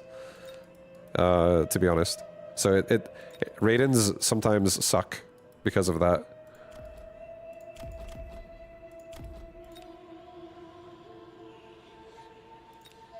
I think I'm gonna take steel balls. Yeah, I think I'm gonna take steel balls. I just want some tanks.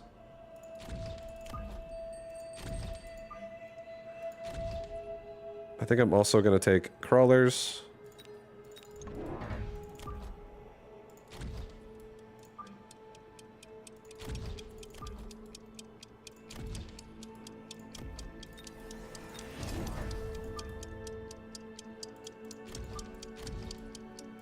Get range on marksman.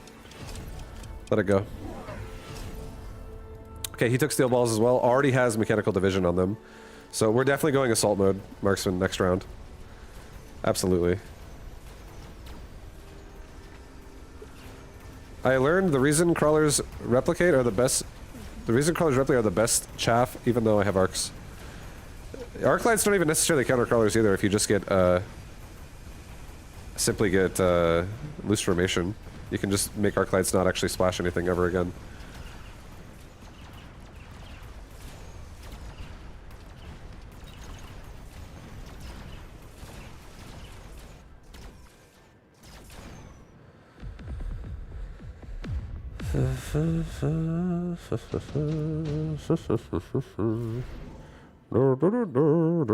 Efficient light.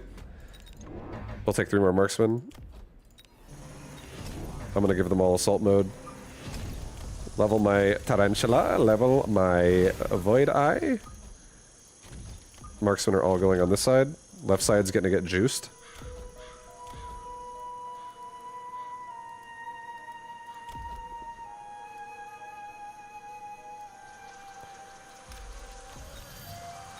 Really, just like really juice the left side hard. Left side's getting super juice.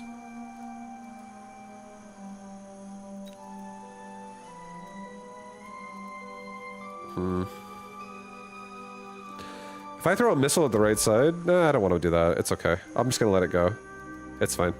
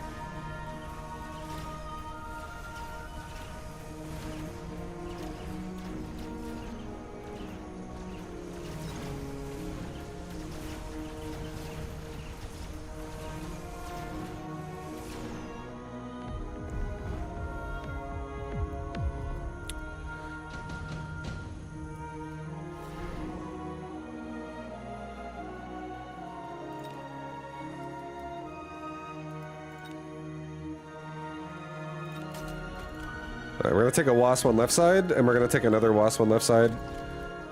I'm gonna take 2 more marksmen, put them like right here, like right here.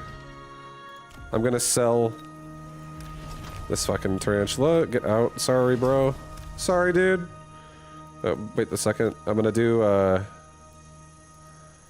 maybe a device on this one for now.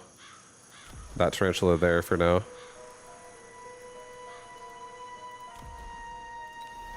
And then let's get ourselves another crawler down here. Let's get quick reload. Let's get 2 tower levels on the right side.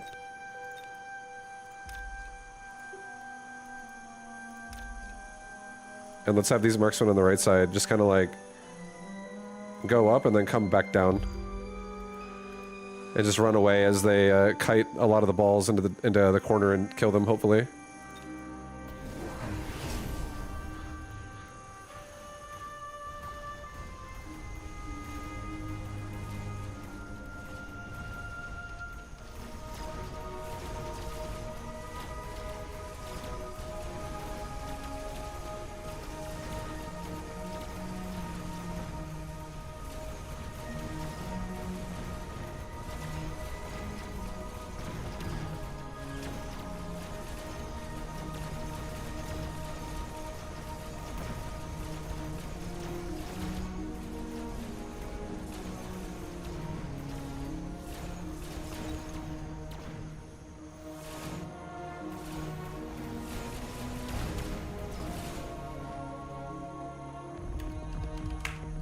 GG.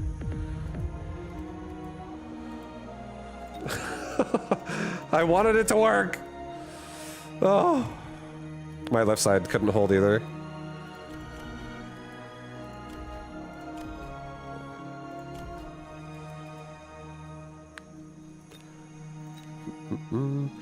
Yeah, I feel like if we had anti-missile and also if my tarantulas have range there, maybe we actually can make it work because we could actually kill more crawlers faster that way. So my marksmen don't spend as much time killing the crawlers that pop out of the steel balls.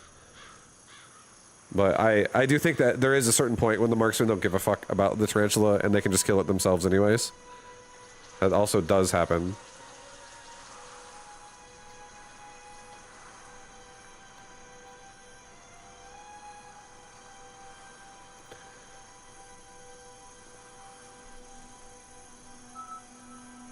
Is it fruit roll-up buff time? Not yet. Not yet.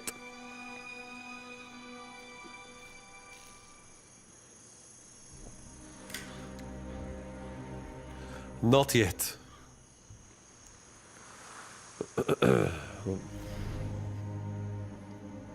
Ooh, cost control, baby. Cost control? Ooh. I'll take it. Oh, hell yeah. Cost control against Mustang and Crawler. He's Rhino Specialist.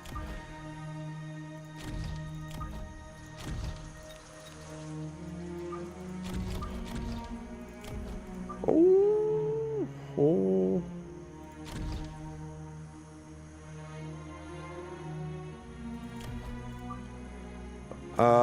Oh. What the fuck? This guy bet it on himself.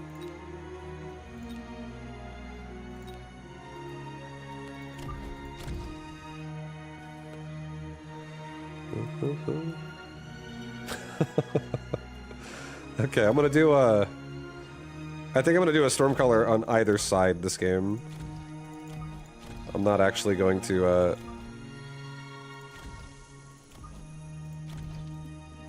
put them on the inside.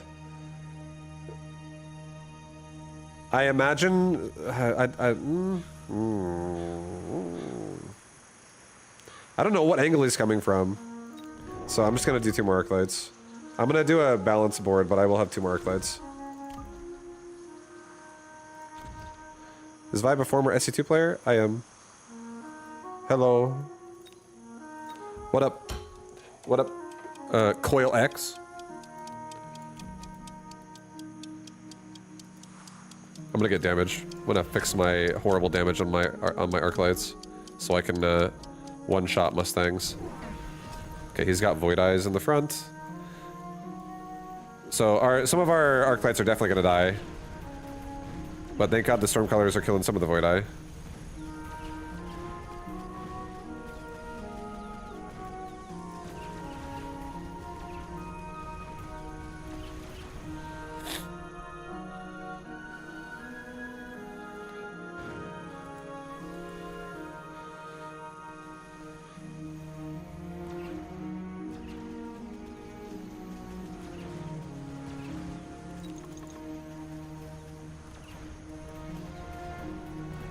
Come on, Arclight, kill the tower, you can do it! Oh. He just needed like a second, dude. He needed a second. Damage device is extreme right now. That's so good for a Mustang, but I think I can farm Mustangs. If I don't take this, I could get range and 2 chaff units right now. Let's take the War Factory. Upgrade. And let's get a range on my arc lights right now. Let's get maybe a Crawler and a Fang. Maybe put a Fang like...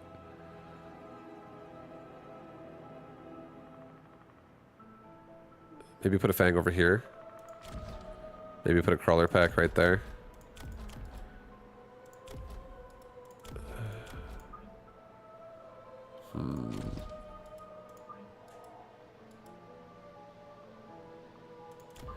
Just do it there, it's fine. Okay, he's got a level 1 Rhino going at me now. Holy shit.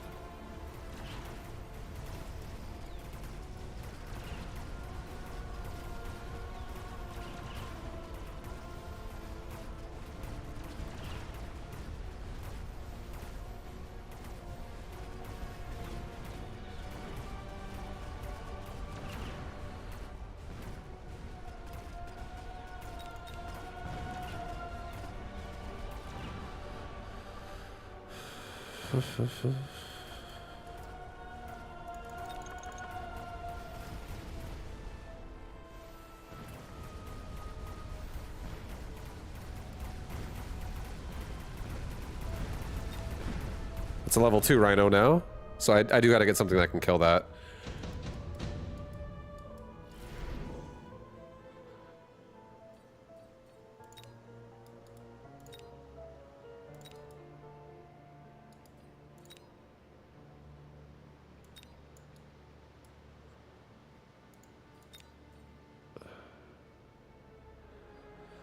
Part of me wants to just make the wasp, just to kill the tower and pressure the rest of the board, because I do think I'll kill a lot of his mustangs, and if I make him make even more mustangs, I just sell the wasp. I do like that. I do think I'm gonna probably make a saber or something to kill the rhino. I think I'm taking the wasp. Level the arclight. I'll get a saber over here. We're not fucking around, guys. This is this rhino's gonna have like 30,000 health. It's also getting oil. Oh, nope, not that. Getting oil. Slow him. For the love of God, snare him. Let's get another crawler pack.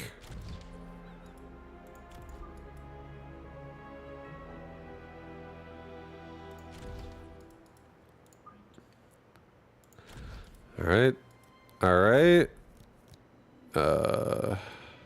Maybe a barrier as well.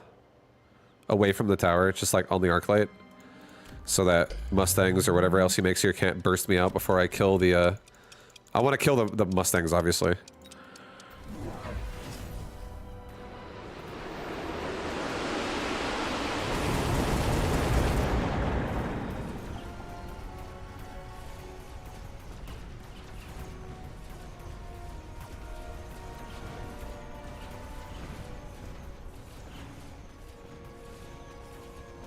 Oh my god.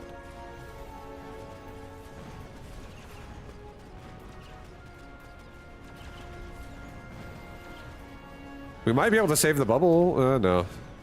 The Void Eye killed it. Kill the Phoenix, bro! Oh. Jesus. That Tarantula paralyzed chain reaction sucked so hard.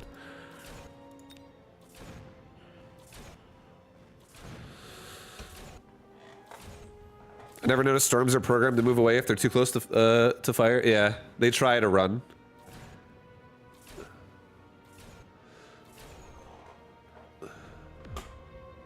Get out of the dead zone and shit.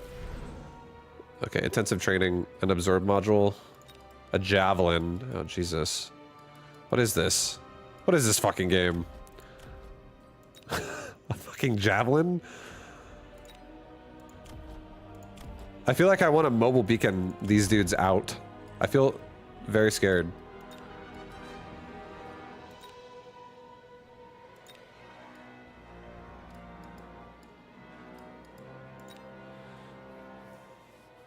Alright, we're taking intensive training. I'm leveling the arclight.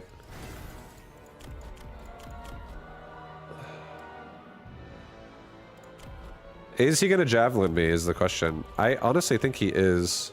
Let's level this arclight on the side. I think I might get rid of the wasp, and I might pick up...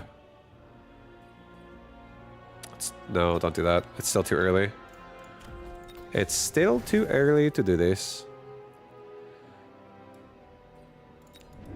I guess we can just get a couple of fangs.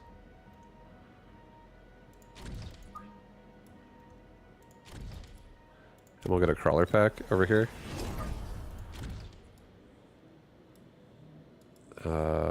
Yeah, this is fine.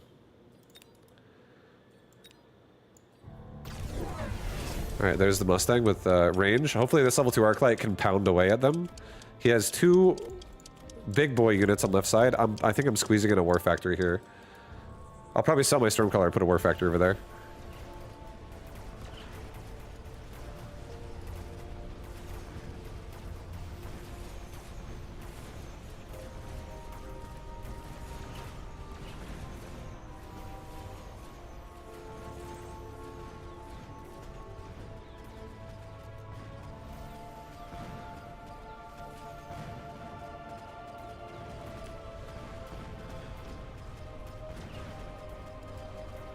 We can get rid of most of it. This level 3 Arclight will kill most of it. I just wish it could save the Saber too, but it won't. So I could actually kill the Rhino maybe, but... no, I'm not going to kill that much. Paralyze is so fucking long.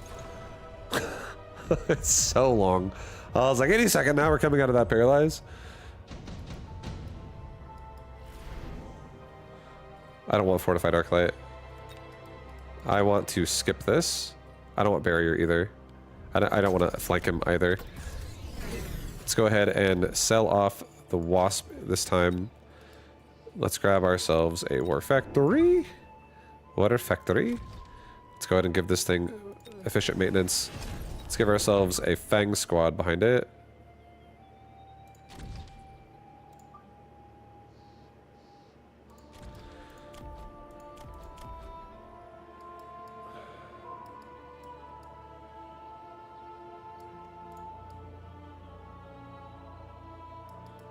I'll give myself a Fang squad as well, like right here. I'll take an HP upgrade. Just so the Phoenix don't shoot my Arclight instantly either. And then hopefully the War Factory is able just to pound away at the Tarantula quickly. I don't really want to upgrade my Stormcaller. I don't want to get range either. I think we just save, honestly. I think we just save this round for the last 100 we have. I feel like it's fine. I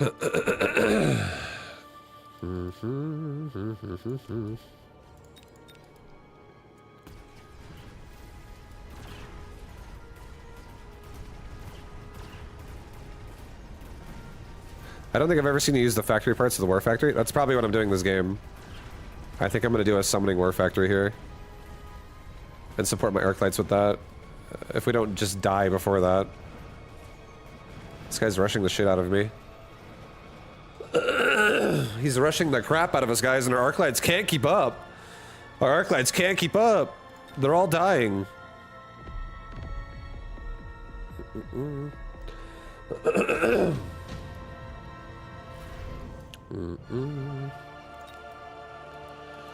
He did a big Gamba, yeah. Notice how he did it when he thinks he's already about to win the game. Coward. Fucking coward. What a coward. Don't worry, I'm gonna stuff that Gamba right up his butt. Maybe. Maybe. I don't know, we'll see. It's actually getting kind of rough out here.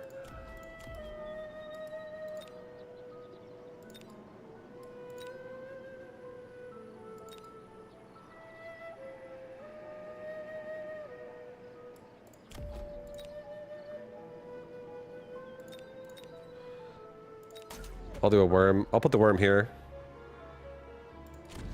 I will do another War Factory, put it here.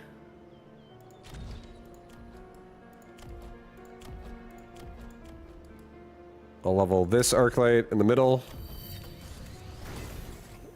I'm gonna sell off that Storm. I'm gonna level that Crawler just so this doesn't somehow become a problem.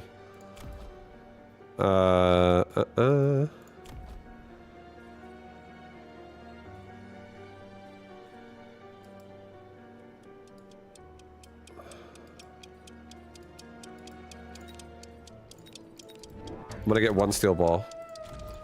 And I'm gonna get a damage upgrade. That steel ball is gonna be for, oh great, now he's going air. Well, we're fucked. Actually a good counter. I don't have any anti-air really. Should have taken the melter.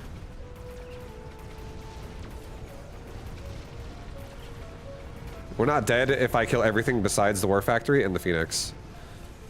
We'll only take 700 damage. But I might be dead. This guy rushed the shit out of us. I'm not getting steel ball production. It's not that it's not good. It's that I'm broke. And this shit costs a lot of money.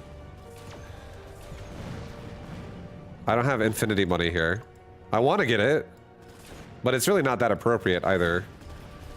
It's not like it's what's the problem right now, I feel like. We're definitely kind of forcing the factory a little bit. We're alive! I can still do this.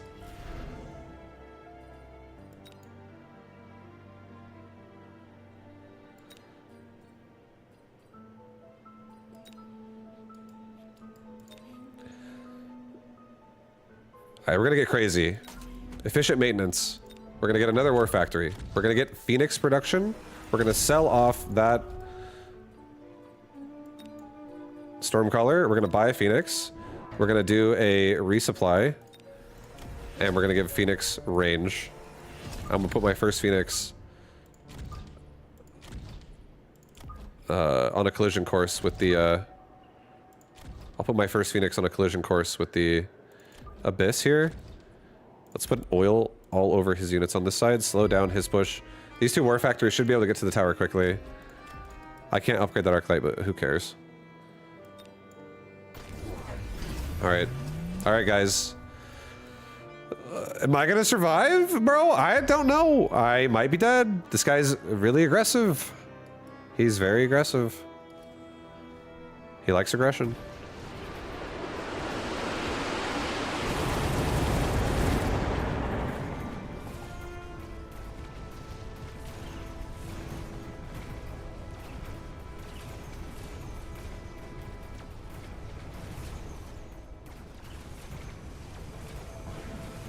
He has so many fucking crawlers going for my tower. Oh my god, they're like level 5 crawlers too. Jesus. What a play. This guy destroyed me.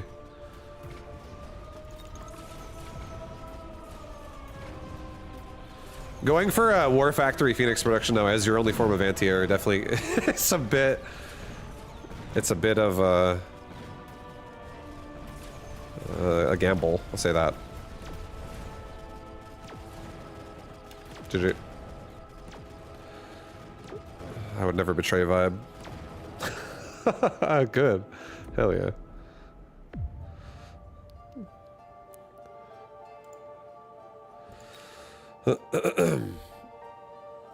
Oh, we're dead. Oh no, dude.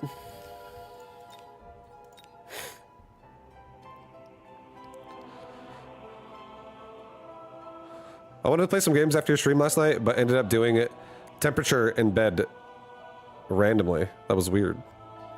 You did temperature? Are you getting hot? Things are getting hot and heavy?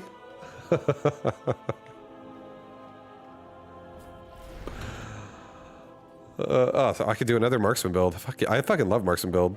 He farted under his blanket. No, Darkness knows. Maybe today you can play some games. Play some games today, baby. Get on and game today. We'll go right side. I'm gonna do a bit of a side push, a bit of a mid push. Pull back off the wall a tad. I like a marksman being on the side a lot. Marksman in the middle. Maybe a bit further back. This marksman in the middle here.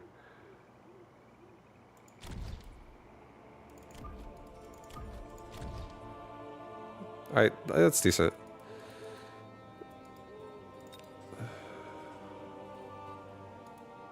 Yeah, we gotta worry about the sabers. So, it has to be like a chaff unit realistically.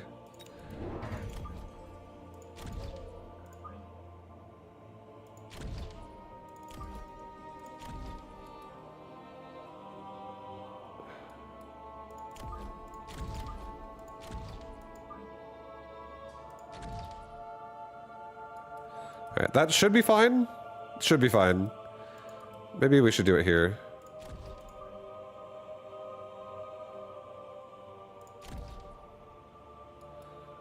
This probably is better. Move this up one more.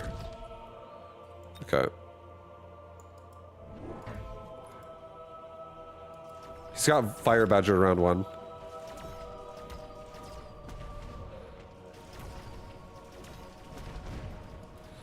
Alright, well we gotta get something else to cover that guy. But our crawler should destroy the fangs. And hopefully we kill the saber before my tower goes down. We do. This marksman's so dead in the middle. But other marksmen should be able to finish off the Fire Badger and the Tarantula. Or the, sorry, the Saber and the Fire Badger. We should be able, I think we'll be able to win. With my marksman here, just like crushing. Oh, that's not good. That's bad. Okay, well we lose.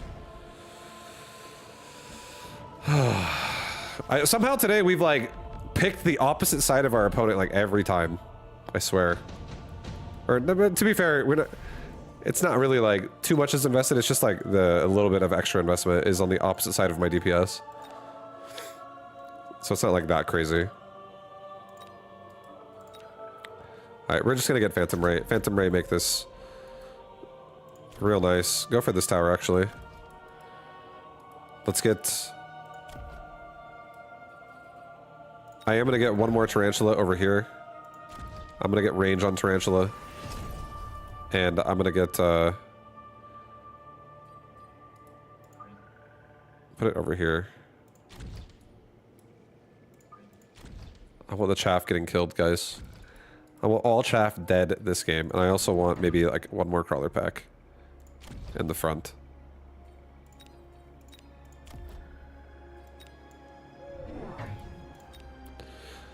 Vibe, love you, dude. Hope you're doing extremely well. I'm doing really well. Yeah, extremely even. Hell yes, I am. Thank you, dude. Thank you for the love. Hope the same for you. Frenetics, I appreciate you, dude. Maybe I kill tower first. Phantom Ray faster than Sabretooth. Hell yeah.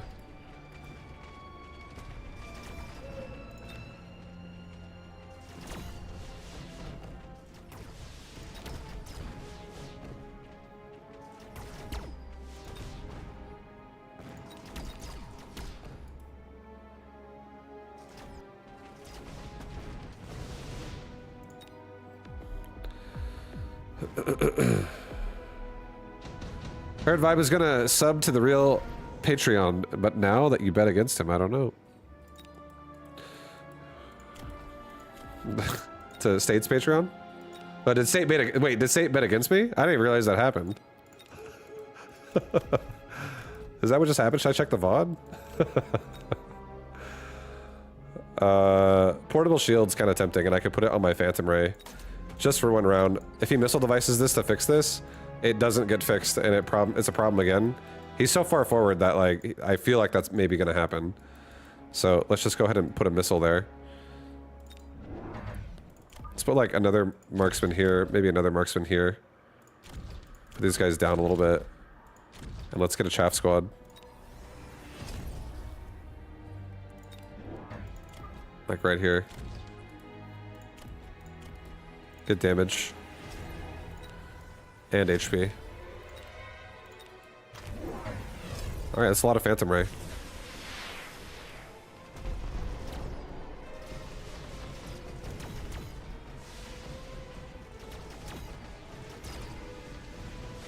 That's a lot of Phantom Ray, guys. That's a lot of fire.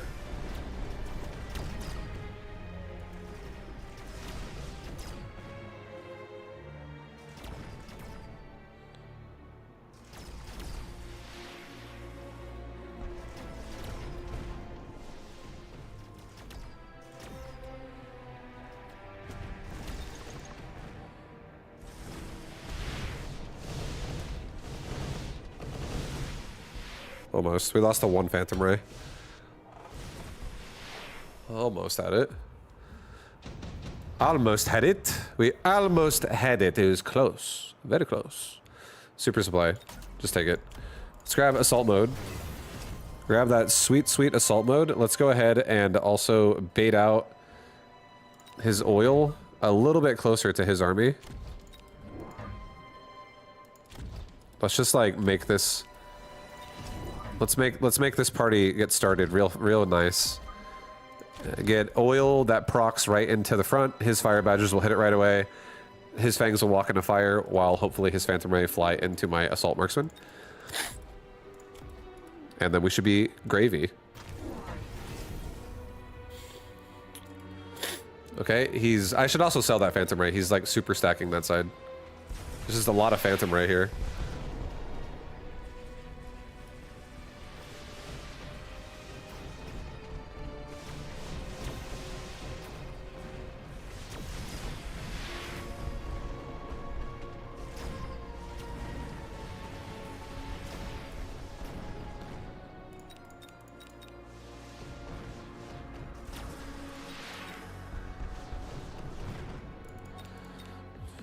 We could also always do anti-missile if we get desperate, but I'm not desperate.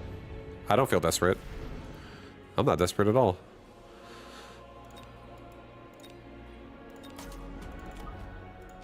Do a crawler pack, or sorry, a wasp pack that just like goes in the back of each side. Sell that phantom ray. Level my tarantula. Give this front tarantula on the right a barrier. Give my marksman range this round.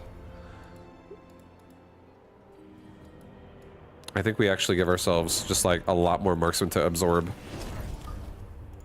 the left side phantom ray as they come in a second.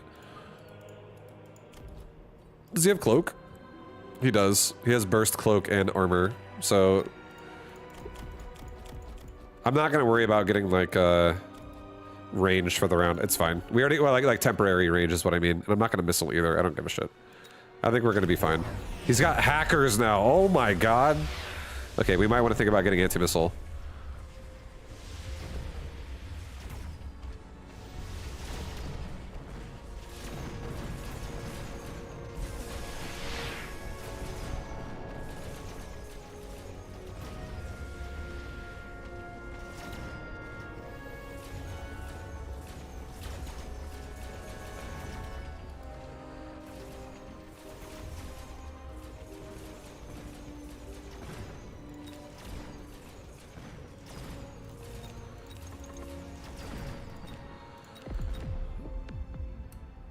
What a board.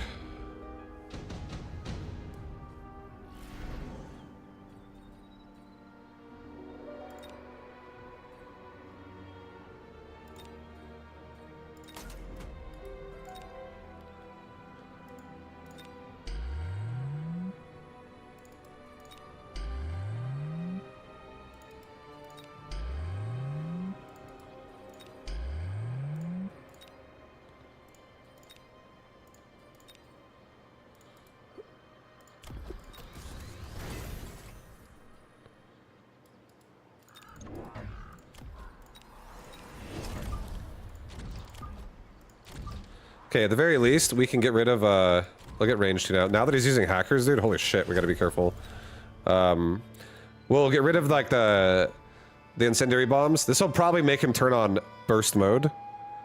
But, yeah, we'll get rid of the, we'll barrier out the hacker, and we'll also get rid of the oil from...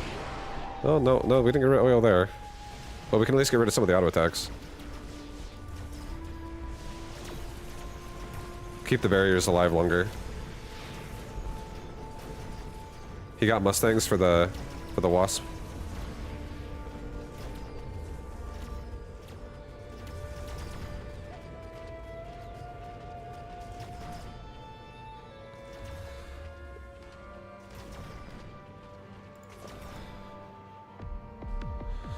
Did we get a Hacker Fang game yet? I don't know. Not today. I don't think I went Hacker Fang today. I don't think I did that yet. Dude, I'm so rich. I got double cost control. Alright, cost control with double super supply. Guys, I'm getting fucking, what is that? 400 extra resources around? I'm loaded. This is great. A big health device on a tarantula could be good, but I also think just more squads could be good too. I think if we actually take Phantom Ray right now, we actually break his board, because we have anti-missile. And my marksman will kill his... Like, I could do armor Phantom Ray in the front, and then just block out his Mustang.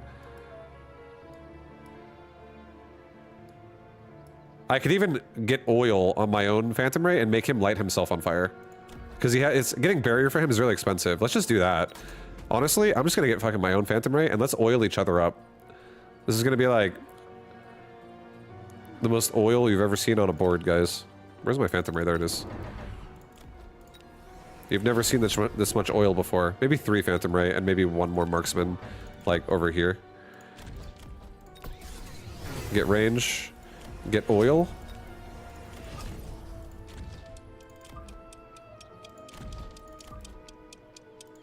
Let's oil each other up big time. Level that tarantula. I'll get damage. Alright, go with that. He probably goes burst fire this round. There it is. Yeah, light yourself on fire this time, bro.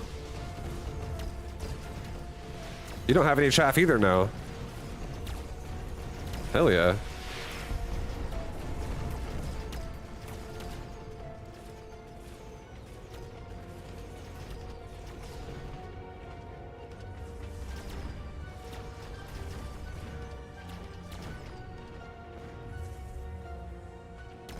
Oh my god, he fucking this fucking one hacker is like breaking my whole board with this fucking silence, dude.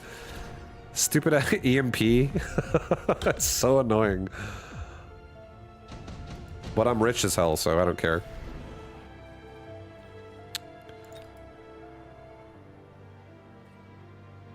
Alright, this is gonna be gross.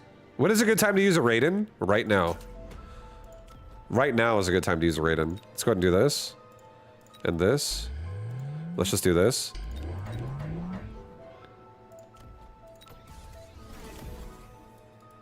And I'm gonna get myself, I'll just start off with range first, so we don't fly into the Phantom Ray to die.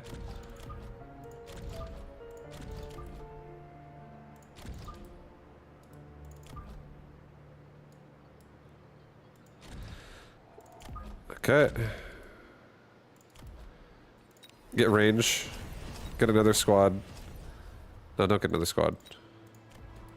Get range and level my tarantula on the right with the barrier. Alright. That works. That's fine. Go with that. We have so much Raiden killing power now.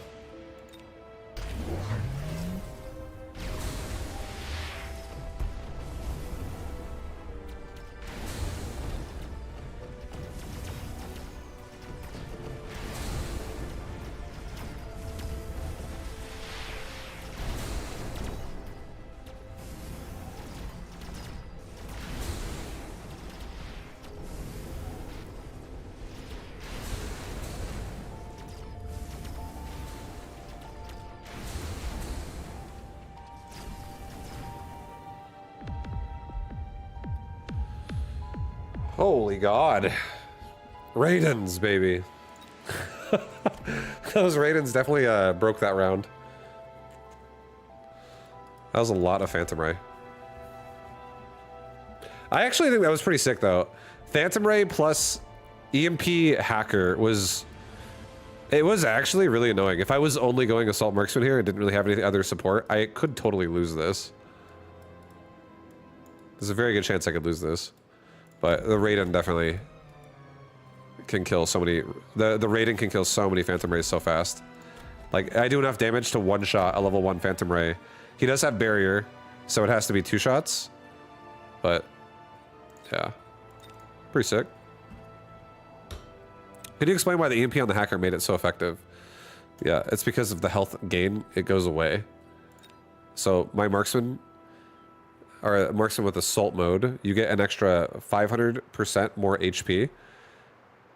So and a hacker, its damage is done based on its hack is its damage.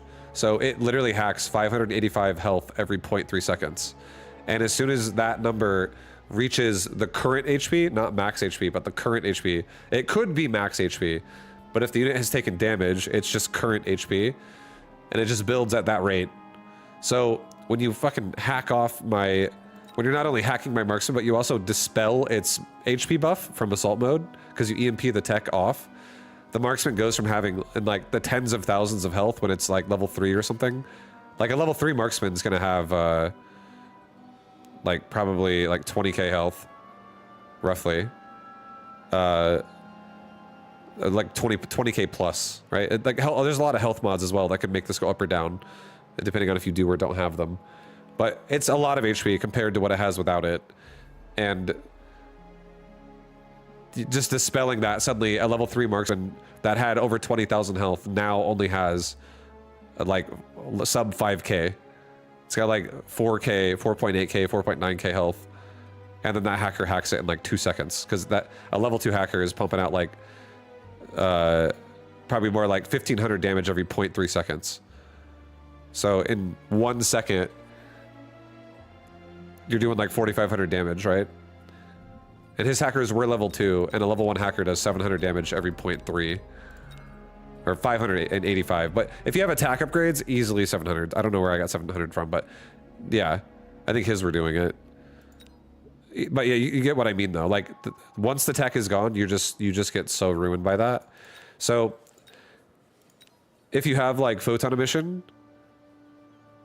of some kind, boat, farseer, whatever, for around your snipers, your marksmen, you can at least be immune to the hacker EMP for the start of the round. But a lot of times, just because you're immune to something at the start doesn't mean it's going to actually be useful.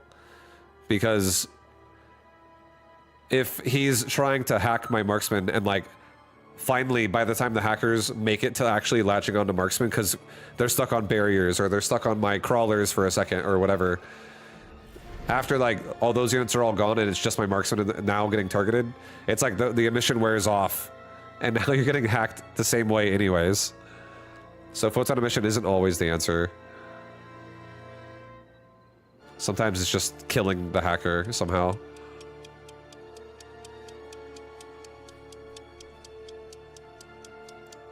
I'll do Sabertooth. Sabertooth spec with Void Eye Mustang.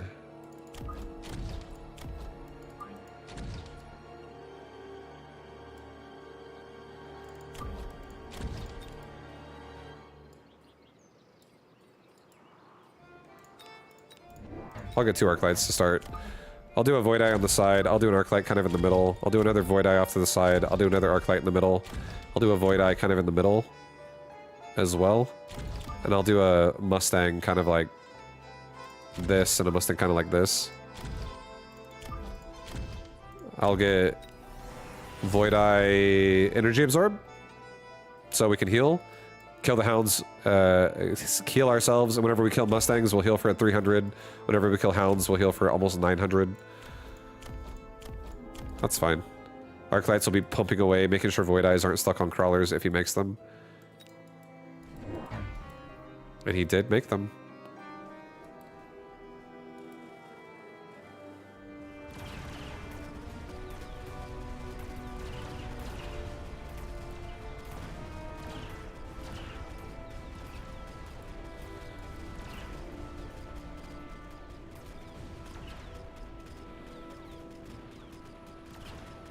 He gets first paralyzed though, but he stacked the entire right side of the board. We played kind of center. This happens a lot. I feel like if you play center, there's a good chance you're gonna break if your opponent plays the side. But now my opponent's like got all his stuff in one spot, so I can definitely you know, the board is my oyster. I can manipulate it however I want. I can do anything I want now, guys. I can oil him if I want to. I don't really want to, but I could. Mass-produced wasp. Well, he can't wasp swarm me. I'm already immune to it. I can do it to him, but I imagine he's going to probably defend it. I don't really want to go mass-produced wasp in a Mustang-focused board. Improved Wraith could be annoying. Assault Fortress could be good.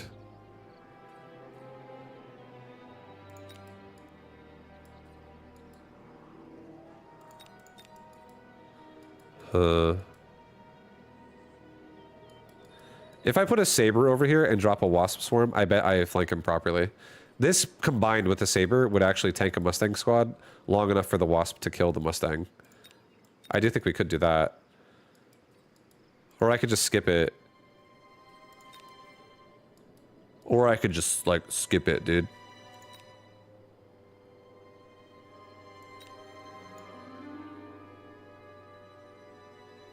I kind of wish Sabertooth spec made the Saber cheaper, not the tech cheaper.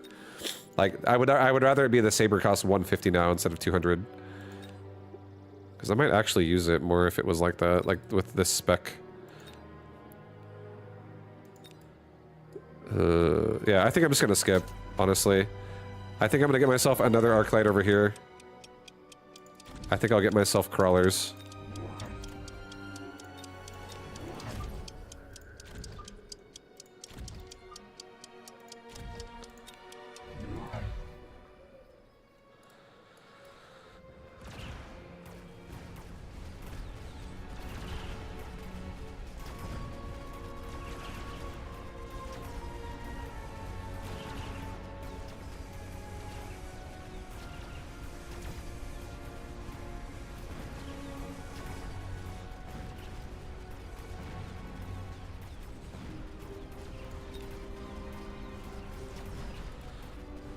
Well, we got rid of most of it.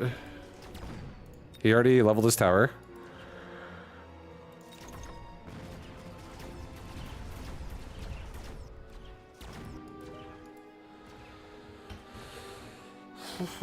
I figured out how to make vanilla Coke and I drank 2 liters per hour.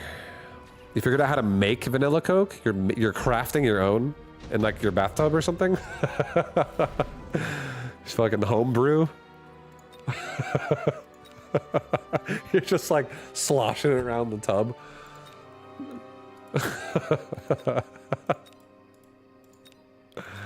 Tub Coke is the best Coke. Oh, hell yeah. It's called SodaStream, and it's like mini pop machine. That's cool. That's cool.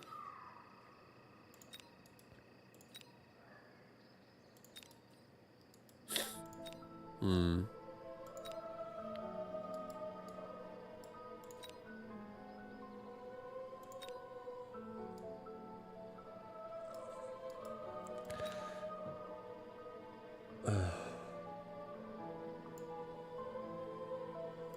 I kind of want to do a Phantom Ray on the front and a Phantom Ray on the flank and put an Arc Light behind it. And then give Arc Lights range this round.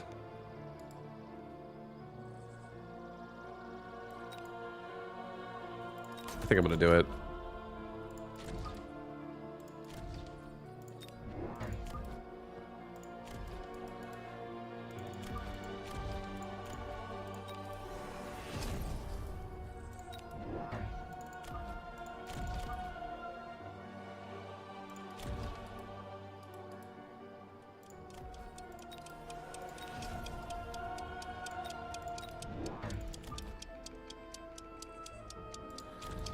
Okay, another crawler in the back. That comes out late. Helps us out. Okay, he went for a Wraith. He's got improved Wraith. So this is, we're playing an air game now.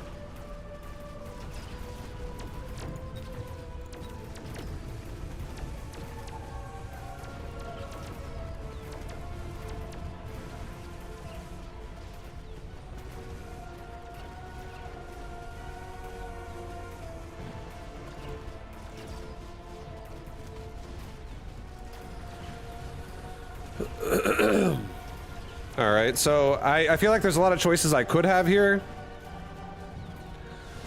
We'll see what the game offers us, but Phoenix would be a safe one. I don't think I'll be able to kill the marksman. There's too much DPS.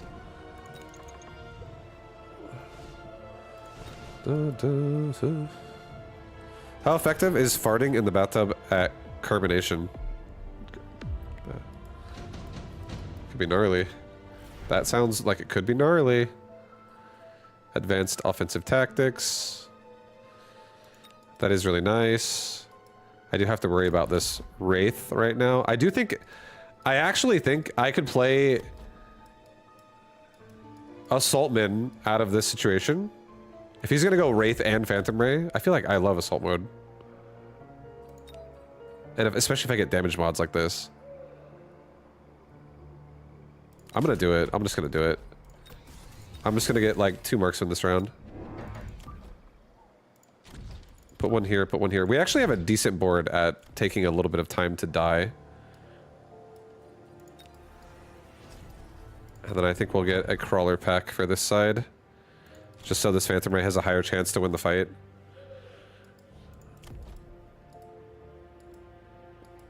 Because also our left tower is pretty exposed otherwise. And then hopefully these marksmen are going to be enough. Maybe I do a missile device like right here. And as the Phantom Ray fly forward, they fly into the missile. Hopefully. Hopefully that's what happens.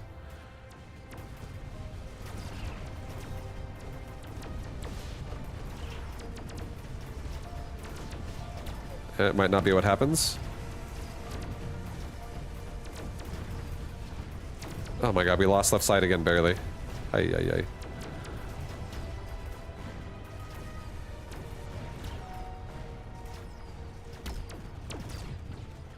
Okay, now it's going the way we need it to go. Hell yeah, these marksmen are gonna get the fat XP. Also, that's a regen device Wraith right there.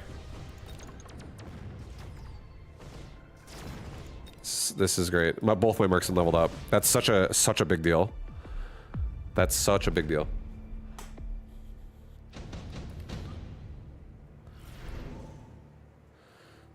An ion blast, a lightning storm, photon coating.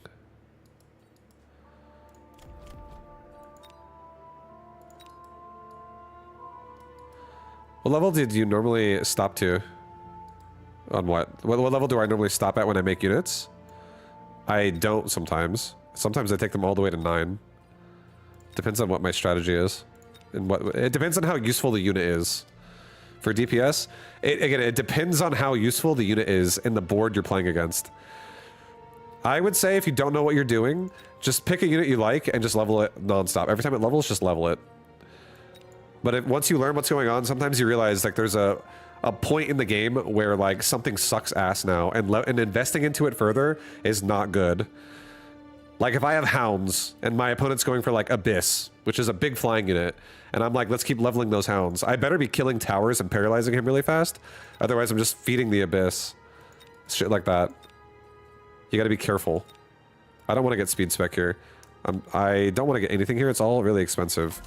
I was tempted to take the photon coating, but I don't think it's necessarily worth it. Level the arc light. I'm gonna get myself another chaff squad. I'm gonna get myself another chaff squad. I'm gonna get myself a marksman over here. I'm gonna get range on my marksman. I'm gonna get 1-1.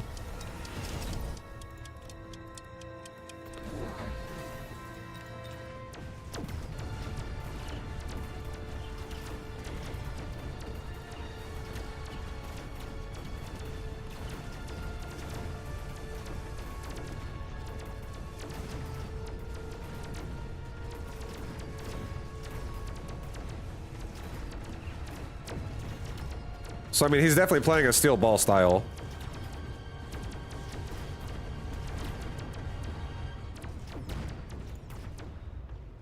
Yes, marksman, save the tower! Save the tower! Oh! But I'm happy that, my advice has helped you rank up, hell yeah. But you have to sometimes, understand, like, is your unit still functional or not? And sometimes it really isn't. Sometimes it just isn't functional anymore, and it now will suck if you keep it.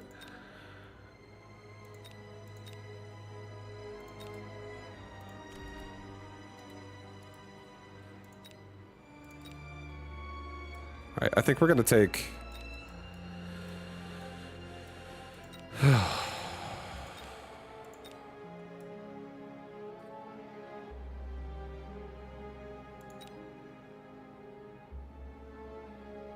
I think I'm gonna take the 2 wasp. And I think I'm gonna sell one of the wasp. And I think I'm gonna put the other wasp here. And I'm gonna put an arc light behind it as well. And I am just gonna do it so that I can kill the crawlers in the back and shit. I might very well sell out of that soon. Let's do an elite recruit. 2 more marksmen here that go down the center and really engage into that wraith. Level up my units that need leveling. I don't really want to level my Void Eye. I don't really want to level my Mustangs either that much.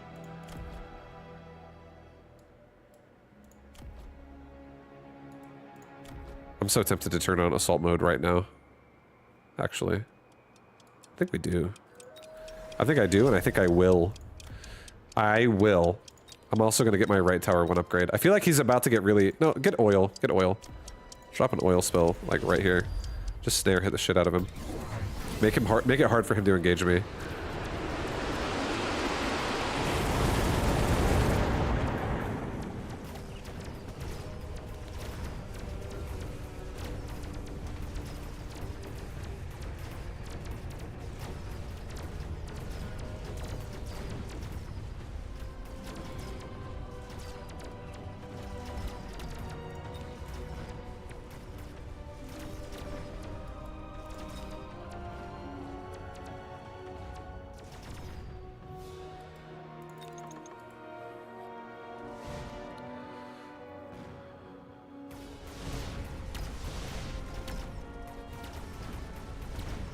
Beautiful.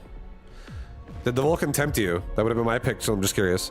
Not really. The only reason why the Vulcan didn't really tempt me is because right now his army is... There is some chaff in the front. I don't really actually want to light this on fire. I like that it snares him. But... Because if I light it on fire, all my crawlers also run into it and die. But his army is like kind of air focused and steel ball focused, and Vulcan isn't necessarily like the best at either of that. Against either of that. I feel like it's not necessarily like what you really want. I don't think Vulcan's bad at all.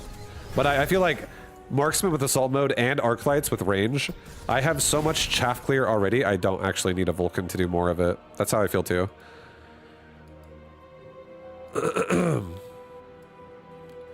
Let's get 2 more Marksmen. I just want to have more bodies.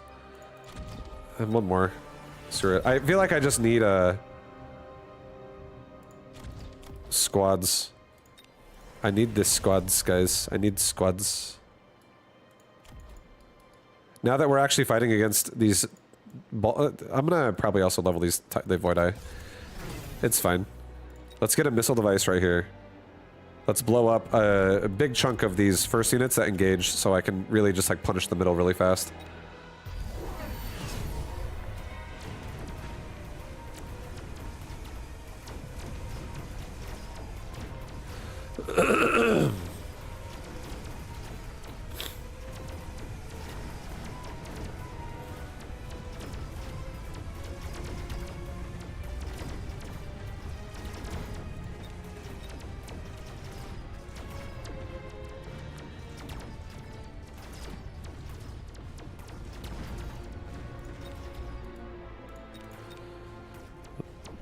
Depending on how many levels the balls have, Scorch Vulcan can be devastating.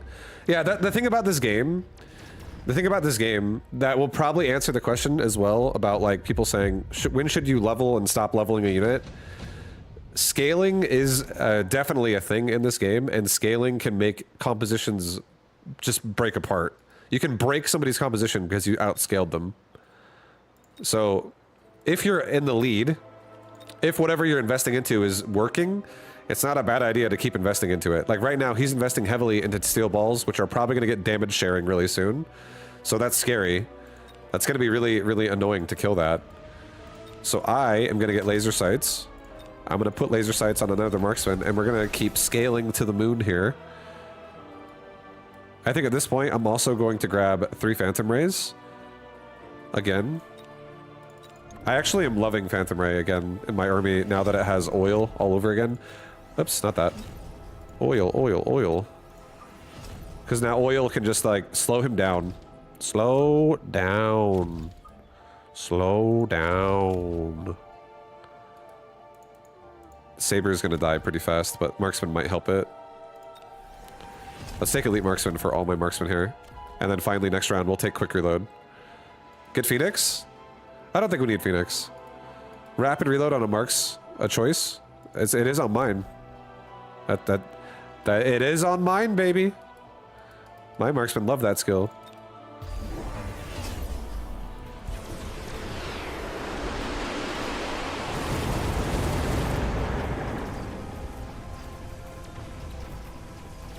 And we just got oil everywhere in combination with a bunch of range on our Marksman. We got Elite Marksman.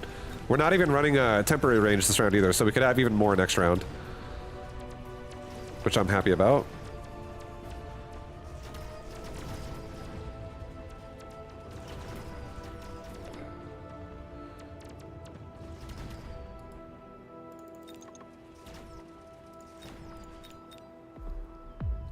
Five-year legend, thanks for the stream. Yo, thank you, Nubathon. Appreciate you, dude. Thank you. Have a good night. Sleep well. Sleep well.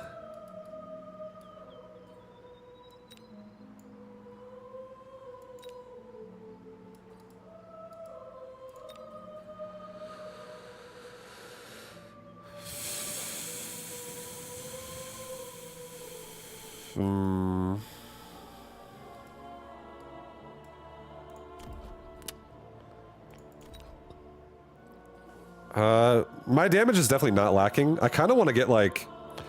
I kind of feel like taking Stormcaller a little bit. I feel like my missiles aren't going to miss on Stormcaller. We could also get EMP and turn off his units. I feel like 2 fortresses also would be okay, but I'd have to upgrade them because they're going to be in range otherwise. Phoenix is also not bad. Just a lot of single target damage. But our damage is honestly not struggling that much. Left side probably the most,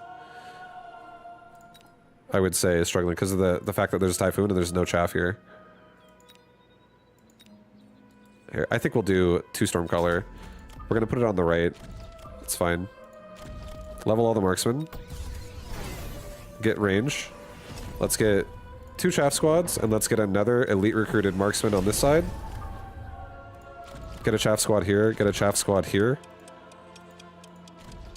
And let's get quick reload. So now we have range turned on and we have quick reload turned on. So if he turns on, we'll basically be able to get through the chaff like really, really fast now.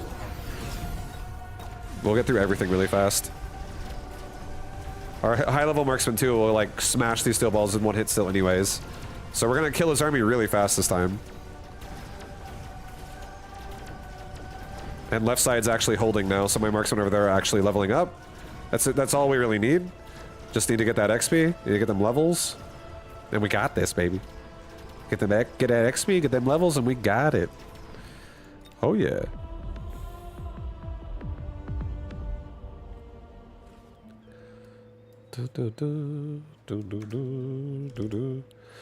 GG. Nice, dude. Yeah. Dude, assault marksmen are so sick. I love them. Absolutely love them. Is there an upgrade you think is obvious but isn't in the game? Mine would be Phoenix manufacturing on Overlords. Phoenix manufacturing on Overlords.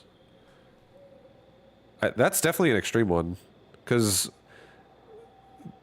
there's the only, like, giant units can only manufacture 100 cost units, and Titan units can manufacture 200 cost units. Because the War Factory can manufacture sledges, steel balls, and Phoenix. Each one of those is 200 cost. But if you had a 500 cost unit manufacturing 200 cost units, that might be a bit extreme. You'd have to probably have, like, to balance that in terms of, like, investment. Overlords can already make 200 cost Wasp. Yeah, but they only make like 5. That's fair, though. Okay, okay, state.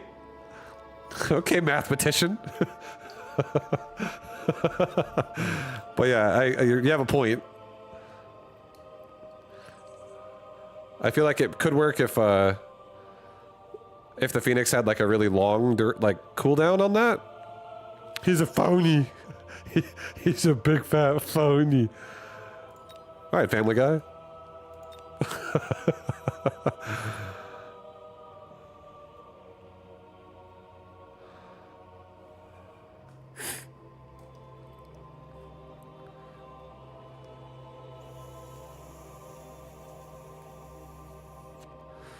But yeah, there's honestly a ton of stuff in this game that could exist. I'm actually excited to see what Mechabellum continues to do to like keep patching and updating their game. I'm really excited to find out what buildings are like in this game.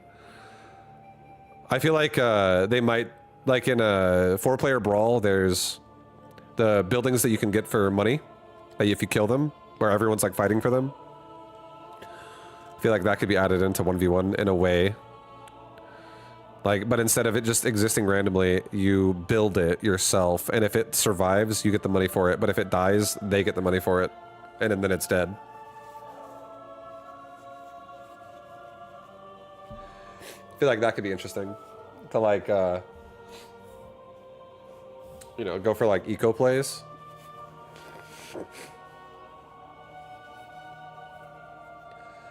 I'm gonna close my camera for a second. We're about to have an accident with my nose here.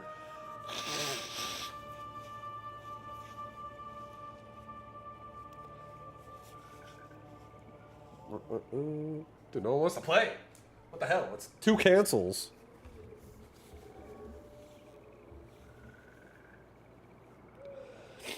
Okay.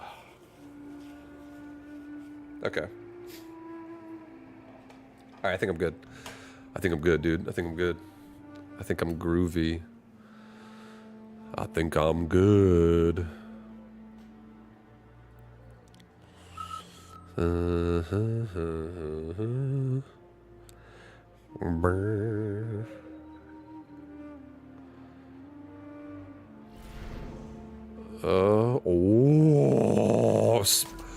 Oh yeah, baby. Speed spec? This is my favorite build, I think, honestly, still. I love a good speed spec hound build. Speed hounds with steel balls. Oh my god.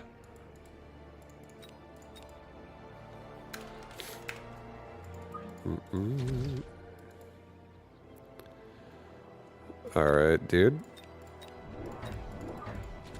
Well, I'll go left side.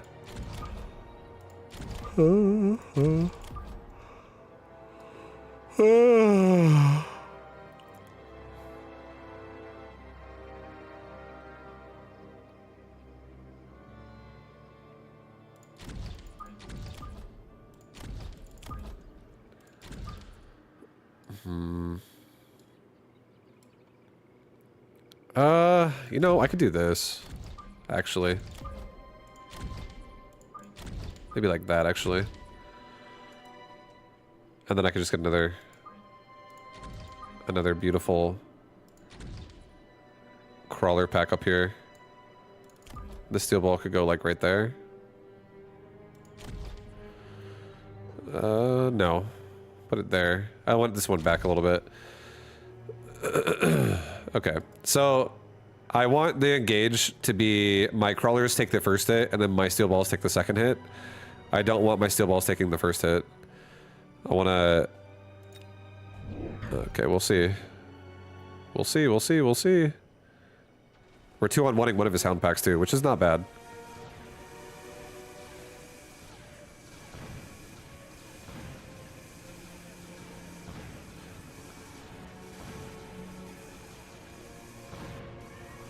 Get those hounds, crawlers! That's right!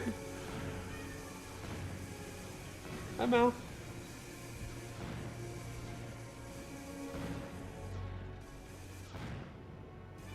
Hi.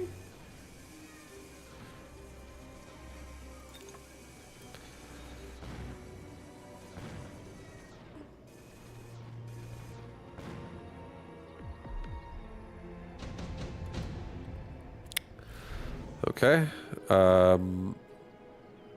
Rhino Assault, pretty intimidating right now.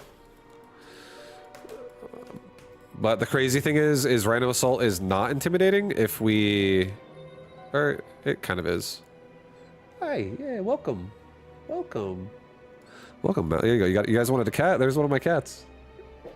See? Do you see him? Hi, Mel. The streamer rule just happened. You say something exists, and then it doesn't. Oh, shit, he's gone. All right, I'm gonna do a rhino on the bottom of, or the other side of his base. Try to just get a quick tower paralyze. I have to prevent a missile from hitting me right here, otherwise this whole army is just gonna die. On entry.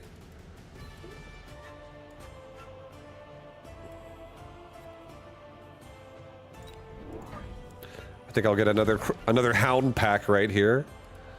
And while we're at it, I'll get myself another crawler pack in the back. So either tower he goes to, hopefully we'll have a little bit of time of like chaff in the way. Okay, he went for a wraith, so, and a missile. So I do lose the round because I don't have any ATR. But hopefully I win most of the round after I kill this crawler pack in top right. Come on, get it paralyzed and don't let him get all the XP on all of his hounds. I don't want his hounds farming because I want to have better hounds. I don't give a shit about strategy. I just want to have better hounds. This game is for Dachshund. What up, dude? What's up, Dachshund? Yeah, his Wraith is gonna farm me. It's gonna farm our stuff. Mass-produced Wraith. Okay. This might be another... Dude, should I marksman this game again? How about some mass-produced assault marksman? Because I don't like the Wraith here. I don't like it. I don't like it at all. I wanted to do a hound ball game, but I can't now. The Wraith this fast really puts the bagosh. It shuts it down, dude. It's all kaputskis now. Oh, yeah. Yo, Domino, thank you very much for the prime. What up? Welcome. Welcome in. Welcome in. Time for the OPAA farce here.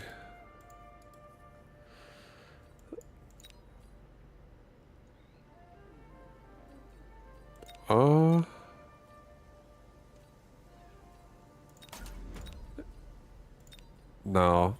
Too expensive for my ways. Get out of here, Farseer. It's Marksman's back in town again, sorry. I can't do it. I can't afford it. I want to get my deployments out. I want to Zerg the shit out of this game. Alright, we're gonna get a Marksman on the other side. And I'm gonna get a Marksman. These Marksmen in the back will just kind of cover, like, there'll be baseline flank covers. No weird Wraith stuff gonna happen around the board. Let's get it covered, guys. Like that crap right there. I don't think so. Not today. Not today, dude. Not on my watch. Come on, Marksman. You know you can do it. Get it done. Another shot. Oh. Sorry, we got 3 more. Hopefully we're not dead by then, though.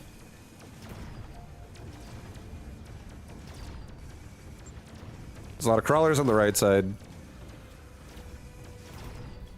I think we're just gonna go more, like, assault, like, quickly. I'm not messing around with Wraith in my face. Marksman, do it! Finish it! Oh, he finished the job! He leveled, bro. See? I knew this would work. Once again. It's not much, but wanted to show some gratitude for your nice streams. Thank you, dude. I appreciate that. I enjoy streaming, so... you know, getting some love always feels... it's a cherry on top. Also, this is my only job. So it's more than a cherry. It's pretty important. But I appreciate the love, thank you. Alright, Phantom Ray.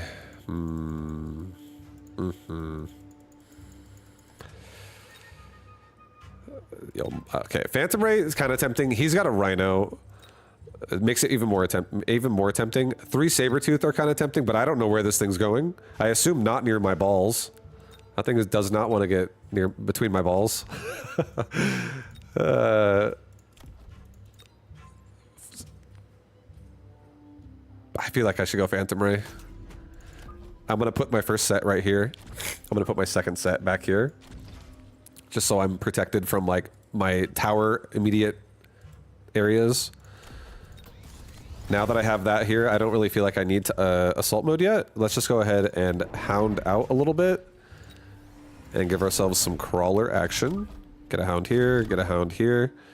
Maybe get a hound over... No, get a hound there. Get another hound here. And this hound here will deal with those crawlers. These hounds will stack up here and try to get on this. He might have a rhino there. So let's just do this. If he does, let's go ahead and missile device this area. Let's just be safe. Try to protect my hounds.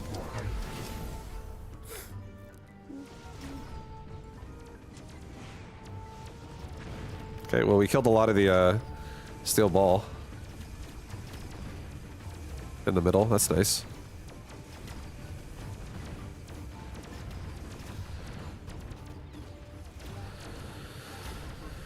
How you doing, Uban? I'm just enjoying my day. We had a nice day today. Actually, most of my games today have been above 2K MMR, so that's been fun. I know a lot of people like to talk about the MMR, and I respect MMR, but our games today have been pretty cool. I've been enjoying them. It's been nice.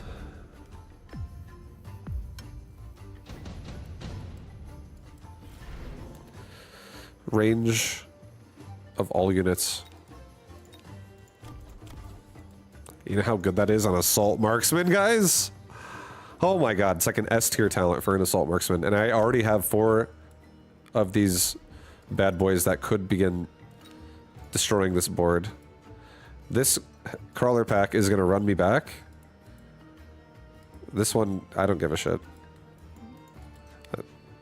I don't care about that crawler. I don't care about that crawler. Yo, stay. We should play some 2v2 sometime in this game. I think that'd be fun. If you want to. You balk so hard at the 400 cost. Oh, dude, 400's, it's rough. It's rough, but you know what? Advanced targeting systems, let's go. I'm taking it right now. You know why? That's how much I love it. That's how much I love it. I am gonna get assault mode now for real. I'm turning that on right now. I've had enough. That Wraith is level 2, and there's another one in the middle. I'm tired of it. I'm gonna go ahead and put one more missile right here. I'm not messing around, guys. I'm trying to stay alive. You play with Aigas and Seether? Oh, nice. Yeah, the only person I've really been consistently playing Mechabellum with myself is Grey Torp. And we have a lot of fun, honestly. He's such a fucking badass at this game. He's insane.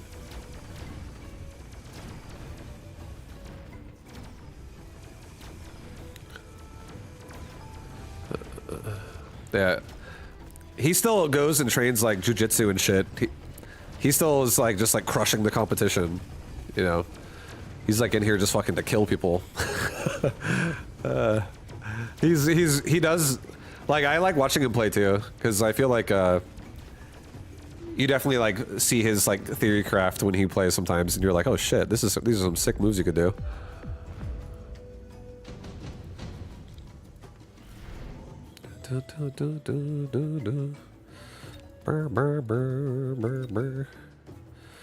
Yeah, no, he just played Terran, and Terran had it hard. They had to try extra hard. he just grew up in a harder world. I grew up as a Zerg player. I just I just was dancing around, making whatever units I want, and just tech switching on people and killing them. I wasn't really being pressured as hard as I could have been. I didn't train as hard.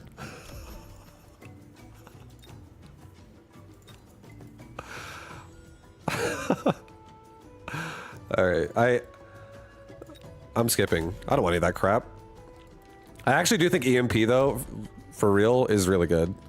Because I could turn off all of his Wraith even if he makes a barrier. I think I'm gonna get ranged so my hounds stop dying so fast, and I think I'm gonna elite recruit out 4 of these marksmen right now, and I'm gonna give myself range for everybody. Cancel that. HP. HP gets thrown down here. Alright, dude. Hold up, guys.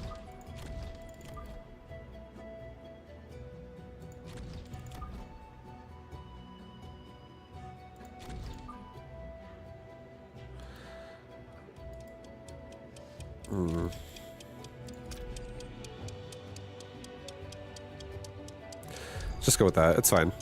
I wanna just have like connections to the Wraith, but really I wanna also make sure these things aren't cutting me all day and no more flanking.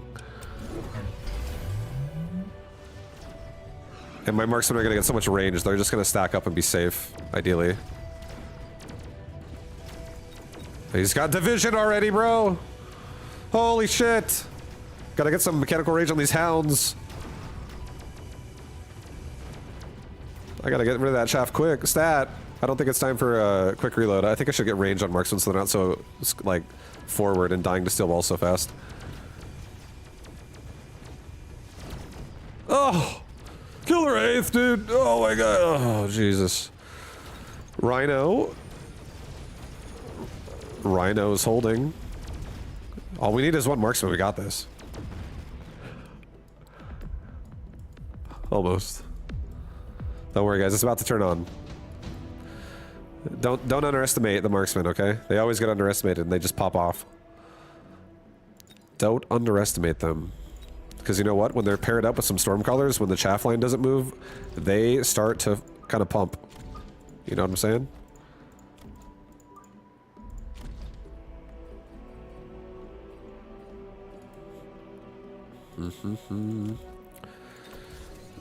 He also has a busy mobile beacon right now, so he'll have to no mobile beacon here, which is nice.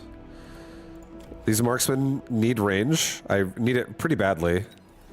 I can't get Mechanical Rage if I do this, but now I have Stormcaller DPS to kind of complement, which will actually get me through a lot of the... It'll AoE crawlers for me too, because this is so stacked up. Let's just get more chaff, guys. More time. And range for everybody, for real this time. Get a crawler pack here, get a crawler pack here, get a crawler pack here, get a crawler pack maybe like right here. Just get some crawlers that allow us to enter the fight without being dead in 2 seconds. And makes the units stop and, you know, get shot at. Okay. This one should actually maybe go like that. Don't go in so fast. You're just going to die to Mustangs. I wanted to actually tank steel balls for a second. Oh, Jesus. That right side of the board just got big. It just got a lot bigger. But look at this. We're getting through the middle. A little bit. Let's go. Look at those steel balls just fall over. Oh, come on. Come on, mid. Push. Push. Left side's in, bro. Oh, the rates are down. Oh, hell yeah. Oh. Yeah, I think we got it, dude. The worm's still there, but marksman can deal with the worm. I am paralyzed, which obviously not good.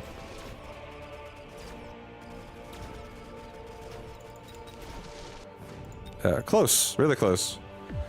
What are the most important techs to unlock? Additional deployment slots are the most important ones to unlock. That way you can make 1,000,000 units. You see this? Hey, you seeing this army right now? Oh my god, there's so many things inside of it. Wowzers. Let's get Mechanical Rage on my hounds. Let's get another hound. Let's get another crawler pack. Let's get another crawler pack. Let's get another marksman. Cancel that. 2 more elite marksmen. Here. And here. No, not so far up. Yeah, this one there though. I do like that. Let's missile out this particular chaff squad so I can kill the Wraith quickly before all my crawlers die. Let's put the crawler pack actually like right here so it runs down before it runs out. So I'll missile this out. This marksman just blasts that Wraith really quickly and then doesn't go any further. All my chaff stays alive a lot longer. Marksmen have time to kill shit. Everything's happy.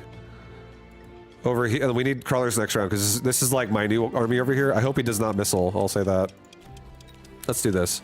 Put a barrier. I'm actually scared of a missile. And let's get range for everybody. I should have done that because I'm about to die. So I'm happy I did. Look at that missile. Holy shit.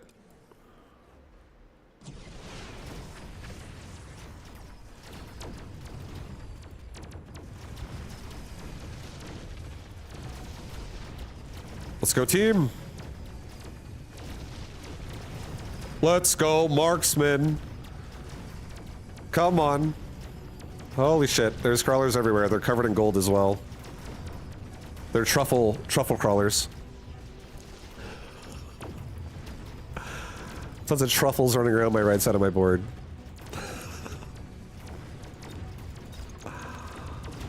Okay. We're dead. I mean, it was close. It was actually, the fights were close every time. And we almost had enough. I feel like more damage in general.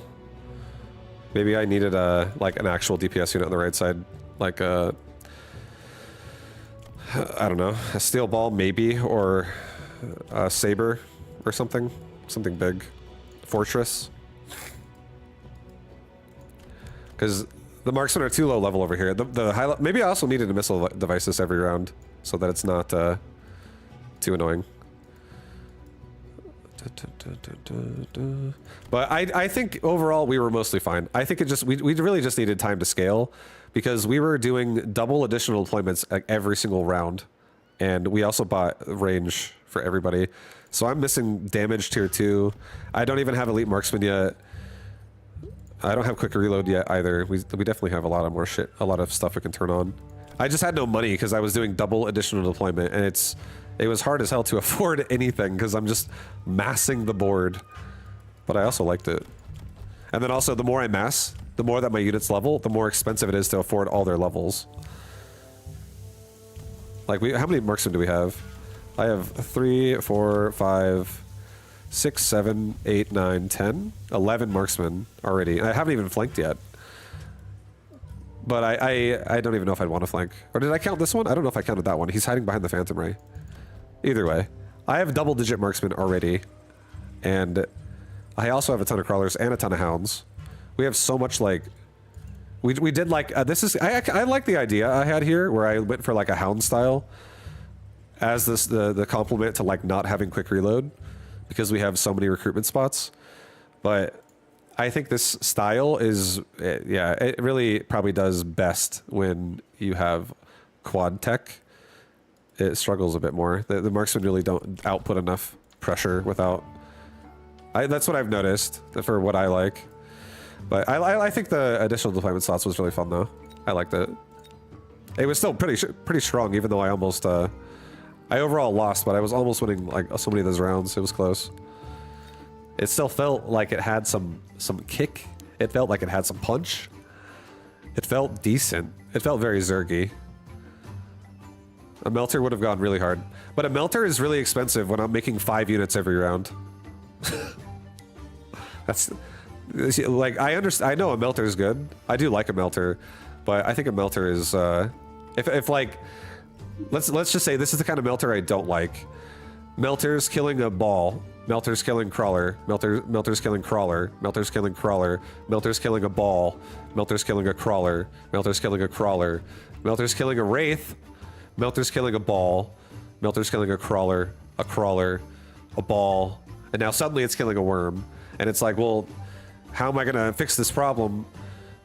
Am I gonna get like 5 fucking split melting points and make multiple of them? Then I have no deployments, and I have all my money is now melting point. It's the only reason why I don't like it. It's just, it costs a fortune. It's so expensive. If there was like a 100 cost melter, like let's just say they made a melting point, but it had like 1/10 of the stats, or like way less stats, but it only cost 100, and it was a one unit melting point.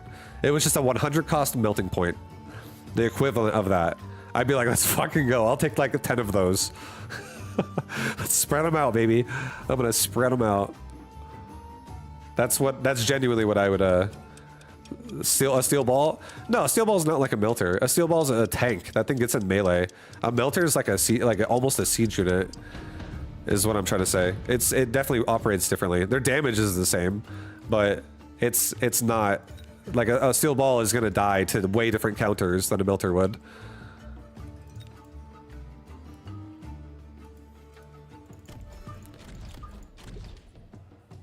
If voids had melt rays, yeah, let's do like, instead of void eye, get like another unit that's like you know, it's just like it's one arc light that just like locks on like a melting point, and it just does like way less damage than a melting point, like 1/10 of the melting point's damage or something, or like 1/5 of it or whatever. Just not nearly as much. And maybe make it also have a slower ramp time. I feel like a unit like that could be really cool. And if that unit existed, I would definitely consider putting that as a DPS in my line way more. I like taking Melter as like a drop. I don't really like purchasing it. There's very few times I feel like I actually need a Melter. Okay, we're gonna go... what about a Jedi unit? Oh, hell yeah.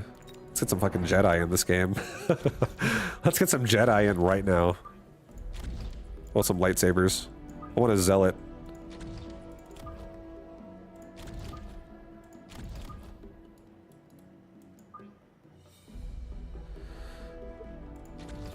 Do a higher saber. I'll push the side again. Do this, do this, do this. Do a crawler pack here. Or a fang pack here to stop crawlers if they go to my tower. Alright, Fangs, you got one job to do, and one job you gotta do it right now. Protect the tower with your lives. Stop the crawlers, boys!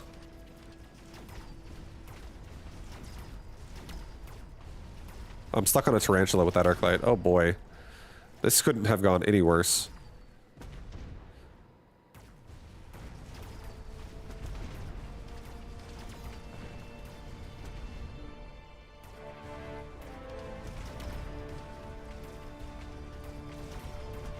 Oh, the arc-light lived. The arc-light lives. He might kill Oh. He's dead. He might, I was hoping he was gonna kill some crawlers. I was like, maybe we get like 5 shots off. But nope. He instantly died. Fire Badger?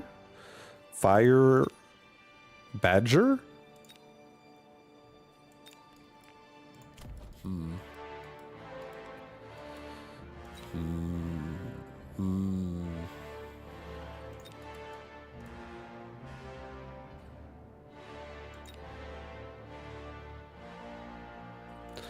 I'll take the farce here. I'll put it over here.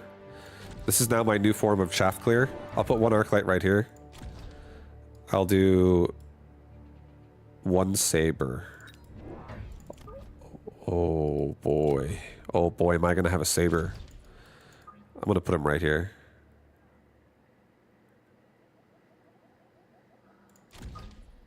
I'll put the arc light over here actually. I want him to cover the saber in case more chaff exists. But I want the saber to pop that fucking tarantula, because this guy sucks now without the saber here. This could be really good, guys. This could be good. This arclight's going to hold off the crawlers. The saber should maybe go a little closer. I want him to make sure he's not stuck on crawlers. Alright, let's go, let's go. I got a farce here to clean up the round after it's all said and done. There we go. Get that tarantula right now, please. He leveled his tower. Oh my god.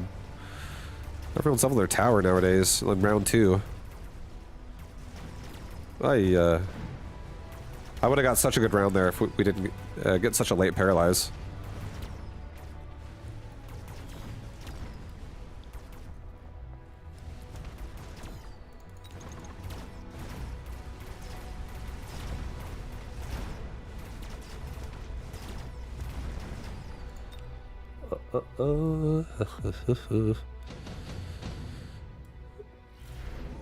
Alright, additional deployment again. Oh my god, it's expensive. I mean, we could redeploy and just like ignore the tower. Let's just do that. Let's redeploy. Come over here.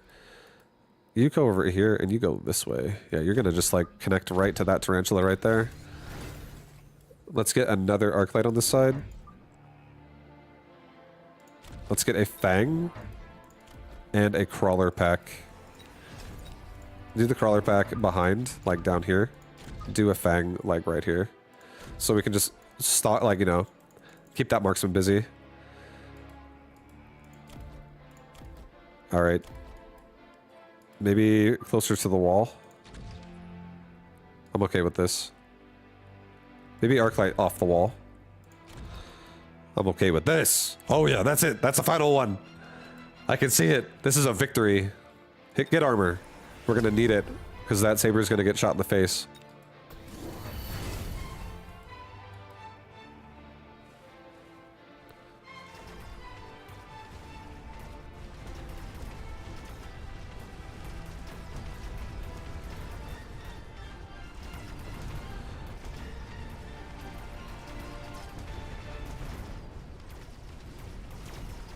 Oh, we're doing it. No, the Arclight's gonna die right now. Oh, he's living. He took 1 hit. This Arclight's a fucking god. Oh, get the tower. Kill the marksman. Fangs, hold the tower. Holy shit, they're holding. Super Fangs. The last Fang holds the last crawler. Oh my god. What a defense. And he even gets up there, looks cool while doing it, gets that level up. I almost want to level him up, but I don't care about Fangs. Hey Fangs, you guys want a portable shield? Just kidding.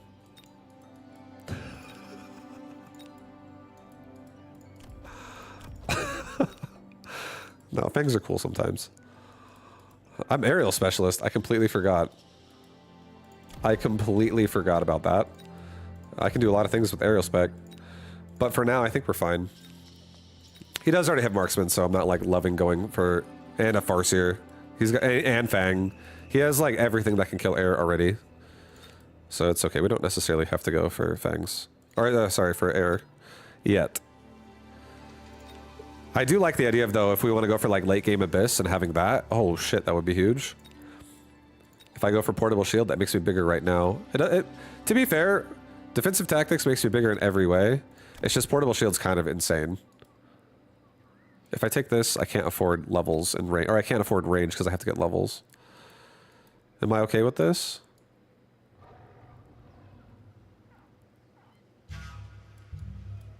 I think so. Yeah. Yeah, I'm okay with it. Upgrade. Upgrade, yep, yep. Alright, we're good. I think this is fine. I think we're gonna get chaff. I think I'll get a chaff squad like here. And I think I'll get a chaff squad right there. Just a little closer. Let's also missile device out this shit, because it's really messing up my mojo here. I could have redeployed somebody, but I didn't. It's okay. Yeah, now my units aren't stupid. Yo, go kill those sabers. Go kill the tarantula instantly. Let's go. Come on. Get on them. Hurry up. Oh my god, you're looking the wrong way, dummy. Come on, man. Turn to the right. Shoot it.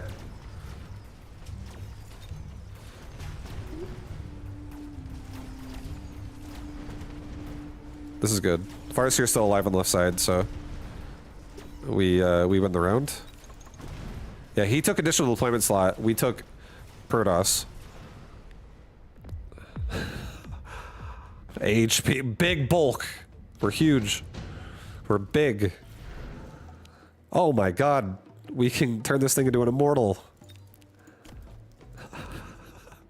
It can be massive. I could get incendiary bombed though.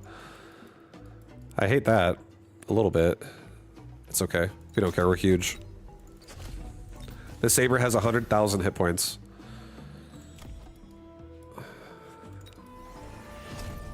Sweet. It's pretty good.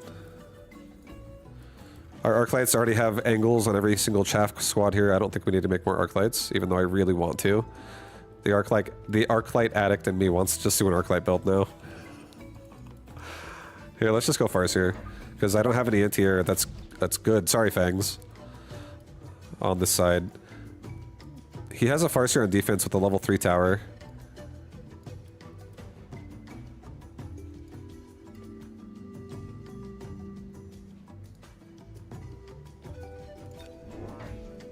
I think we'll get more chaff one more time. Let's get some chaff at the other side. And let's make sure this side of the board doesn't get flanked by anything and have this Farseer having a problem with stuff like that. We don't want that. Make sure this arc light is connecting to the Alright, no, don't redeploy him. He's fine where he is. Maybe redeploy this dude here. Get a better angle, dude. Maybe put this Farseer there. Farseer, you're gonna get shot at this round by a marksman. Be warned. You're gonna get shot in the face, but it's okay. The arc light will cover you. Yeah, this is good. Oh, never mind. We're fine. My chaff gets out fast enough. Now the Farseer just kills the marksman. Hell yeah. That was a much nicer location for that guy. Should have redeployed him like a round ago. That was very good.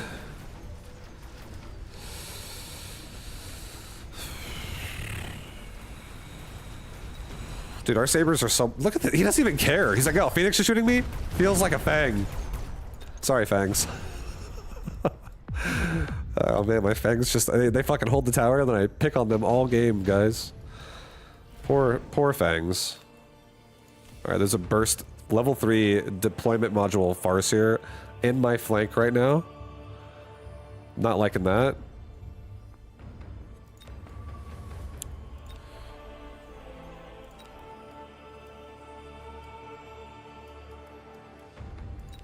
Fangs catching strays, yeah. Sorry, dude.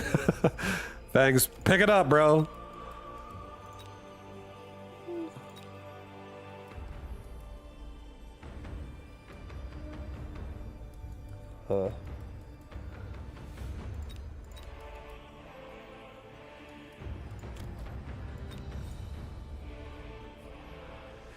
Alright, I'm so tempted to take a fortress, but I think I'm gonna take Stormcaller, honestly. I think I'm gonna take Storms.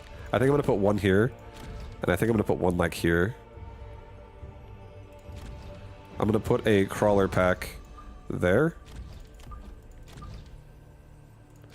I'm gonna level my Arc Lights, I'm gonna level my Farseer. I'm going to give myself another Chaff Squad right here.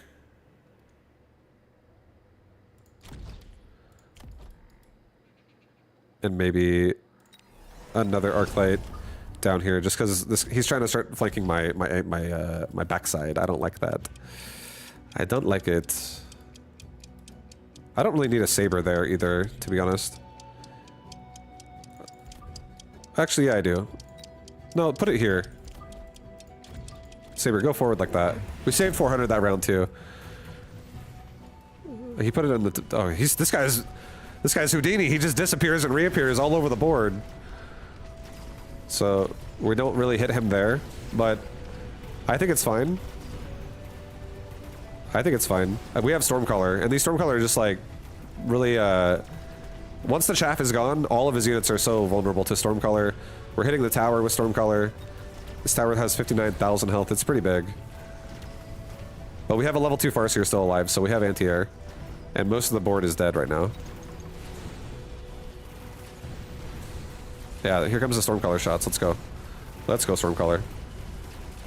Let's show him what you're made of, Stormcaller.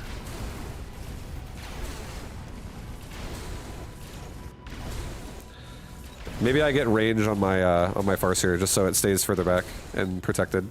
He got Ionization on Raiden. Oh my god, maybe we just get fucking aerial spec. Maybe that's the play. Oh. Jesus. Maybe we just get an Abyss. No, definitely not an Abyss. he's got Ionization. Abyss seems like a suicide.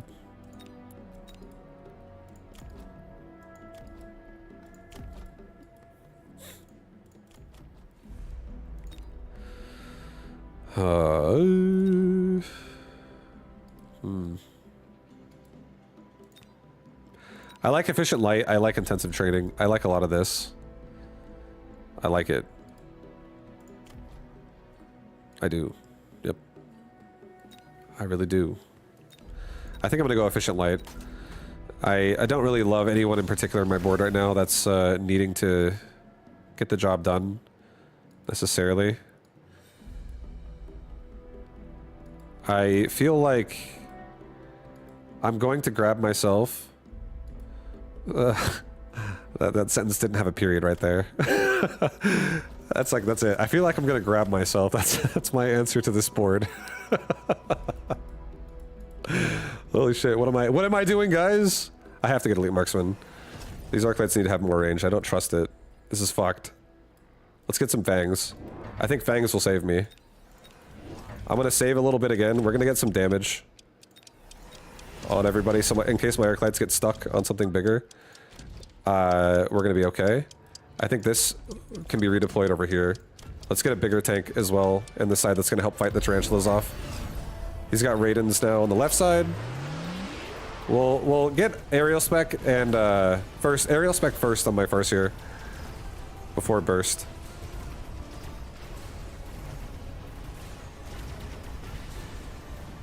Yeah, there's so much chaff. Just chaff for days. I'm really glad I got Elite Marksman and Arc Lights. Like, the chaff never ends. This Arc Light's stuck on a Tarantula the whole time. Please don't die before you get XP.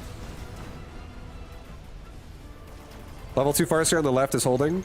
Maybe we just upgrade... Okay, here's what we do.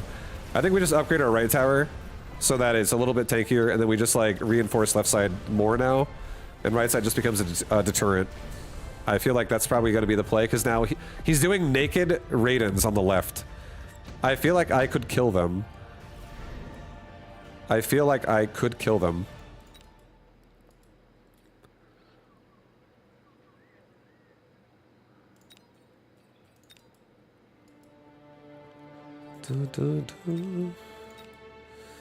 Here, I'll do EMP.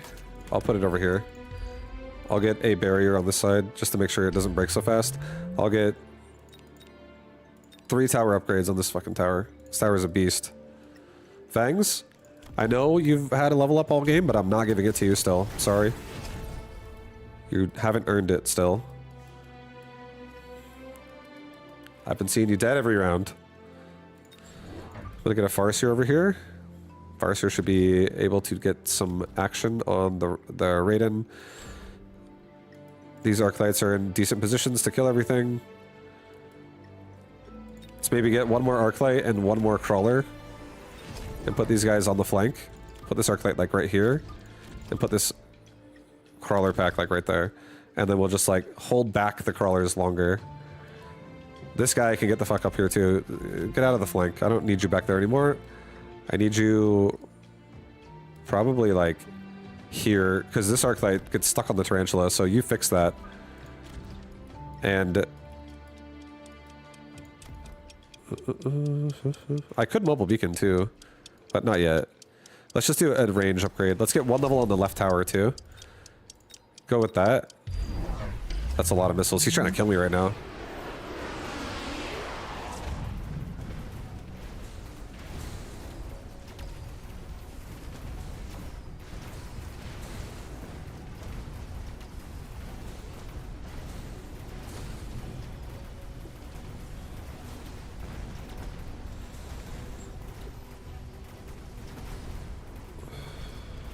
Okay, we won left side pretty hard. Right side's actually, the Arclights are actually killing the Tarantula here. Thank God. So he levels up. I'm definitely giving it to him. I have two Arclights getting stuck on Tarantula. That should be also, maybe, that should be 2 redeploys. If we're gonna think about it logically. It's over though. But yeah, this Arclight right here and this Arclight over here, these two, we're definitely getting stuck on that Tarantula and that Tarantula. Or that one and that one, I think, actually. I can't remember. But I think it was that one. But this one seems scarier because it has a health device. So it seems like it should live longer. And I feel like this one... I would assume this one's like constantly killing this one. That's what it looks like is going to happen. But the Crawlers are coming. And I don't know. There was a lot of chaff. This chaff on this board is in numbers for sure. It's a chaff lover like myself. I think this was honestly very nice. Like, all of these Crawlers got stuck here while my Farseer just killed the Raidens. That was pretty nice.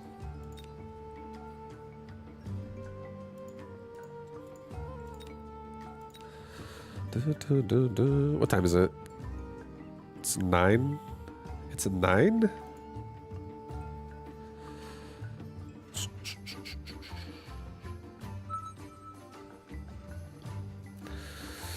$2K up in here. Yep.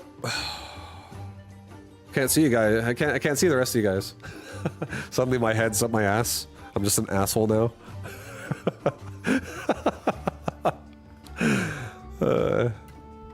Feel like I just walked in the gates of heaven.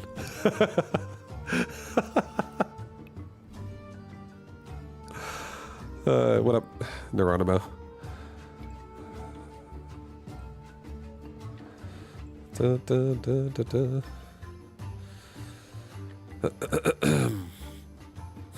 What up, dude? Yeah, I'm gonna... Also, if you guys are... Anyone in the stream right now that's like maybe newer to Mechabellum and you like it, you want to learn more about it,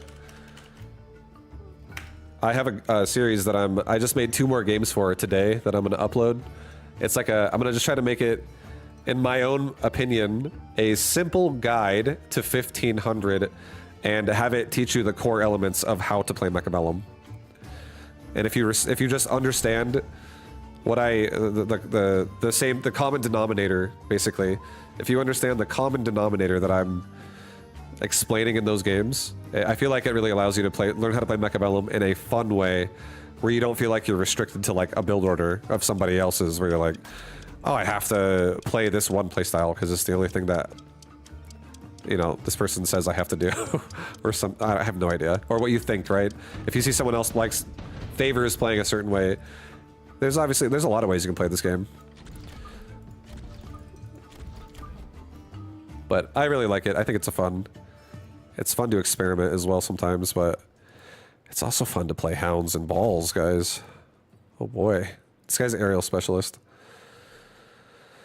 I'm fortified. I have very strong balls and very strong hounds. I will absolutely murder any fight I engage into. I think what we're going to do here is we're going to do something like this again. Again, this is aerial specialist, so this could turn into, this could easily turn into air transitions. For round one, I think I'm going to do a crawler pack on both sides here. What I want to have happen is I want his army to mostly... Here, go down like this guy as well, like 3. I want his army to mostly go to the right or the left, and then I hope crawlers that are strays just come to the middle. So his army's all left. Now we're going to get a paralyze on right and hopefully kill all the chaff, or most of the chaff, by the end of the round. I would love it if all the crawlers are dead as left side loses.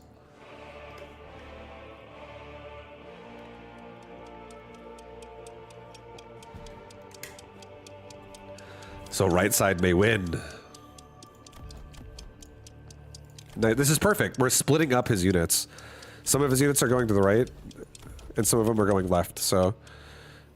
We're making his board go all over the place. I just hope I can kill the crawlers before I'm dead.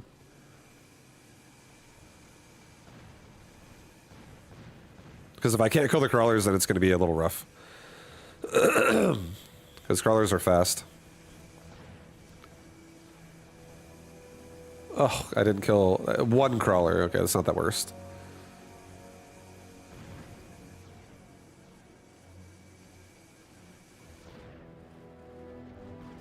But none of my units are going for his second tower, so... one crawler is. We're definitely going to die.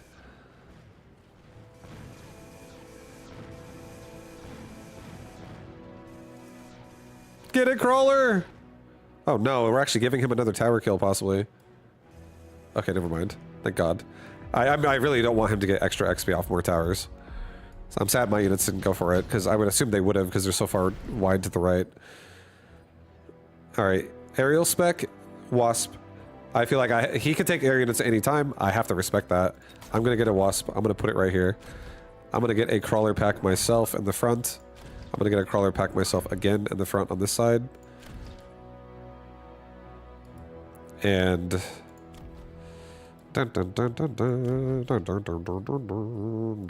maybe another hound pack, like right here. Another hound right there. That we can double team this hound squad right there. And crawler pack. Alright, so we both have wasp on the left. I could paralyze him really fast. If I paralyze him, my wasp will definitely kill his. So, that's a pretty big deal. Looking good for us so far. You got a burrito from a burrito truck and you got some asada. Oh, hell yeah. That's fucking delicious, dude. I love asada, carne asada burritos. Carne asada fries are also so good.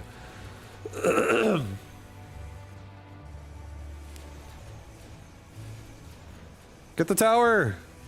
Before we're all dead!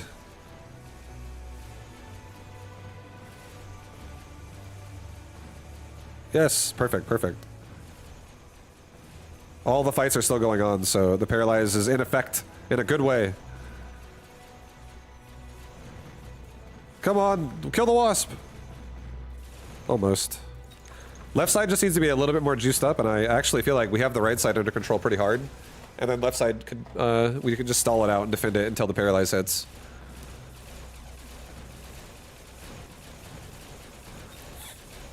His wasp are level 2.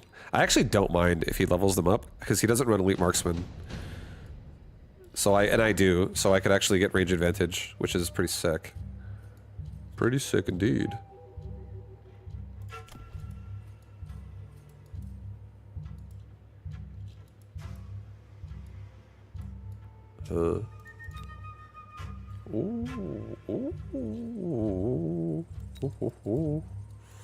Haste module is pretty tempting. It's pretty tempting. There's a lot of squads I could put it on. Okay, let's just do this. It's so good if it goes on a hound that levels up. I'm just gonna do this hound specifically in the middle. He's gonna get range. We're gonna give one more hound here. We're gonna get crawler pack right here, and we'll get a crawler pack also, like right here.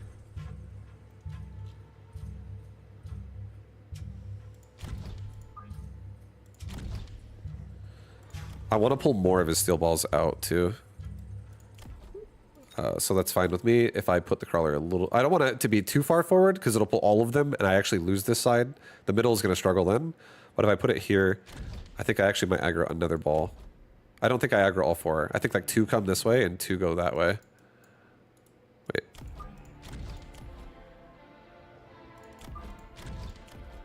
Yeah, put it there. I'll put it there. I think I want to get 2 and 2. I want to divide it up. I got 3 and 1. Oh no, I got 1, 2, 1. Okay, the hounds in the middle actually took 2 of them. That also works. The hounds in the middle need some help now because of that, but like a crawler pack on the tower or something. But that was overall not bad. He did level the wasp too, so I'm actually gonna play wasp now. So crawlers and wasp is what we're doing next round probably. So I can actually like not get overpowered in any angle from the middle push there, and then also so I have wasp to actually win the fight here. And he actually deviced his wasp. So we'll definitely take aerial spec and then range, and if he does aerial spec and range, we'll just outrange him with elite marksman. So this game will take it to the sky. Aerial spec does give him better stats, but it doesn't give him more range. So take it to the skies. Take it to the skies. I'll get a damage device where the push is happening. I'll put it on my super wasp that's going to level this round. Let's level the hounds. Let's level the balls. Let's get a wasp over here. And now we have a wasp pack that can finish off the round. And we'll get a crawler pack here. That will push back the steel balls and give our hounds right there a chance to not be dead in 2 seconds to the steel ball. Alright, yeah, he's crazy on wasp. He's crazy on that wasp life. We have our flank covered by this wasp. It is pretty far back though. The same thing with this wasp. We have our flank covered, but it's also pretty far back.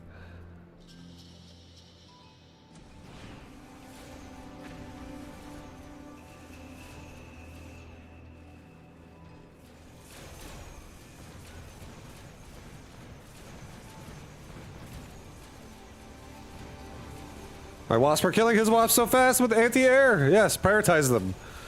Hell yeah.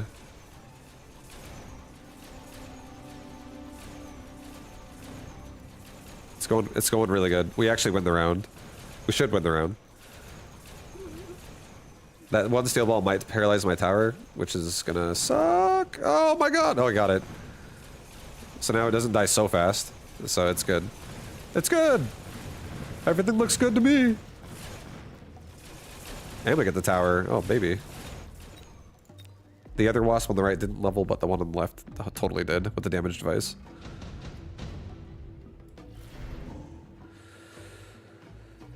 Okay.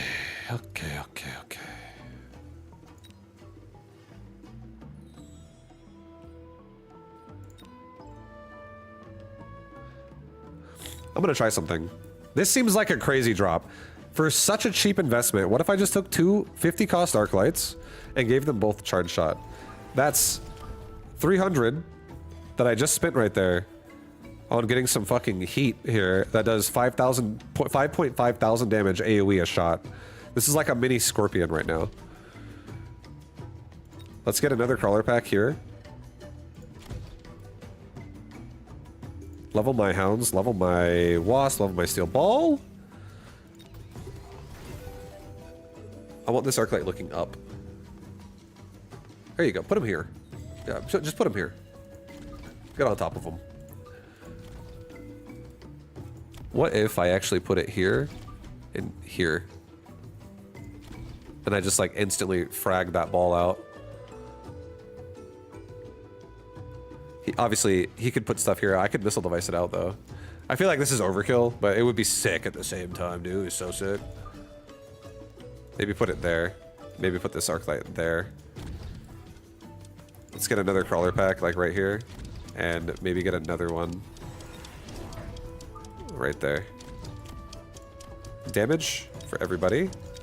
Alright, watch these arc lights, dude. They're gonna crush.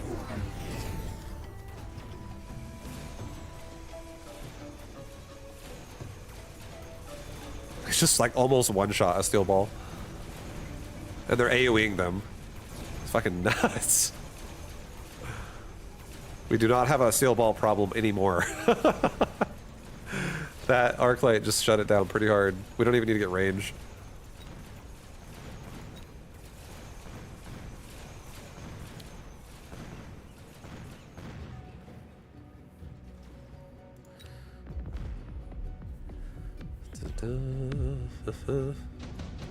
So that was very nice. Intensive training. Intensive training is really, really good. Just because we're both going aerial spec Wasp, so I think we're playing this. Remember what I said? This game is going to be Wasp versus Wasp. I feel like that's what's happening right now. So we'll go back to that. That's like the lose condition if we don't respect that battle. So I'm going to actually give this Wasp on the right side now, level 3, because it's going to have to... This guy's starting to play the right, so I imagine the right will be probably respected more since it keeps paralyzing. Maybe he even takes shard shot himself for my steel balls. Let's get range on my Wasp. Let's get another Wasp in the middle. That can actually hit these Wasps from a different angle. And I'll get maybe another crawler again on the bottom right corner. So more chaff to help the right side now. And if he gets range on his Wasp, we'll be getting elite marksman, and then we're good. We have a Wasp in every quadrant. It covers all 3 areas of the board. We're happy. We're happy. We'll go. Yeah, he went range as well, so we're both respecting the Wasp game. That's because I'm winning the ground game right now, which is great. But now I'm also going to be controlling the air game because I respected it before it happened. So now my Wasp will win both sides. They should win both sides. I think they will.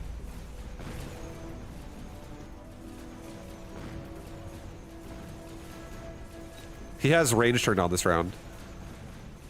That's actually amazing because I haven't turned it on, and that's if I'm winning as well without having the range. You know, we just saved money, saved ourselves some money. We actually lost, but it was really close. So I'll definitely turn it on myself. These Wasps are gonna like one-shot each other. Hound versus Hound, and Wasp versus Wasp is kind of like whoever shoots first is probably gonna win. Like, EMP is kind of scary. I could hit him with a bit of it. Efficient tech is pretty sick. Let's just get EMP. EMP is pretty gross. I'll EMP like all of this right here. And I'll do a mobile beacon on this Wasp right now, and I'll move down, and then I'll move up. We'll level that arc light, or level the arc light and the Hounds. Get range. And maybe get one more Hound. Maybe get Mechanical Rage on Hounds. Put that Hound like right here. Just so I can get rid of these Fangs and other Hounds and other things that get put over here faster. So maybe get one more Crawler pack on this tower now. I think I need more chaff again on the left side, honestly. I feel like right here, just like get a little bit more. I feel like if I just barely defend this a little bit more, we'll be great. And let's get a barrier ourselves here on these 2 arc lights. I feel like he's gonna EMP something over here. That's my guess. So we're running out of the EMP with our Wasp, and we're also burying it so our arc light doesn't get hit. So we actually just completely dodged an entire EMP. So that is nice. Now we win the left side pretty hard with air again.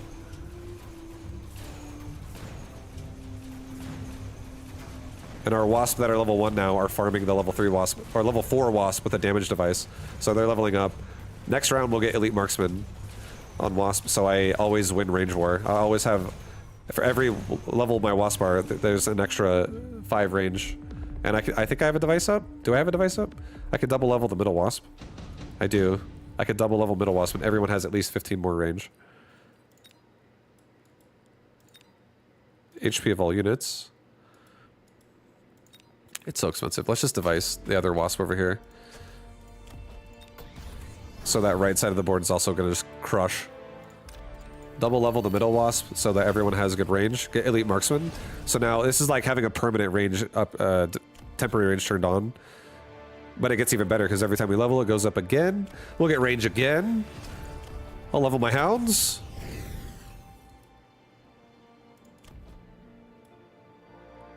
Cancel that. Don't get range this round.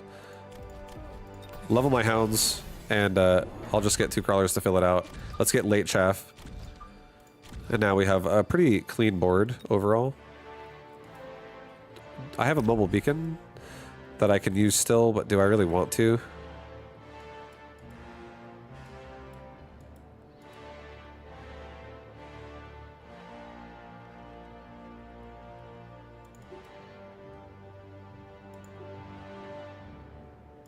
Okay, I'm gonna try to tell these balls to drive here, and then to drive here, and hopefully just hit the tower quickly. Are they gonna do it? I don't know. But I have a beacon. I don't really want to mobile beacon anyone else out of position. Oh, great. There's a fucking oil spill over here. He's going for more wasp. I'm okay with this. I think we got the game won. I think we're fine. More wasp, I don't think will solve the problem, because wasp one-shot each other, and it's, I don't have a problem with, like, I can't get overwhelmed, I don't think. I think we're gonna be okay. Let's see it.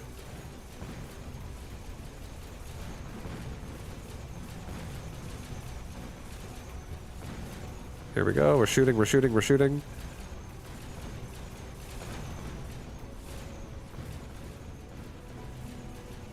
Alright, we need to get range. For sure. We did lose that round just now.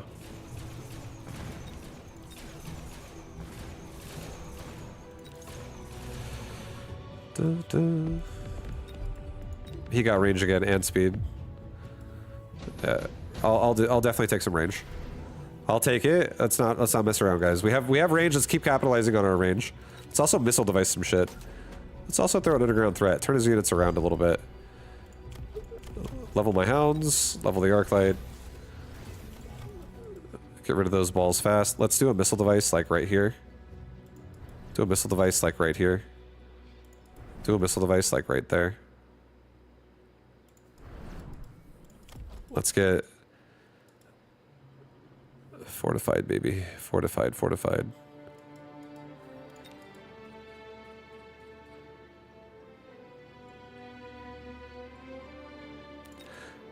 Let's do 3 elite recruited rhinos. Get maximum HP right now.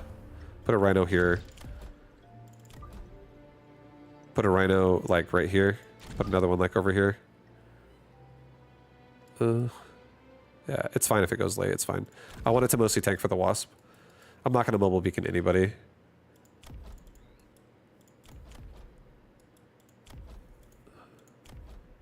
Actually, maybe mobile beacon these guys. Just like back a tad. Don't do that, actually. Don't do that. Don't do that. Don't do that.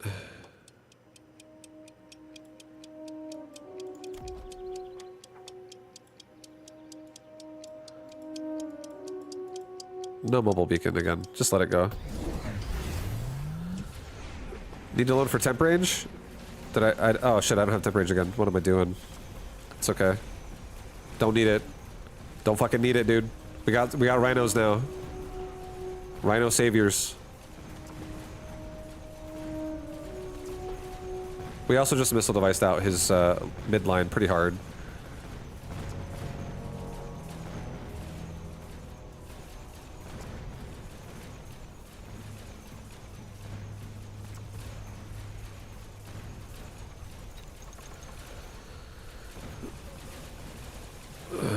Nice, level up. The wasps are leveling. Every time they level up. I do need to get that temp range. I probably should get it first. Let's hit that button first right now before I even do anything.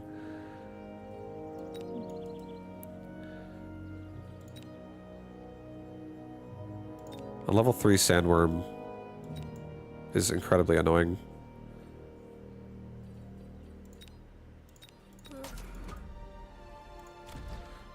Okay. Level up the wasp. Level the wasp. This time I will EMP out this again. Get range. Don't forget. Level device this again.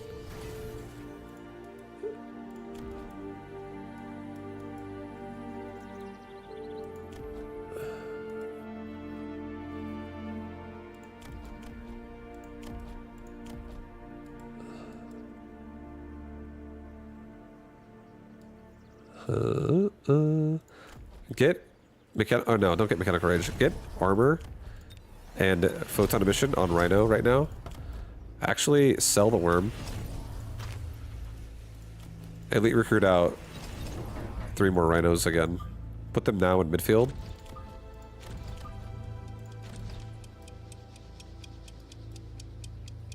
Get a missile here.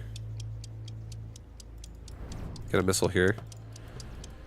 And yeah, we'll go with that this round.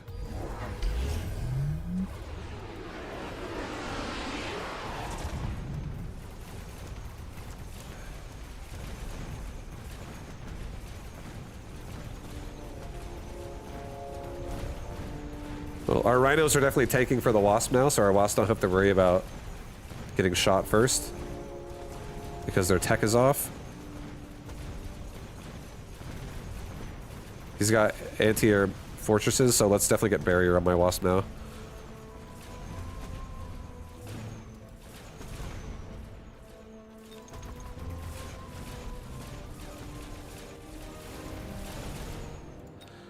Yeah, these wasps have a lot of HP, so they don't die super easy. They're like Phoenix at this point. They're kind of tanky. Oh, let's do an absorb module on this middle wasp.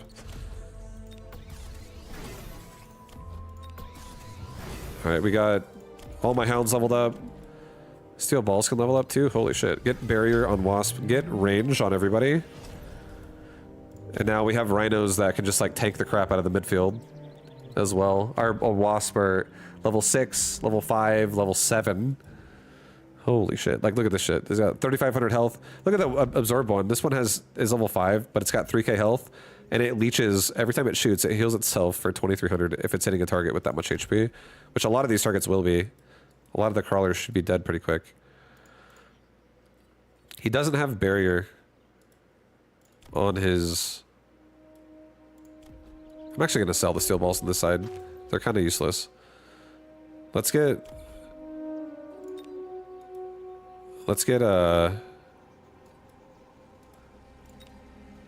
one, 2, 3 anti-missile devices on the left side. Let's get damage for everybody. Let's do a resupply. And I'll just densify my chaff line. No, cancel the third one. Get like one here. Get one like here. And let's do a missile device right there, and right there again.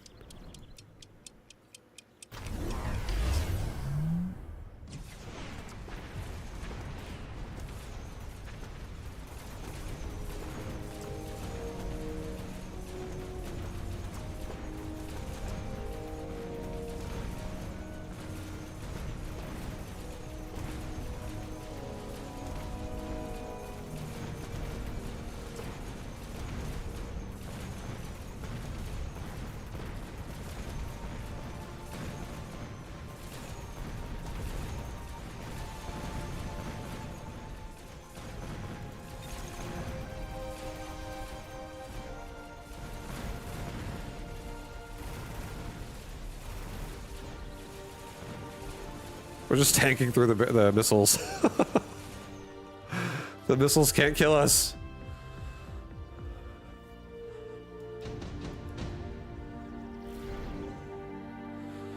War Factory? War Factory's pretty sick here. Take a War Factory, put it right there. Give it a level up. Give it range. This thing's just gonna smash the fortresses. Level up our Wasp. Give our Wasp range. Everybody range. We have a level 6, level 8, level 7 wasp. I think we do like another war factory since I have this. Put it over here. Let's get a speed upgrade for this.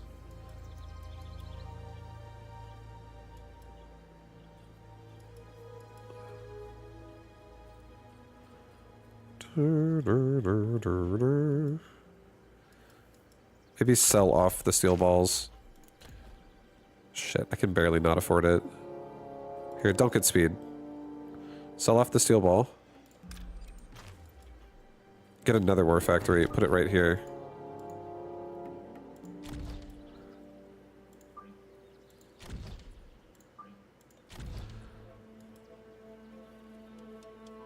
And this war factory will just like start smashing into the front. 3 war factories on this round is like kind of insane.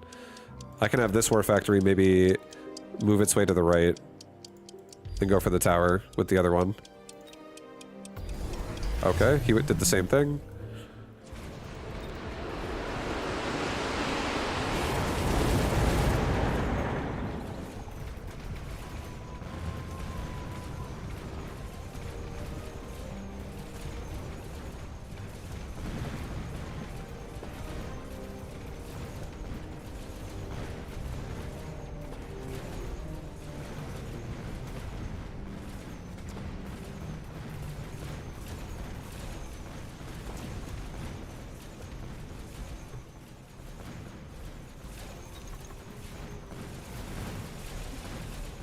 I gotta level my tower on the left.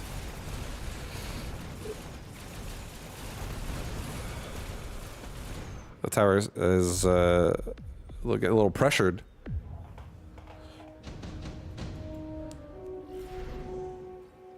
Okay, HP of everybody, let's take that. Since now I have like really fucking strong ass units. Level my hounds, level my wasp. Ay ay ay, bro. Ay, ay, ay, man.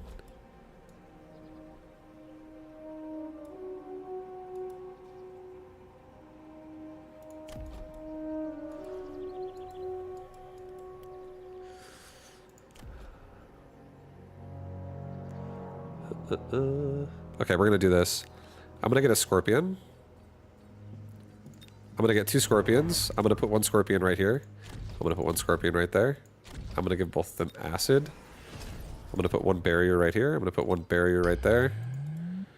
I'm gonna resupply range. I guess I'll barrier right here. This wasp right here is gonna move back. I'm gonna do another underground threat right here. It's okay. No tower level. Fuck it. I don't have the. Oh, I need to wait. Hold on. I can do something. I can actually.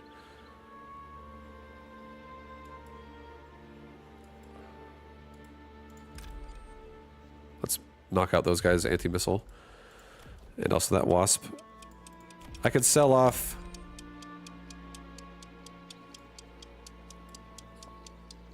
I'll sell off that front arc light and do a tower level and a tower level. Get another barrier.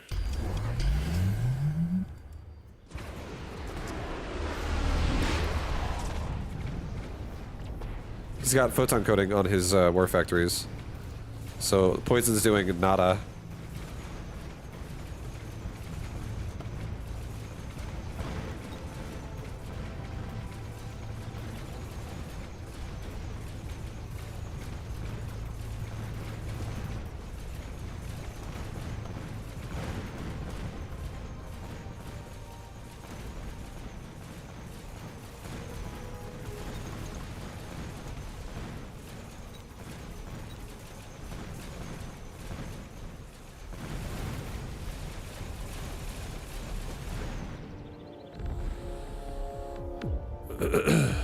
Oof.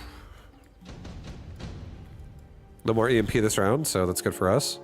The fucking nuke. There's so many wasp, dude. He's got so many wasp. I feel like I'm really trying to believe in my just my 3 wasp alone. But it's kind of scary at the same time.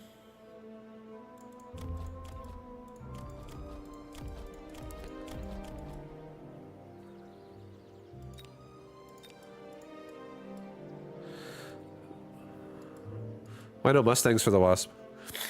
Because I believe in my Wasp. That's why. Because I believe in mine. My Wasp are good. That's why. Let's do this. Level up the War Factory. Level up the War Factory. Level up the War Factory. Level that tower. Boom, boom, boom. Get a range upgrade for everybody. Get my War Factory and my Wasp going like this. Level that Wasp. Get a resupply. Oh, fuck yeah, dude. Oh, yeah. You guys thought I was... You guys thought it was serious? Well, this is fucking serious. This is how you play it, baby. This is how you push. Sell off that Rhino. We don't give a shit about that side anymore. We don't care. Let's get a Hound level.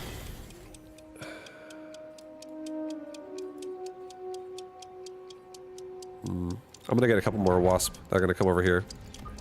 They're just gonna exist and push with this side. Ready, guys? Here comes a nuke! Here comes a nuke!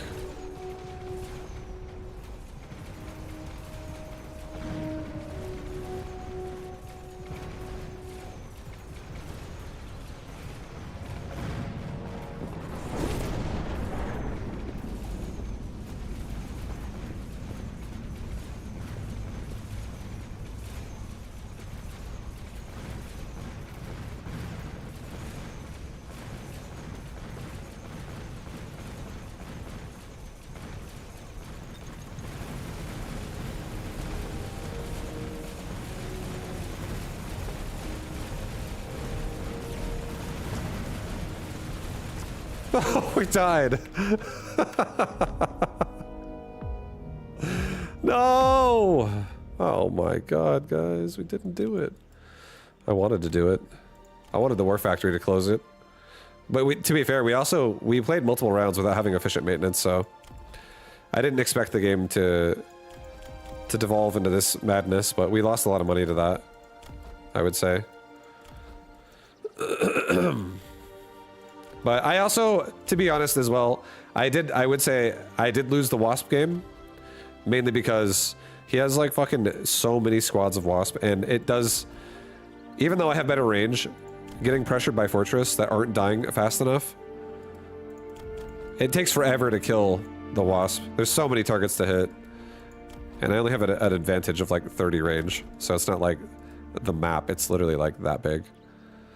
That got so silly. Yeah, I wanted to just level those Wasp and just win out.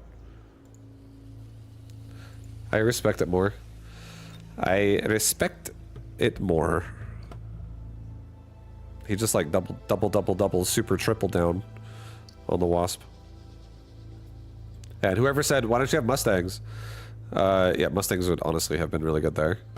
I felt overconfident. That's why I lost, right? I felt good. I was like, I don't give a shit, dude.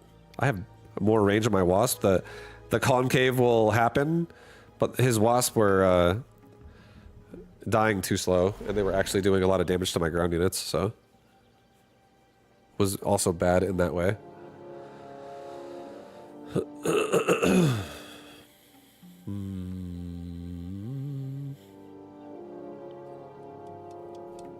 There was some play I wanted to try way earlier. Gonna grab your replay and see if I can remember it. I don't think Mustangs do anything. Mustangs totally can do something when they're behind war factories that kill whatever's in the front, and a bunch, like my hounds also were like level 5. All of my hounds were like level 4 or 5. And they had rage and mechanical rage and range, so my board clear was definitely there. And if I have Mustangs with range and aerial spec, they can shoot like 60 or like 70 range further than Wasp. And they can definitely, like, when you have a bunch of them shooting the same Wasp, the Wasp is going to die for sure. Mustangs definitely would have not been a bad choice there. But if Mustangs were getting stuck on like the ground units, then it would be bad. They wouldn't be nearly as good. But the Wasp are definitely, or I feel like I had relatively decent clear. So I don't think it would have been bad necessarily. I just didn't want to do it because I was like, yeah, my Wasp got it covered, boys. Not a big deal. These Wasp got it. but they didn't. They indeed did not have it. All right, we're gonna do arc light pressure forward, kind of like this, kind of like this. Get them on the same side, kind of like that. No, put it here. Put this Fang Squad over here. No, put this Fang Squad over here. Let's just cover my arc lights from the Void Eye, even though Mustangs are awful for Fangs. I just don't want to get killed on my arc lights too fast. That's how we lose. Arc lights have to kill everything here.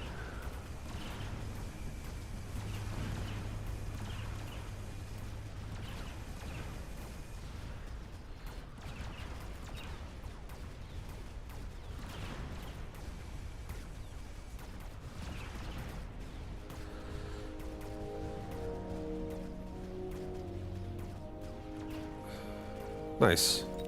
The arc lights actually hold. Nice.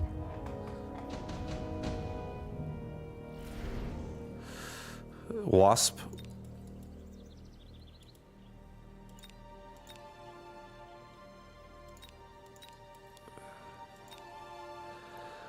I feel like an deployment module on his tower could be pretty good. Let's take out the middle ball and put it over here. And let's do 2 Fangs in the back.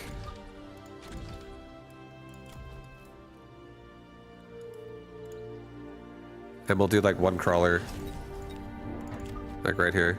Just to get more chaff since we're losing the balls. Hey Vibe, do you wish some units had an upgrade to increase their splash? They do. I think an Arclight splash upgrade would be cool. I mean, that'd be I feel like it would have to like definitely make the unit have horrible damage if you got a splash upgrade on Arclight, because this unit has really good attack speed. Kind of like how the Tarantula has one, right? Like it has the whatever it's called. That's a nice missile device. It stopped not only my steel balls, but it also would have stopped my wasp. But like, if it lowered its damage, I guess. But I think it's okay. I think some units have, like a lot of units do have range enhancement, or sorry, AOE of the range of AOE enhancements.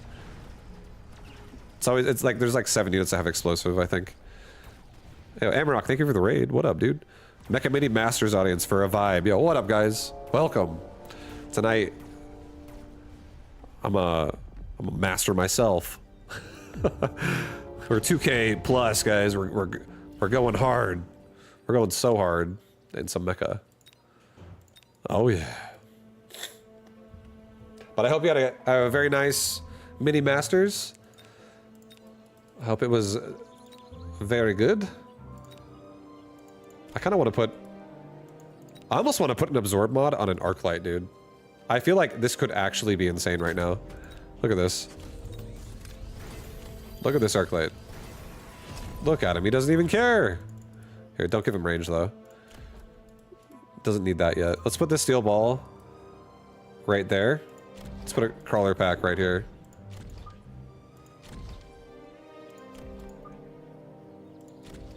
Let's put a arc light right here. No, I don't like this. Just put the arc light right here. Put another arc light right here. I'll take the steel ball back. I guess I'll stack. No, I'll do this. I'll just do this. It's fine. Just go behind the crawlers for the tower.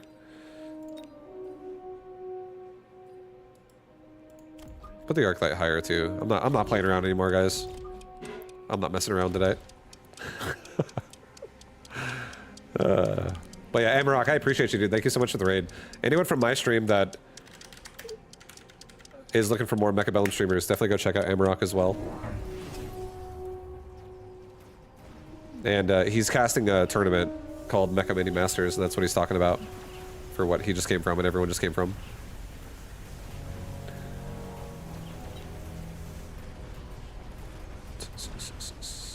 Cast went really well. Nathanius is a fabulous co-caster and gave you a shout out, I do believe. Nathanius' casting is great. I remember the first, and I appreciate that. I remember the first time I heard him cast like a premiere event when it was like I was there, and I can't remember the exact one it was, but it was like one of the MLG events. And his casting, he was casting the grand finals. It was his first time casting a really big like venue or whatever. Like getting the finals is really impressive. You know, it's really important. It's crazy when you get the finals of a big event. It feels good. And he honestly casted the shit out of that. It was really, really well done. He got everyone like hyped up. He's definitely he has a funny personality. He has a hype personality. He knows how to get it going.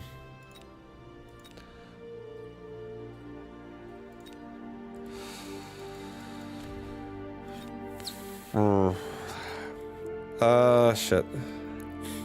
He sure was the hype. I was the calm and collected for sure. Yeah. Shit, I don't know what I want, bro. I kind of want some Stormcallers, guys. Kind of want some Overlord. I don't have any anti-air. Gotta take the Overlord. You know, when I thought about it, logically, there's no choice. You gotta take some anti-air. Because I have 0 at the moment. Now we have an Absorb module on my Arclight while there's an Overlord in the game. Perfect. Absolutely perfect. Here, I'll put another Arclight here to grab the crawlers. I'll put an Arclight, just one Arclight, do it here for now. I'll get a Fang, maybe like right here, protect me from the Phoenix. And I'll get another crawler, like here. Oh yeah. Oh yeah. Get 1/1.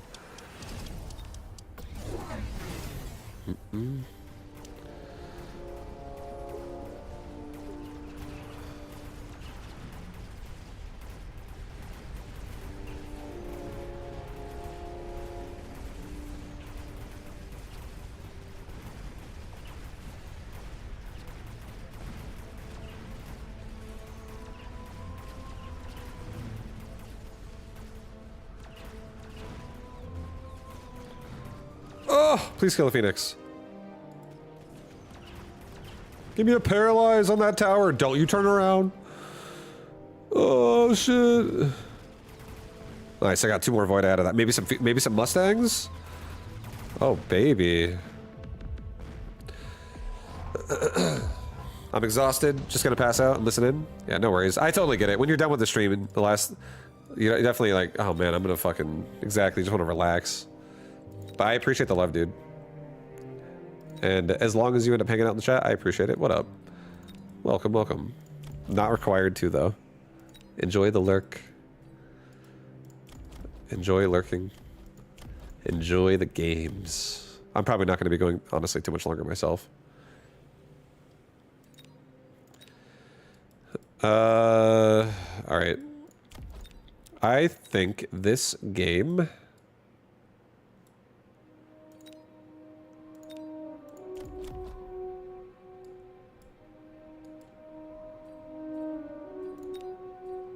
I feel like sending it... He has loose formation. I feel like sending it on some Arclight juice again. Oh boy. Decisions, decisions, decisions. I could redeploy.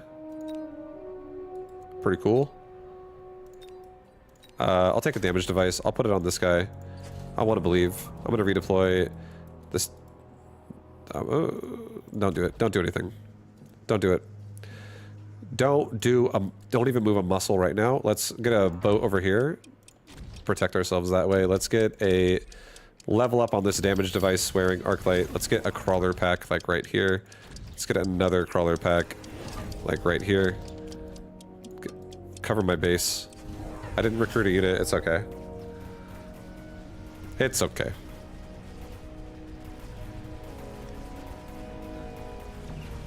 Arclight's having a bit of a rough life, stuck on Void Eye. At least he killed it. Please level. He got his level. Okay, he's a good Arclight now. A lot of Arclights getting their level this round, actually. And this makes my Absorb Module Arclight all that much better. Absolutely should maybe look at getting Elite Marksman next round. Hopefully the boat kills these Phoenix before it dies. Oh, nope. But not too much damage. Not too much damage. I think it's okay. If I see an enhancement module, this could be good. Enhance? Module? Maybe? No? Efficient Giant? No, I don't want it. I don't need it. Take another damage device. Put it on this guy. This guy's so bad. But he could be so good if he didn't suck. So now I think there's a chance. Let's get range on boats. Let's just make sure we're not getting in there at all. Let's make sure we stay as far back away from his boats as we can. Cancel the range. I don't need that shit. I actually don't like it. As soon as I saw what I was doing, I decided it was bad. Let me think about this. I have Elite Marksman. That's good. I want the boat to really not kill me so fast.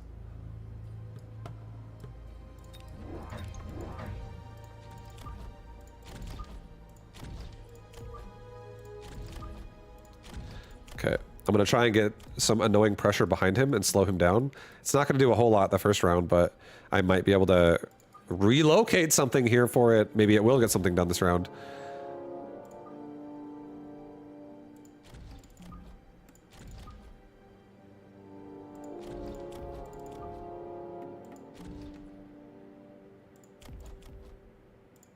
Okay, this is fine. Just do that for now for this round. Yeah, I will get myself one more crawler. Hopefully this crawler comes out after we've killed the Fire Badger. Just actually nuke the Fire Badger. Goodbye, Fire Badger. Goodbye, Mustang. It's been nice knowing you. Oh, I got 2 Mustangs. I didn't get as many as I wanted. Our Arclight flank did nothing. It pulled chaff, though.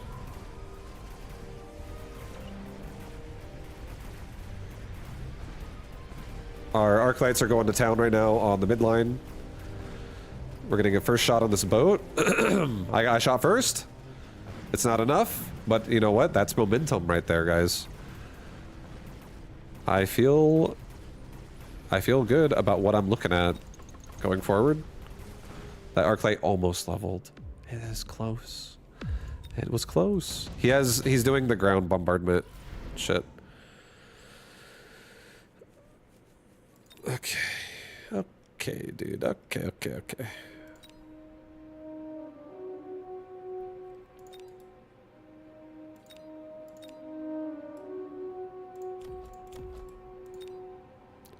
Two squads of sledge. Could be annoying to kill. In the front, they only cost 100. One Raiden could instantly kill. I could make him make more chaff. I don't think I necessarily need that. 3 hounds. I think I'm gonna take the sledge. I actually kind of like the idea of taking the sledge here. Maybe like over here. For now. And then this side, because this side has so much Arclight power on it, I don't think we're actually struggling on this side. Let's level damage device wearing Arclight again. Can I mobile beacon both these Arclights? Can I hit both of them? No, I don't think so. Cancel. Cancel that. I think this is Titan time.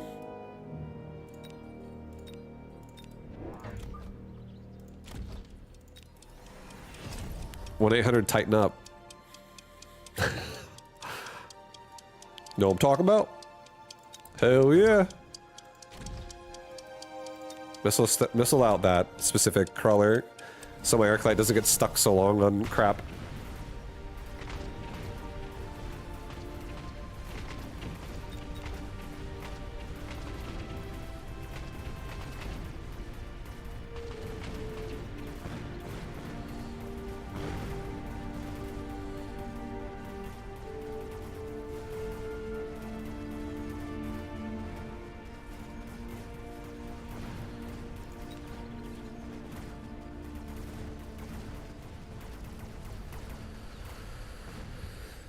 Feels like Assault Mode Splash does nothing a lot of the time, like versus Phantom Rays, it still only hits one. For a marksman, it definitely splashes Phantom Rays. I use that shit all the time. I love Assault Mode.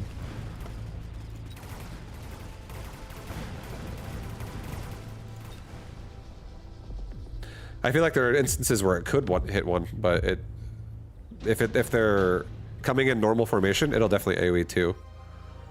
It does AoE. 100% it does. The only reason why I'm confident in this is because I'm a assault marksman connoisseur. I do them quite often.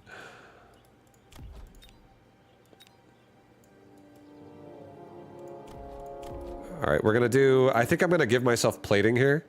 He might put something else in the front that could be scary.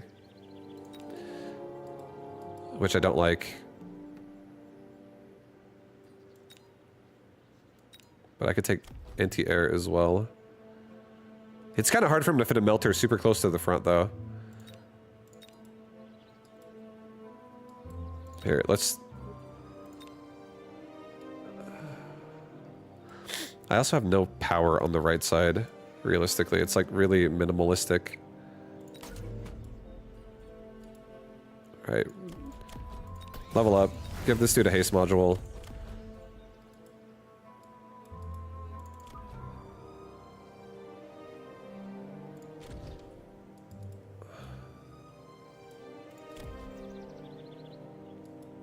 I'm debating how I want to do this. I'm just going to put this here. I'm going to give myself plating. I'm going to give myself aerial spec. And I think I'm going to give myself just like 2 more fangs again. Like here and here. Hopefully I can draw a melter with that while he gets stuck on my mountain otherwise. If he does melter.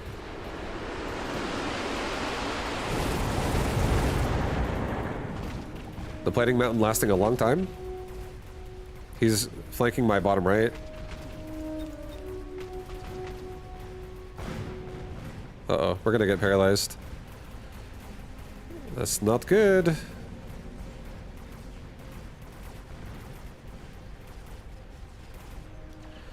This extraordinary creature is half blind, half deaf, and this is just about as fast as it can move. It's like a fucking sloth.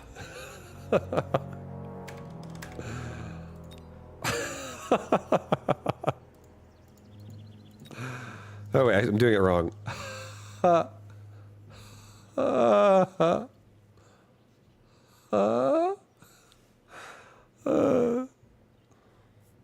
was a laugh. Zootopia style. Alright. Guys, this might be my last one for the night. It might be my last one.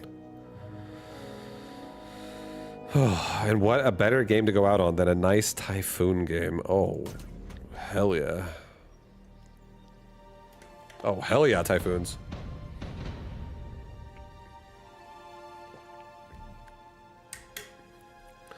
Without overload on the factory bar, combat factories are pretty underwhelming after the first couple seconds. I think they're underwhelming as long as chaff is overwhelming you. I think overload absolutely helps. It really does help get through like shit quickly. But as long as you have a board that pushes, again, I love hounds a lot. I do hounds often. I feel like hounds are really good at doing that. I think the war factory is still fine because you can get it to latch on to like the bigger units. And it's especially good when your opponent plays styles where like their big units are near the front, like Vulcan play styles or something. Because a lot of people that play Vulcan, they just have like their armies like all fucking behind the towers. All right, we got...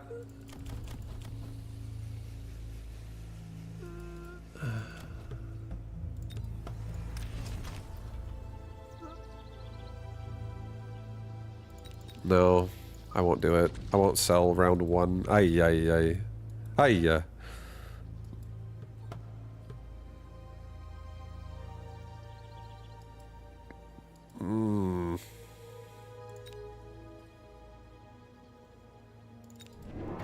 I'll just do this. Alright, we'll do a steel ball here. Do a steel ball here, do a fang pack there, do a fang pack here. Do a fang pack right there. Oh, nope. Okay. Alright, so I just want to have like a bit of a push on the left side. And I will be selling out of this and going into Typhoons. I'm talking specifically about the 14 rounder 2 games ago.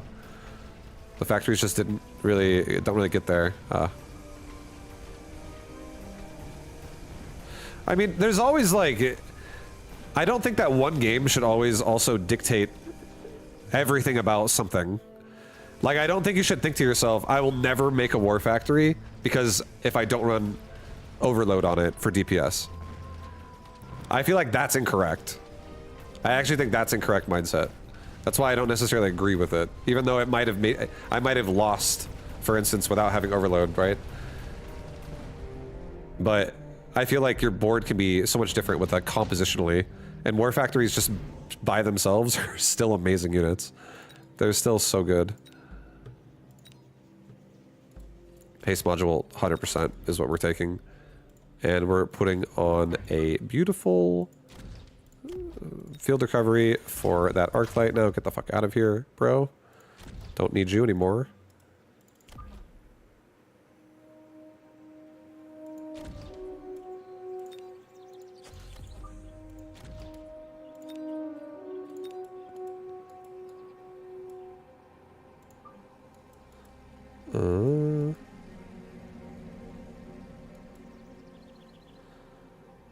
Okay, we'll just support my steel balls, it's fine.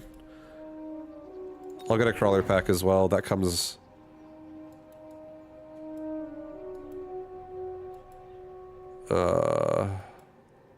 Shit.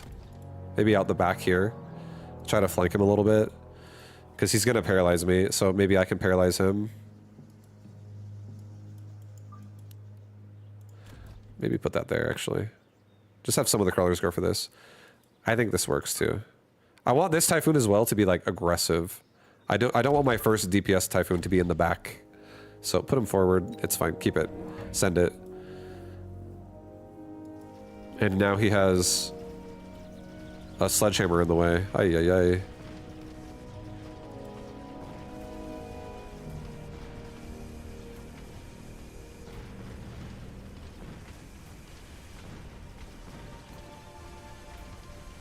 Oh, kill it through it! Oh, God. Oh my God, this is close. I'm scared.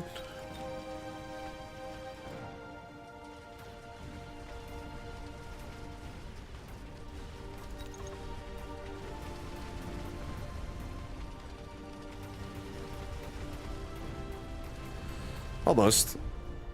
Almost. That Typhoon also got some XP there, so not the worst. Not the worst. Elite hacker, are you serious? Jesus. I'll do a wasp swarm. I'll put it here. I'll pair it with a Typhoon. I'll try to start getting a paralyze on him.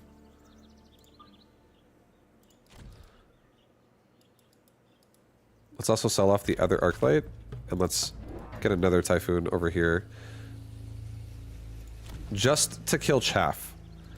I know I'm gonna lose this side, but just to kill Chaff, and maybe in the future, when I can paralyze him, then this side will start doing a lot better. But for now, we're just doing that. We're just keeping the tower alive a second longer so that we can smash the crawlers. He's got scorpions now. Oh, okay. We're killing his Typhoon? Or, sorry, my Typhoons are killing all of his Chaff. It's just the Tarantula. Tarantula's still obviously terrifying, but...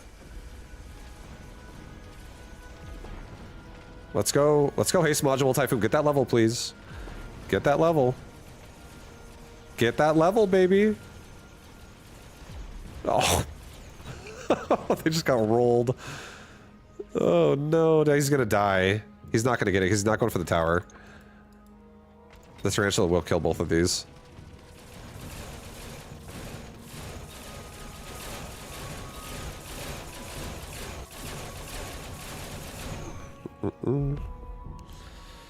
Have you seen Vulcan round 2 cheese lately? I find it wins often. Not really.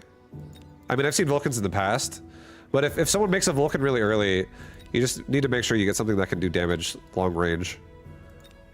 Like, you could even just pick Stormcaller. Like, they might go anti-missile. You could pick Phoenix. Phoenix would be a good answer to it. Just something with range would generally be good.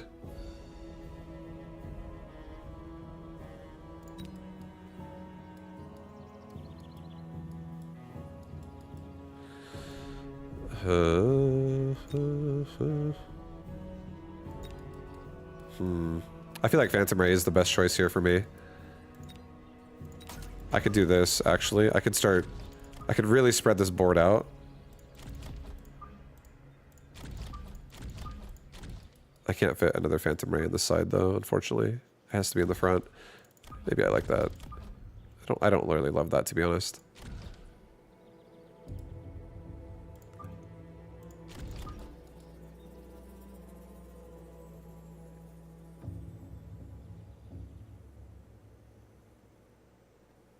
I do, actually. Put it in the front. It's fine.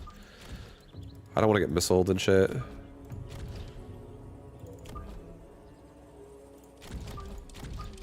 Okay.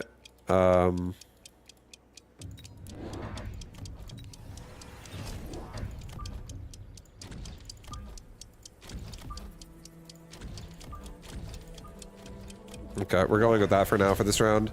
I'm trying to just get multiple paralyzes on multiple towers at once. I'll get chaff as we go. But I wanna get this Typhoon level 2, hopefully this round, and then just start paralyzing him. That would be ideal. The Wraith are now in the corners. So I really need some anti-air spec on my Typhoon. Ay, ay, ay, bro.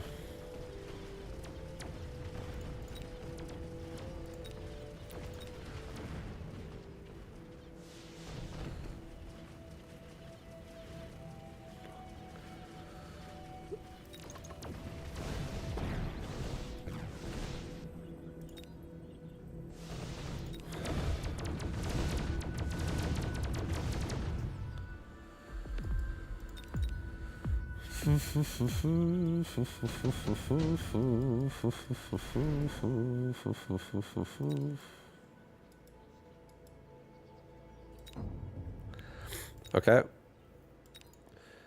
Amp Core. Looking for we're device hunting for sure. I guess we'll device this boyo right there. Get damage, level up. Get crawlers right now, or we're dead.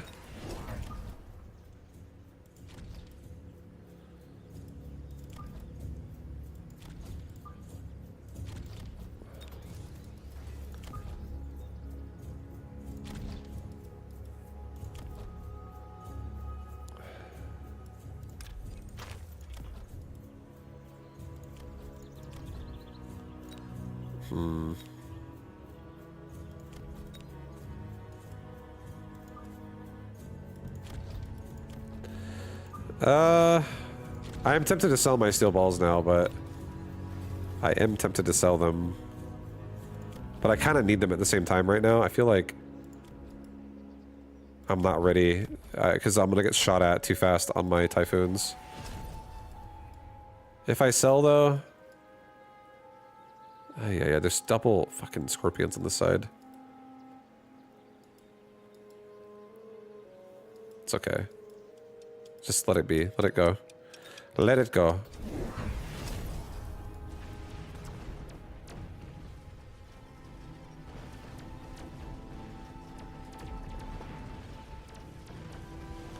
Alright, left side flanks properly.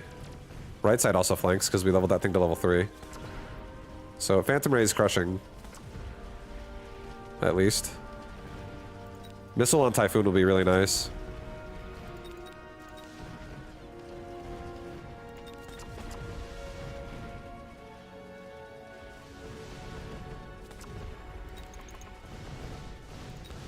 Fuck yeah. Dude, hell yeah. My Phantom Rays are definitely doing a great job. Why do you position the Phantom Rays in front of the Typhoons? Because I don't do what everyone does, where they're like, I have to put the units in a specific order every time. I've seen a lot of people do Phantom Ray, like Typhoon flanks and shit. And I play my own way. I have my own styles. I I'm not trying to actually make this game about the Phantom Ray. I don't actually care about the Phantom Ray. As crazy as that sounds. I'm trying to make it more about the Typhoon. So my Typhoon's not supporting Phantom Ray. I feel like I'm trying to do it the other way around. Where my Typhoon is being supported by the Phantom Ray. That's honestly why. I know there's a lot of people that do like a Crawler, a Typhoon, and like a Phantom Ray behind it, but that's not the life I'm gonna live right now. I'm gonna live this life. This beautiful life here.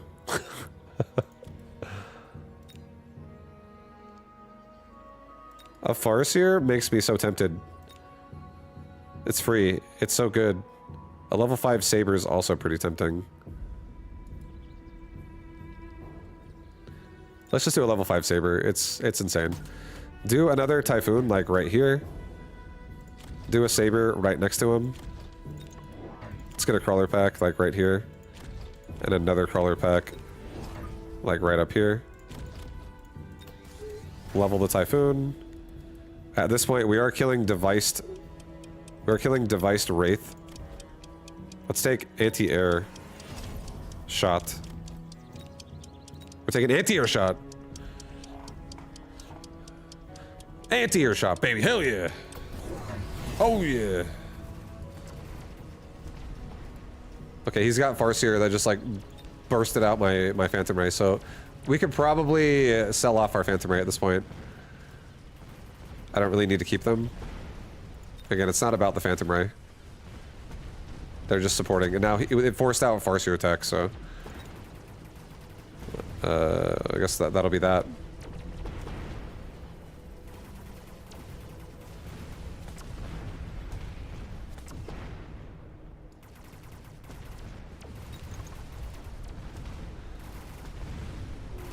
Oh, the bursts are so scary.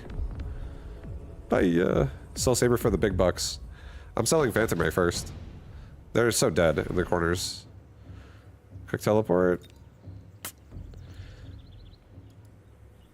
I wish Haste Module Typhoon had better angles to the tower. I'm so sad that he doesn't. I want to hit the tower.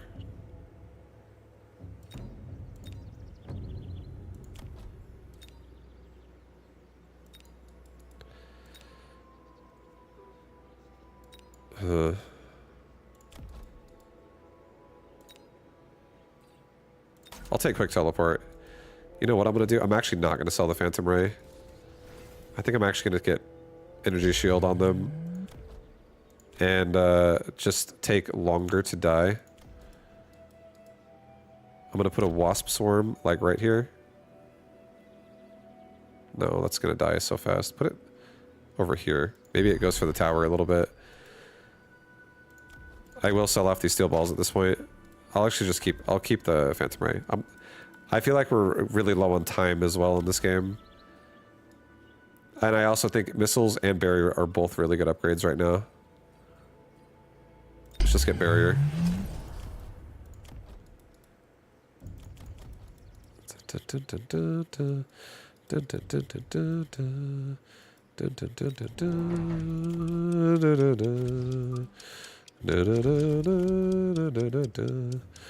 Oh. HP.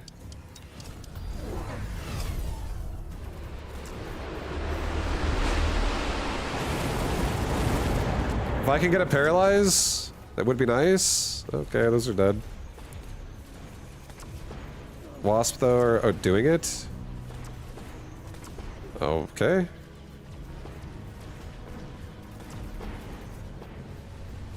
I almost want to get range on this fucking Saber. But we should get homing missiles for sure. We could kill the Scorpion so much smoother with missiles. And the Farseer. This oil sucks ass. Okay. Yeah, we're probably gonna die. What is Mechabellum? Oh, we're dead. We're actually just dead. Alright. Well, that sucked. Yeah, the flank was bad. The flank was shit.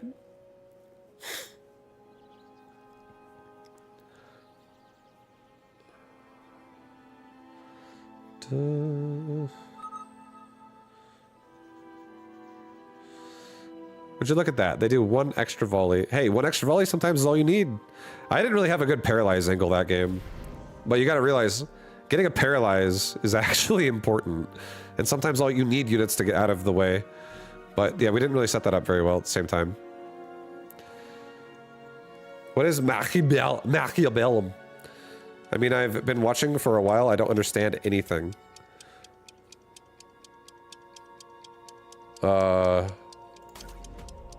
I don't get it. What's the actual gameplay?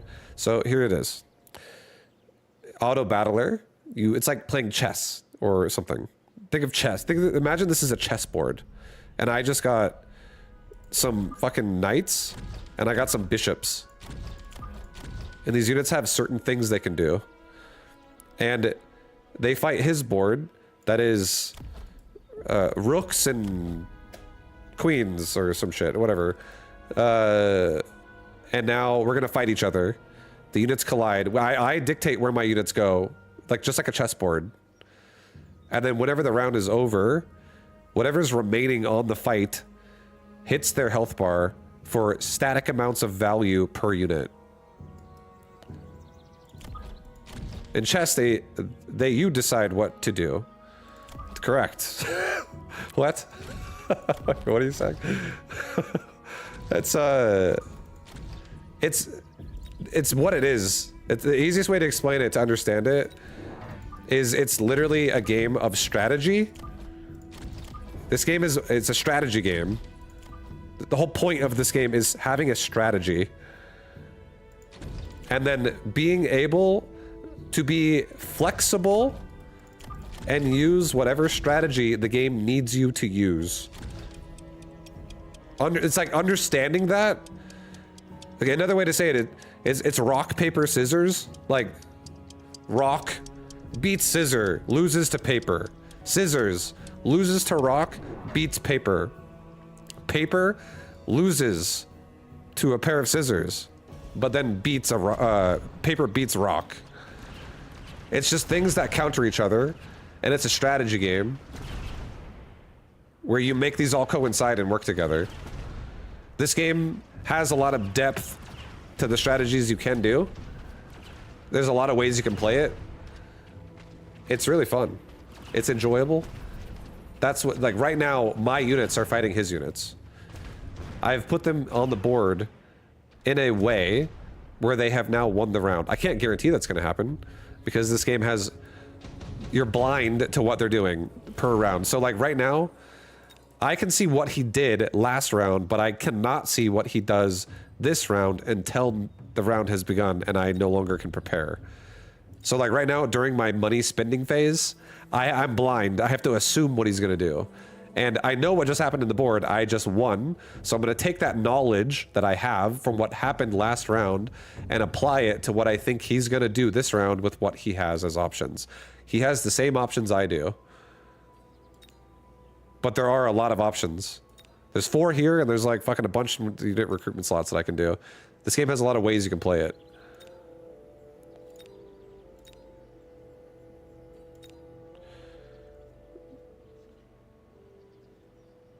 I'm doing extended range marksman. We're throwing a mulligan here. Just kidding, I'm not doing that. We're not doing that. I'm gonna take... what do I want, dude? Oh god. Oh shit.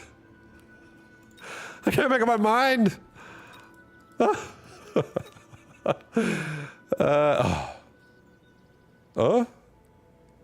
Holy shit. Yo, Cats, what up, dude? How you doing? Push your rook to E8. Your rook to E8. I can't even speak. Holy shit. Let's take Wasp Swarm. Let's put it here. Let's, I'll get 2 fangs. We'll play it safe. I'll put them here and here. And watch this. Boom! A barrier. Here comes a missile. Strategy. Strategy. Oh shit, there's a wasp! But I made fangs. We're okay. I'll paralyze first. And even though I still lose my tower over time, he gets paralyzed for the round for the most part. And now we're good. And, you know, Cats, what up, man? I'm happy to see you playing some Mechabellum. It was cool seeing you play it. I'm super addicted to this game right now. But always good to see you, dude.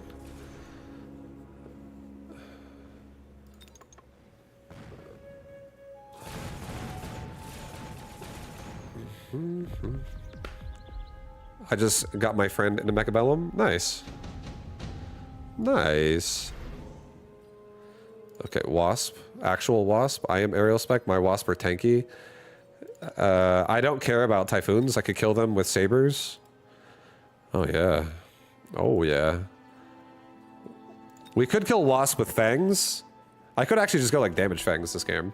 I could actually just go, like, straight up fucking Stimpack Marines right now. We could stim out, dude. We could stim to win. Vulcan's not bad, but I don't really need AoE. I already have Hounds. I already have the Zerglings. Or these are more like Roaches. Crawlers are more like the Zergling. Alright, I think we probably the easiest thing I'm gonna do here, I'm just gonna say this. I'm gonna take a Scorpion. Scorpion's gonna go right there. The Scorpion's gonna now cover my Hounds. I'm gonna get 2 more Hounds. Put one right there. I'm gonna put one over here. I'm gonna get range on these things.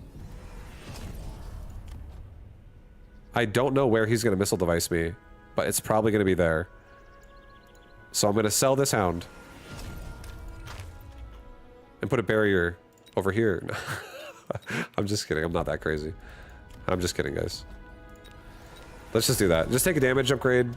He's gonna missile something. I bet he does missile this, just so you know. Either he missiles this, or he missiles one of my Fangs and flanks me. One of those two is probably gonna happen. I'm not willing to barrier anything else. This is the only part that's really, like, devastating if he hits it with a missile. And it's already barriered, so I'm fine. Okay, he's missiling my Fangs and countering, flanking me. And now he also has a Wasp pushing my other tower. Let's upgrade my Fangs. I'll just make my Fangs really strong, and we'll get more Fangs in the back. I'm sorry, I don't mean to be negative, but to me it's like, I place those, and I do that, and then I watch the cinematic. Oh, you're all about that micro, that big dick micro, huh? You're like, I'm not playing video games unless I'm microing my units. That's fair. That's fair. But it is an auto battler. It's in the name. Automatic. Do you drive a manual? This is a fucking automatic, brother.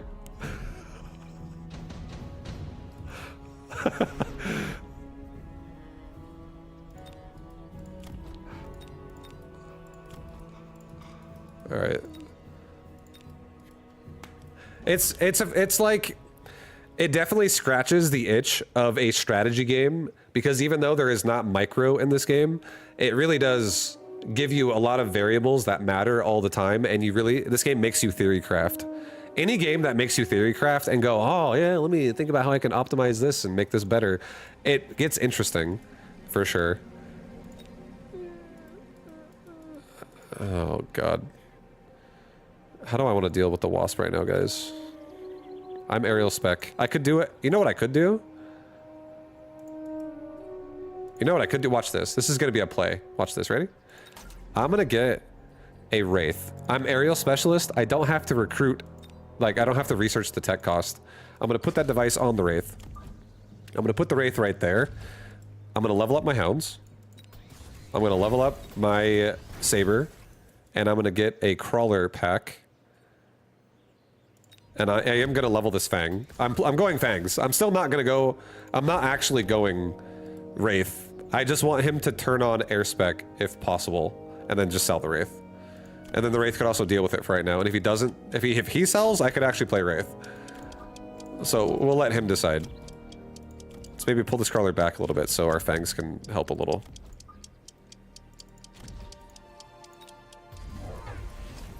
Alright, check this out. You ready? Look at the... Watch the Wraith! Look at it go! Damn! Oh god, I didn't actually beat it. One Wasp still killed me, but I killed most of it. So I'm happy about this. That gives him hope. He's like, I can do this, I can beat that. But if we make him go air spec, I'm seriously just selling the Wraith. I love that.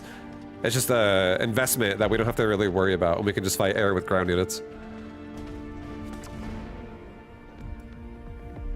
Fangs are like slow Zerglings. Incorrect. Last time, Zerglings are melee. I would say Zerglings are more like a crawler.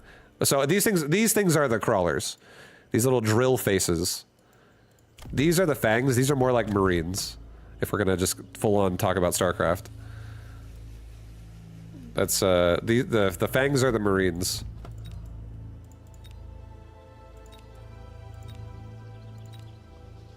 Oh boy. Assault marksman could be good here. Rhinos could be good here.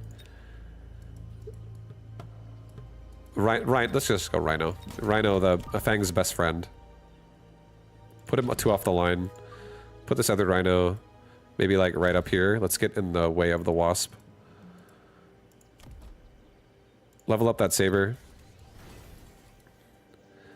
This round, we're gonna actually take 3 more Fangs. We're gonna get range on Fangs this round. I'll put 1 Fang in the bubble, the protective bubble. I'll put another Fang like back here in the mid. Like that. I'll put another Fang like back here as well. Alright. Send it. Get HP. And send it. Alright, he's missile devicing me and he's flanking me with Marksman. Marksman with assault mode. So these rhinos are gonna pound face. He's also running away from me with the Wasp.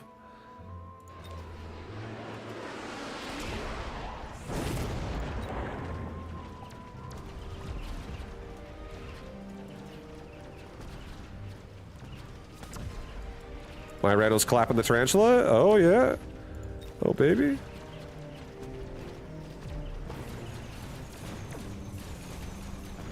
We're getting through his board.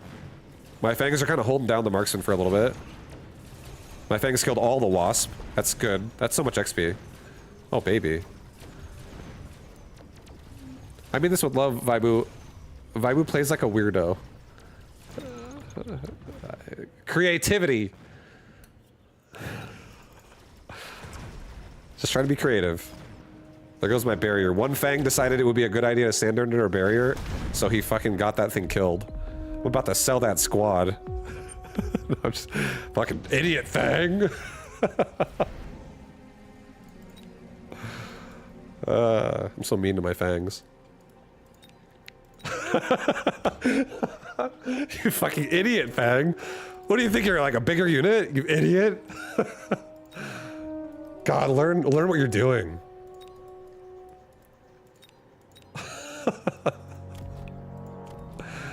He still hasn't done anything with the Wasp yet that's that hardcore.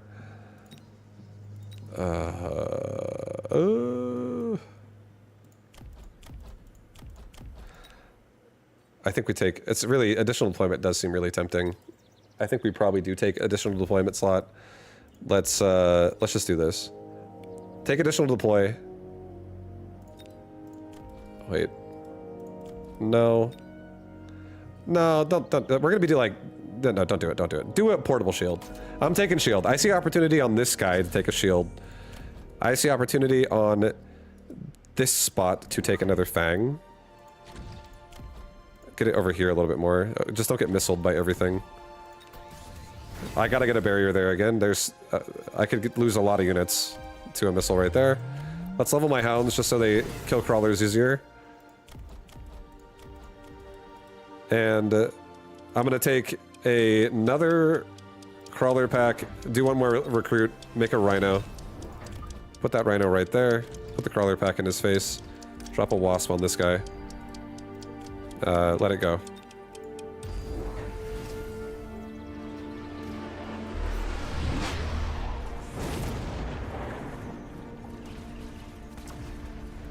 Okay, the corners seem like they're gonna get defended. Rhino on the left really needs some help. That Marksman's like crushing over there. Excuse me. Also, our Fangs need mechanical rage pretty badly. They're not really doing a whole lot at the moment.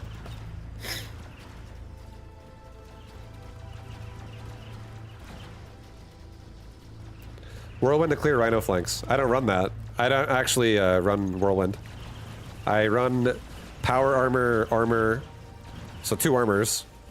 Photon Coating and what else? What's the 4th one I have? Mechanical Rage.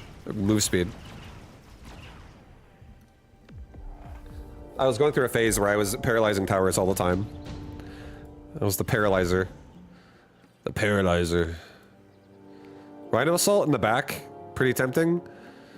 Pretty tempting.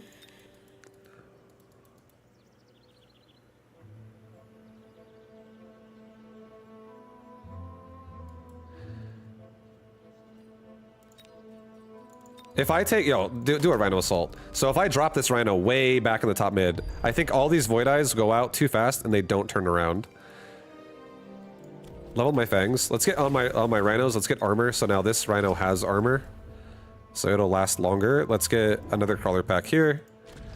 Give Fangs Stim Pack. Mechanical Rage is active.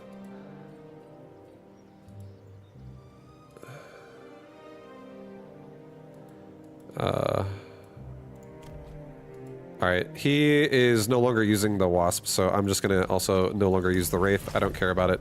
Sorry, Wraith. Sorry, Wraith. Sorry, Wraith. I'll get 2 more Rhinos in the front. This time a barrier, or a portable shield goes on one of these Rhinos. And these guys are gonna go to Pound City over here. On, there's Void Eyes right there. They're gonna be a little scary. Let's maybe not go out that fast. Do another Rhino, like, in the flank. Have these Rhinos come out late. I take it back. We'll do late Rhinos. Portable Shield Rhino can go first, but all the rest come out late. Let's get move speed for everybody. This army is really, obnoxious.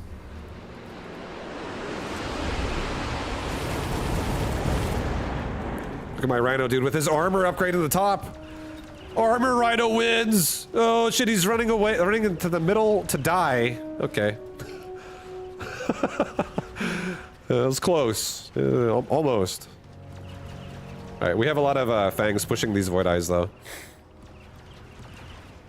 So that's good.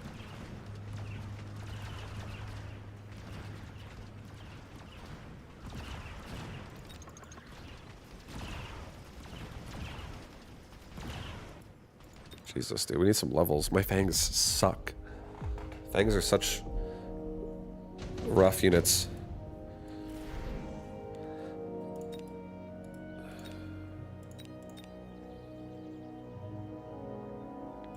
Two worms? He has 130 range on Void Eye. 3 Phoenix could really help a lot, killing some of them.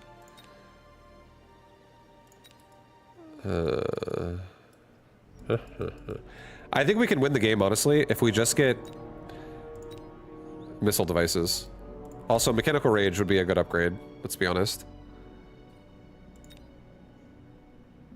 Here, I'll take, you know what, let's just do it. Let's keep our composition pure. Don't taint it with anything else. With like other, like the Raidens here, no. We're not gonna invest into a new unit, we're fine. We're gonna get Rage. And I'm going to get, a level on my, I'm gonna get grab a nice level on my Hound. We're gonna do 2 missiles in the corner. Let's get rid of these crawlers like fucking ASAP. He has high explosive already on Tarantula. So if I can just kill the Tarantula, he's screwed. Let's get, we don't need a missile to the front. We have a lot of Hounds here. I think it's fine. Let's do, God. Oh god, dude. I'll just do this. I'm gonna stick to it. I believe. Rhino, Rhino, Rhino. HP for everybody, range for everybody. Send it.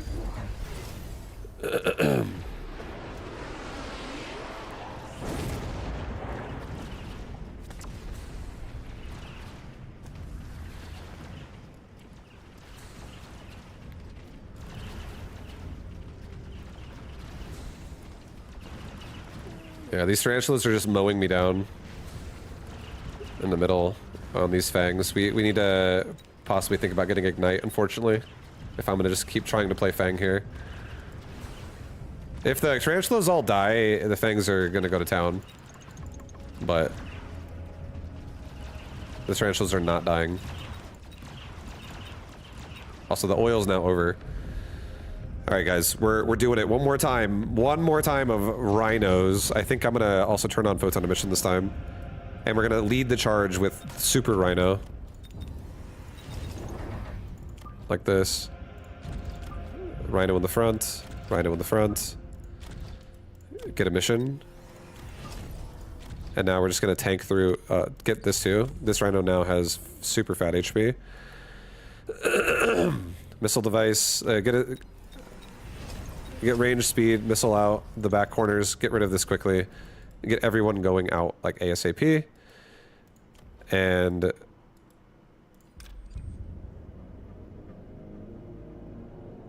I'm actually going to sell my Scorpion, and I'm going to do a missile. I'm going to do a missile. I'm going to do a missile. I'm going to do a missile. And then I think I'm going to probably let it go there. Yeah, dude. Oh, yeah. This is a round, guys. This is a round. We don't have Ignite, so let's try to make sure we're also not dying right away. Let's get a couple barriers for these fangs, so that they can ideally, like, not just get instantly slain when they're trying to engage. Or really the hounds, actually, because I want the hounds to... It's okay. Just do, like, a barrier on each side. It's all good. No, do another barrier here. Let's really cover this, and I'll do one here. Okay, go, go, go, go. Sick. We zoned out the missile. We hit him with a bunch of missiles. Push, push, push, push, everybody. Push! Look at all these gold-plated rhinos going in! Oh my god.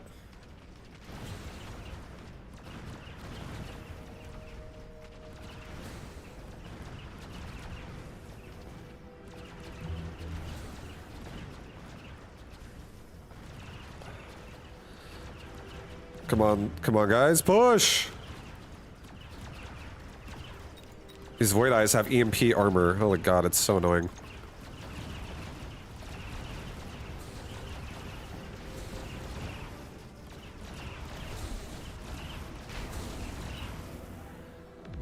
Dude, EMP armor is disgusting.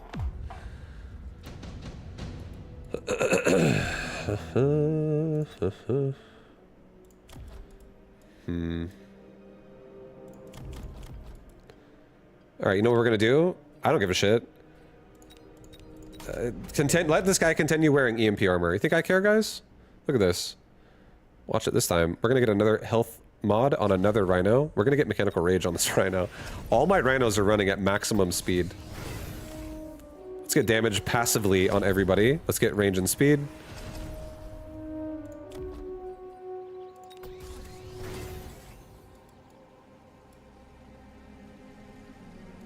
Shield your fangs. It doesn't matter. They're not really gonna survive very long versus explosive tarantula if they were to get attacked at all. Really feel like it's about the rhino trying to make them work here. All right, let's one more time. I gotta do this again. I don't have a choice.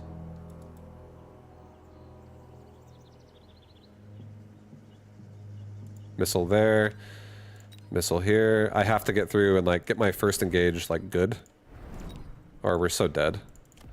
Do a resupply. Just grab a couple crawlers so I don't get missiled as well. Because I'm not doing barriers this round. Let's try not to get missiled in my face. Maybe put one missile. Put a crawler pack like that so we don't eat missiles ourselves. And these things, like, bait out the missiles.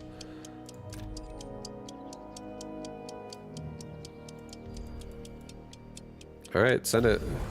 He's got a mountain now. Okay, that mountain's gonna be a problem for sure. But these rhinos are also a problem. Let's go, rhinos! Paralyze the tower, please. He's got so much damage in Void Eye. We might get it.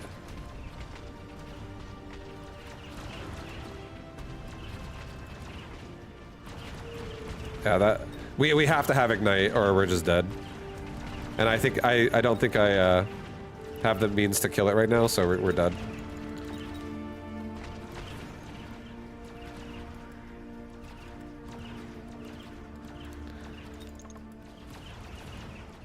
I think we're dead, guys. I wanted the fangs to work. I wanted it to work.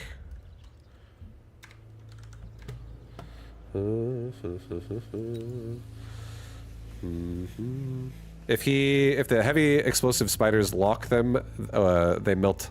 It doesn't matter if he takes 1 shot or 2 shots. Yeah, no, it's in theory, shielding your fangs sounds great, but yeah, against tarantulas, not great. I do think fangs was probably not the best choice there, because we kill void eyes really slow, especially when all of our fang upgrades get EMP'd off every time we shoot the void eye. So I lose range and mechanical rage while I'm trying to kill void eyes. And those things are actually just like destroying my rhinos. So one way we could have fixed that is I could have got photon emission on my fangs, and I could have actually given my fangs gold-plated immunity. That's one way we could have prevented that from being a problem, so my fangs could just actually push. But that costs a lot of money, so we can't just say, oh, why didn't we have it? I would have had to made like less rhinos or some shit. And I went for gold-plated rhinos instead to try to push the towers, but it didn't work. It was, it got stuffed up. I do think if the fangs were winning more of the rounds, it would have honestly been pretty good still regardless. And then if he goes plating mountain like that, the only way we beat that is if we have Ignite. But then if he also gold plates his mountain, that could be really bad. Going Fang carry. Fang carry definitely not like... Fang carry has a lot of holes, let's just say that. I don't recommend it. It's fun though. I think it's fun. But I don't think it's like something you should always go for. But anyways, guys, I think I'm going to call it a night there tonight for myself. It's almost 11 p.m. But I hope you guys enjoyed watching the stream. Thank you for hanging out. Thank you for being here. I will be back again tomorrow. Tomorrow's Saturday. Big tournament day tomorrow in Mecca. Oh, hell yeah. Good night, cats. Good seeing you again, dude. Much love, always. Kaib. Kaib. Good night, everybody. Kaib. Let's see who's on. I don't know who's meching it up. You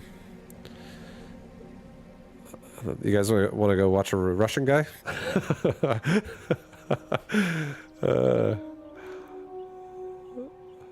Here, I haven't rated this person yet. I'll raid this person. I'll just raid another mecha streamer for now. But much love, everybody. If you guys like the stream, my links are in the chat right now. There's multiple of them. First, you got social media links. That just is associated with me if you want to follow anything else I do. Next one is if you're trying to learn how to play Mechabellum, I'm making a guide series, and I'm trying to explain the game in a simple way. If you have no idea what's going on, I recommend watching it. It's the playlist link I just linked in the chat. And if you're somebody who wants to watch a podcast about Mechabellum, again, that final link I just put in the chat is a podcast that Greytorp and myself are running. We're currently 2 episodes in. It's pretty fun. But any and all mecha stuff lately is... I've really been meching out of my mind lately, so... I hope you guys enjoy the Mechabellum stuff. But I'll see you guys again tomorrow. I'll be back probably around like 2 p.m. to 3 p.m. tomorrow. Pacific time. Pacific time. So until then, have a good night. Have a good day. Enjoy Steelhide Sage. And I'll see you guys tomorrow. Peace, everybody. Bye, guys. Good night. Mecha Buzz. Oh, yeah.